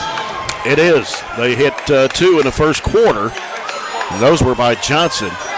Scherer, that's only his 11th three-point make of the season. Well, he picked a good time for it. Yeah. Cuts the lead to 52-50 with 2:32 to play. Let's see. Allen County Scottsville girls played Hart County tonight. I don't know if we got a final on that one yet or not. Well, Allen should win that one. I would think. Let's see. I don't think it's been posted yet. No.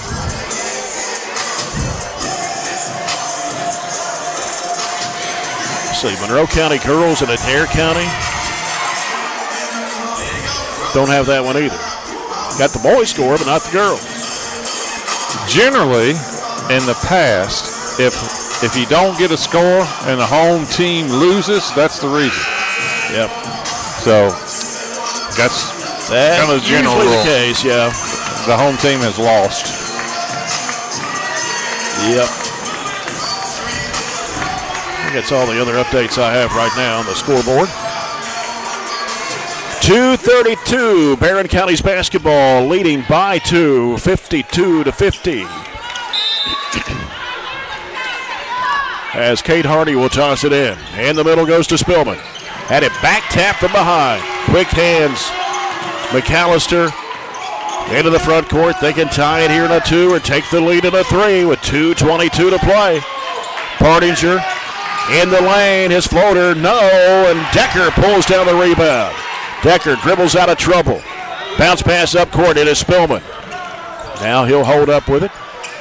And the corner goes to Decker. Decker fires it back out to Spillman. Ooh. 2 minutes to play. Barren up by 2, 52-50. Hardy being defended out front there by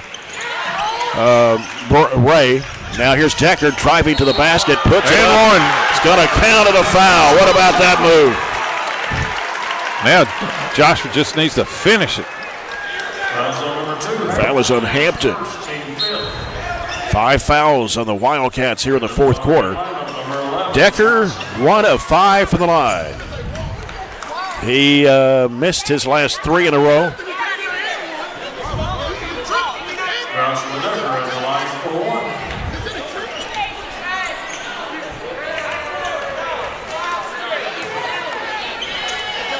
Still having to wipe up a little perspiration off the floor. So Decker's had some time here to take a deep breath. Puts this one up, and he got it. There you go. 55-50, back to a 5-point lead. In the corner, Johnson, high arching rainbow 3 that's no good. Clemens with a rebound for the Trojans. Gives to Spillman. Spillman into the front court, gets bumped from behind, but no call. And Spillman looking, throws it back out to Decker, hands it off to Clemens. He'll give it to Hardy.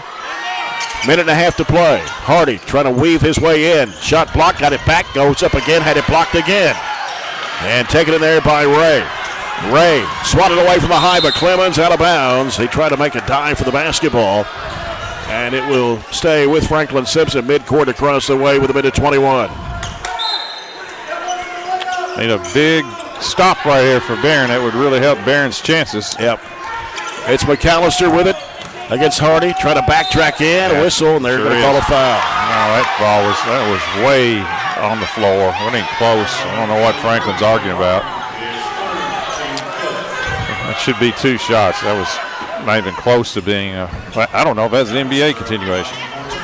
What's he fussing about now? He thought it was a continuation and 1.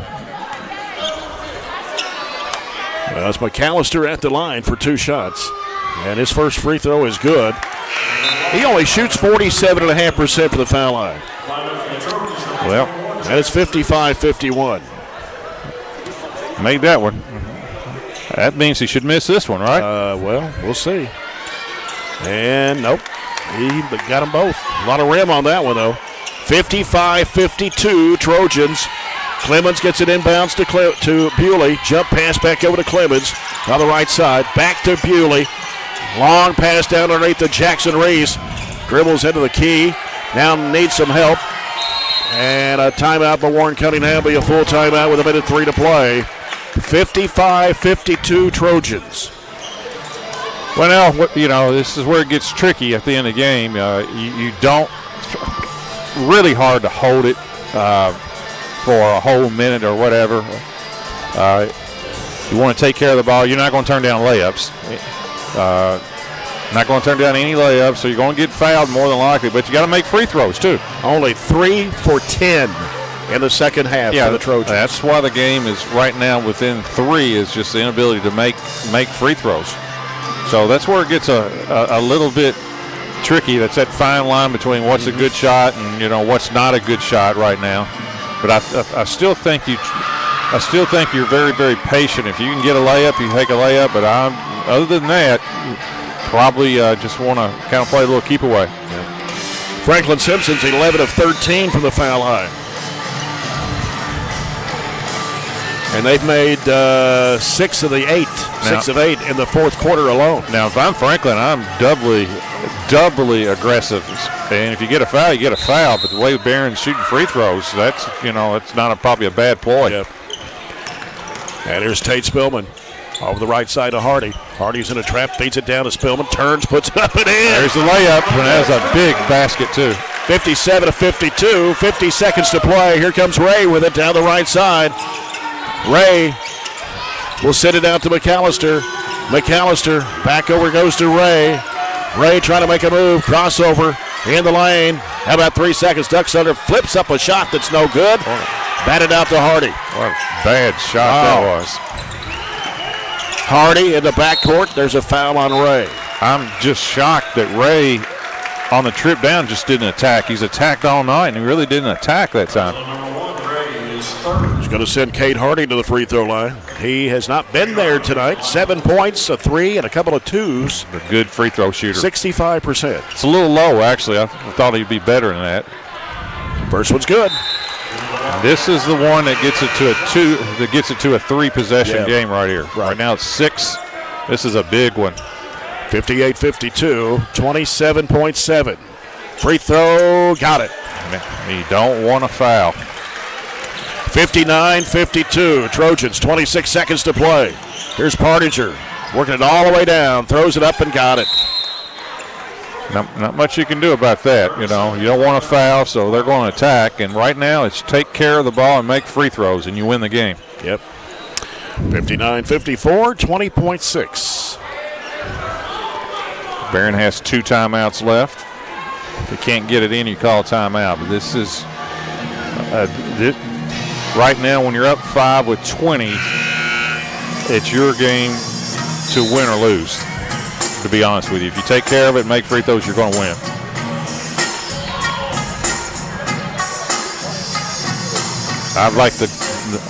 I would really, really want the ball to go to Cade Hardy right now. Just the way he's shooting free throws. Full-court press applied by Franklin-Simpson. Reese runs a baseline, gets it into Spillman. Over to Hardy, and here goes Decker, breaking to the basket, lays it up and in. That's even better. Exclamation point right there. 61-54, McAllister. Don't foul. Almost lost the handle, poked away from behind. Decker's got it. They'll let the clock run out. Trojans will win it after being down by as many as 12 and win it 61-54 over Franklin-Simpson here on senior night. Well, that was hard-earned at the Trojans. That was just pure effort in the second half. Great effort. Didn't play great, but, man, they finally decided to guard in that second half, and just a really a good win for Barren, especially how things started and so forth. Yeah. Barren County goes to 16-9 on the year. Franklin-Simpson falls to 5-13. 61-54, the Trojans win it over Franklin-Simpson, and we'll come back in a minute after our fourth quarter break, 2-minute break here on WCLU 104.7 FM.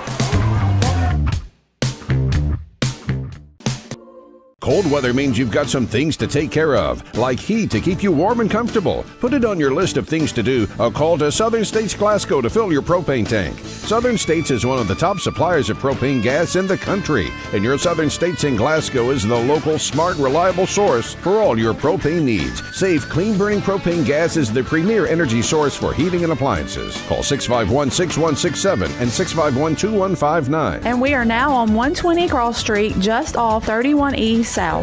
Just past the railroad tracks. Reliable internet and great customer service? Two things you'd like to have? I'm talking local service and quick response when my internet is out, which never happens, by the way. That's exactly the type of customer service you get from an awesome internet provider like SCRTC. Not only do they provide gig speed and superior Wi-Fi solutions, SCRTC backs it up with phenomenal customer service. That is true value in an internet provider. Go to scrtc.com and get yours with an unmatched service guarantee.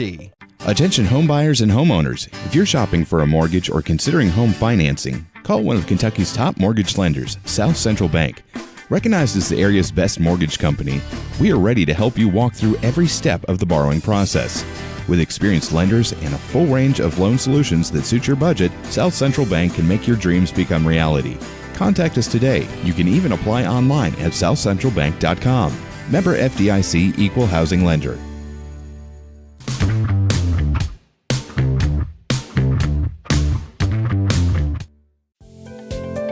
At Kuzma Family Dentistry, we specialize in changing smiles and changing lives.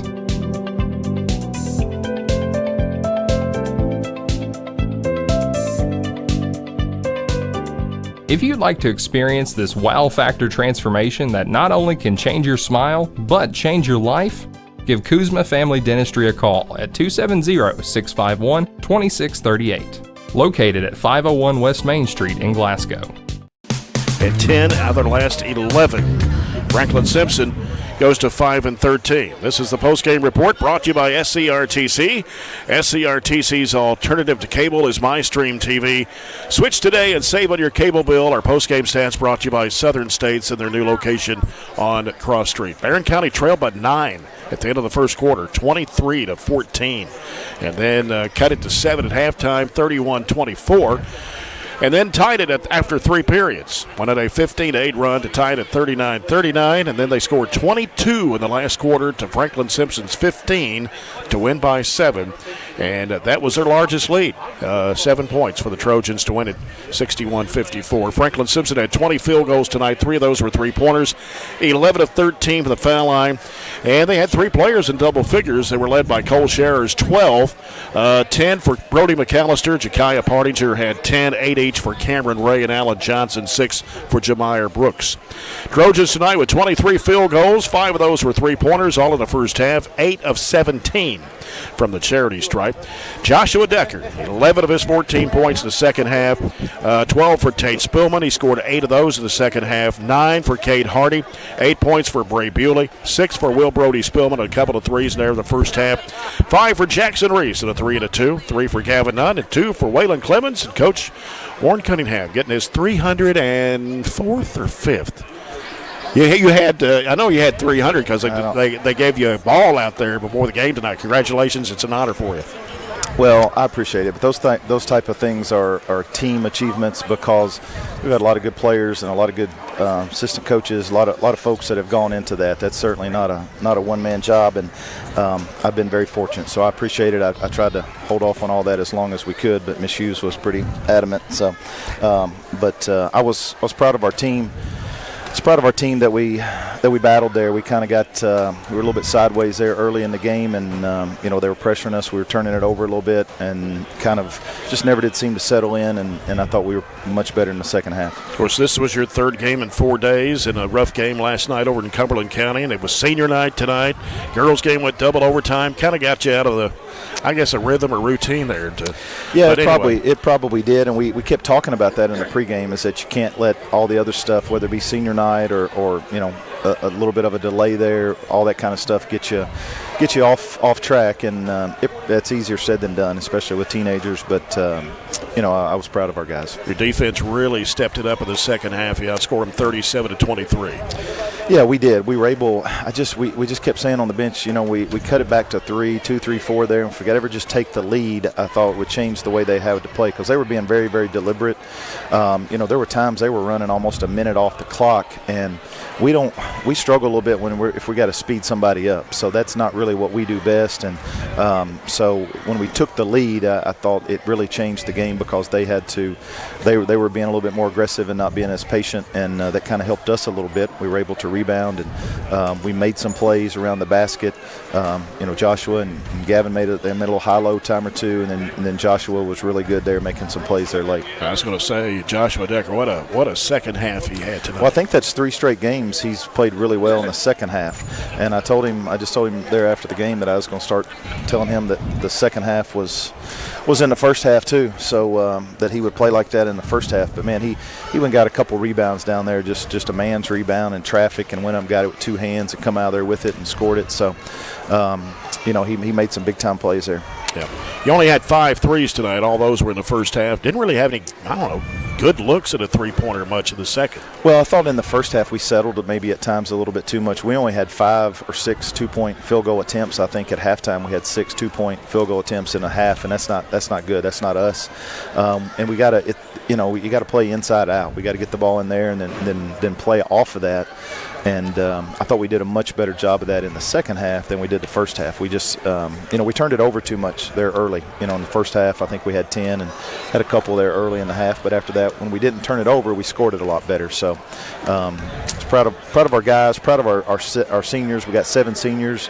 We couldn't start all of them, but we started 5 of them. And all those guys are great young men. They work really hard, and just really proud of them. Joshua's been with us for 1 year, and the rest of them have all played all 4 years. Bray's he came up as an 8th grader and played with us, so he's been with us for 5 years. So really proud of those guys. They've got great families, and just outstanding young men, and they're fun. They're good guys to be around. They're fun to be around and enjoyable. And I told them that it's senior night. You're being recognized tonight, but it's not the end. We got a lot of things here in the next few weeks that we want to accomplish, and we've still got work to do. So I want them to enjoy it and appreciate it, but get back to work. Go to 16-9 now. This is your 8th win in a row, 10 out of the last 11. I think our guys, I think we've really improved. I can see a big improvement. I think we have. I hope we have, and I'm proud of our guys, because we haven't mentioned that too much, and we haven't really rested on that. I feel like our guys have continued to work and just get better for the next day, and not worry too much about it. When we were 1-5, and when we were trying to get over 500, we were telling them not to worry about the record. Just let's just get better, and all those things will work out if we just improve and get better here over the next few weeks. And I feel like we've done that, and we're still kind of saying that. Let's not worry about that and not focus on that. Let's just keep working to get better each day, and our guys have certainly put the time into it and certainly worked really hard. Got a little extra time off now until Saturday night. Got a big, tough Adair County team coming in on Saturday night. Yeah, they're really good, and we played them up there last year, and they were in the Final 8 of the state tournament, won the 5th, and advanced after they got to Rupp. So they've got those guys back, and they've got a lot of weapons. They've got an outstanding point guard in Loy that can shoot, that can play. They've got the big kid inside. They've got wings. They've got kids that can shoot it. Yeah, they've got a lot of different weapons and a lot of different ways they can hurt you. So we'll certainly have our hands full, but we've played 3 in the last 4, and we need to get some rest, and we need to watch a little film. We're going to watch some film in the next day or two to see some things that we got to clean up a little bit. Adair County, a good team to play this late in the season to get you ready. Yeah, for this it is. tournament. Yes, absolutely, and because they challenge you. They're going to challenge us around the basket. They're going to challenge us on the perimeter, and also challenge you in how you defend. So it is a good game. We got several of those coming up here at the end to challenge us and to get us ready. Yep. Coach, congratulations to you. We'll see you Saturday. All right. Thanks, Jay. Coach Warren Cunningham and the Trojans, they win it 61-54 tonight over Franklin-Simpson. And we will come back and wrap it up. Coach's comments tonight brought to you by Edward Jones Financial Advisors Jamie Harris and Sheila Perkins. Back after this postgame break to wrap it up here on WCLU 104.7 FM.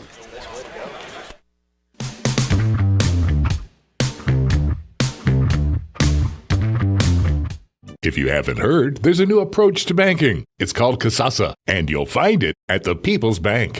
Your free Kasasa checking account offers you monthly cashback rewards. The Casasa Cash Checking Account can earn you a very high interest rate on your balance. Then link Casasa Saver, and you'll also get a high rate on your deposits. Grow with Casasa at the People's Bank in Glasgow, Cave City, and Barren. The People's Bank, working for you. Restrictions and qualifications apply. Restrictions may vary. Contact the People's Bank for details and to learn more. Get a great deal on select Kubota equipment. The BX Series is the #1 selling subcompact tractor in the U.S. The versatile lineup is built to help you make the most of your land. Right now, bring home select Kubota equipment for 0 down, 0% APR for up to 72 months on select BX models. Now through September 30th. See us or go to KubotaUSA.com for full disclaimer. Your local Kubota dealer is J&J Sales, 1311 West Main Street in Glasgow. We've got you. It's a pledge to make sure you're always taken care of. A pledge that Farmers RECC honors each and every day. When it comes to keeping things running smoothly or getting them back on track when they're not, we've got you. Always. Farmers RECC is a Touchstone Energy cooperative, your source for power and information. Extreme Health Club and Extreme Fitness for Women, both with 24-hour access. And Extreme Blend Smoothie Bar to help you refuel and recover. Over 8,000 square feet of weights in Extreme Health Club and ladies only at Extreme Fitness for Women, including tanning beds, both with access to saunas, infrared saunas, and the 90-degree saline therapy pool. You'll love the wide variety of classes with experienced instructors. Personal training is available and with the best in the business. Call or stop by today and see what everybody's talking about. Our dental health plays a vital role in our overall health. Practicing good dental hygiene is especially important for children. When was your child's last checkup? Riley Dental Group is invested in making sure you and your family have the healthiest smile possible. They understand a dental visit may prompt anxiety or nervousness, but Dr. Riley and his team offer a variety of solutions, including a comforting and friendly visit from Bennett, their therapy dog. Call Riley Dental Group for an appointment, 651-5939. Get in. We're making country great again. Come on. Whiskey River, take my mind. Willie 94.1. You got to have an ace in the hole. Willie 94.1. I'm a hard working man. The Big Willie. Oh, little rock. It's great country. Willie 94.1. We're making country great again, and we've got the Real Trader for you every weekday morning starting at 8. Join me, Mac Daniels, for it right here on Willie 94.1. First game tonight, double overtime. Franklin-Simpson 55, Barren County 49 in double overtime. And here in the boys game tonight, Barren County 61, Franklin-Simpson 54. We'll be off until Friday night. The Trojanettes travel to Pulaski County. That'll be a JV varsity doubleheader. JV game will start at 5:30. We'll have the varsity game for you here on the radio Friday night from Pulaski County. And then Saturday night, we're back here for a boy-girl doubleheader against Adair County. And hope you can join us if you can't make it out here to Trojan Gym and Bobby Steenberg in court. Want to thank John Butler for color commentary tonight. On the board, back in the studios, Jake Norris, Aaron Russell with a live stream broadcast tonight. So until Friday night, I'm Jay Turner. Thanks for being up late with us tonight, and so long, everybody, from Barren County High School.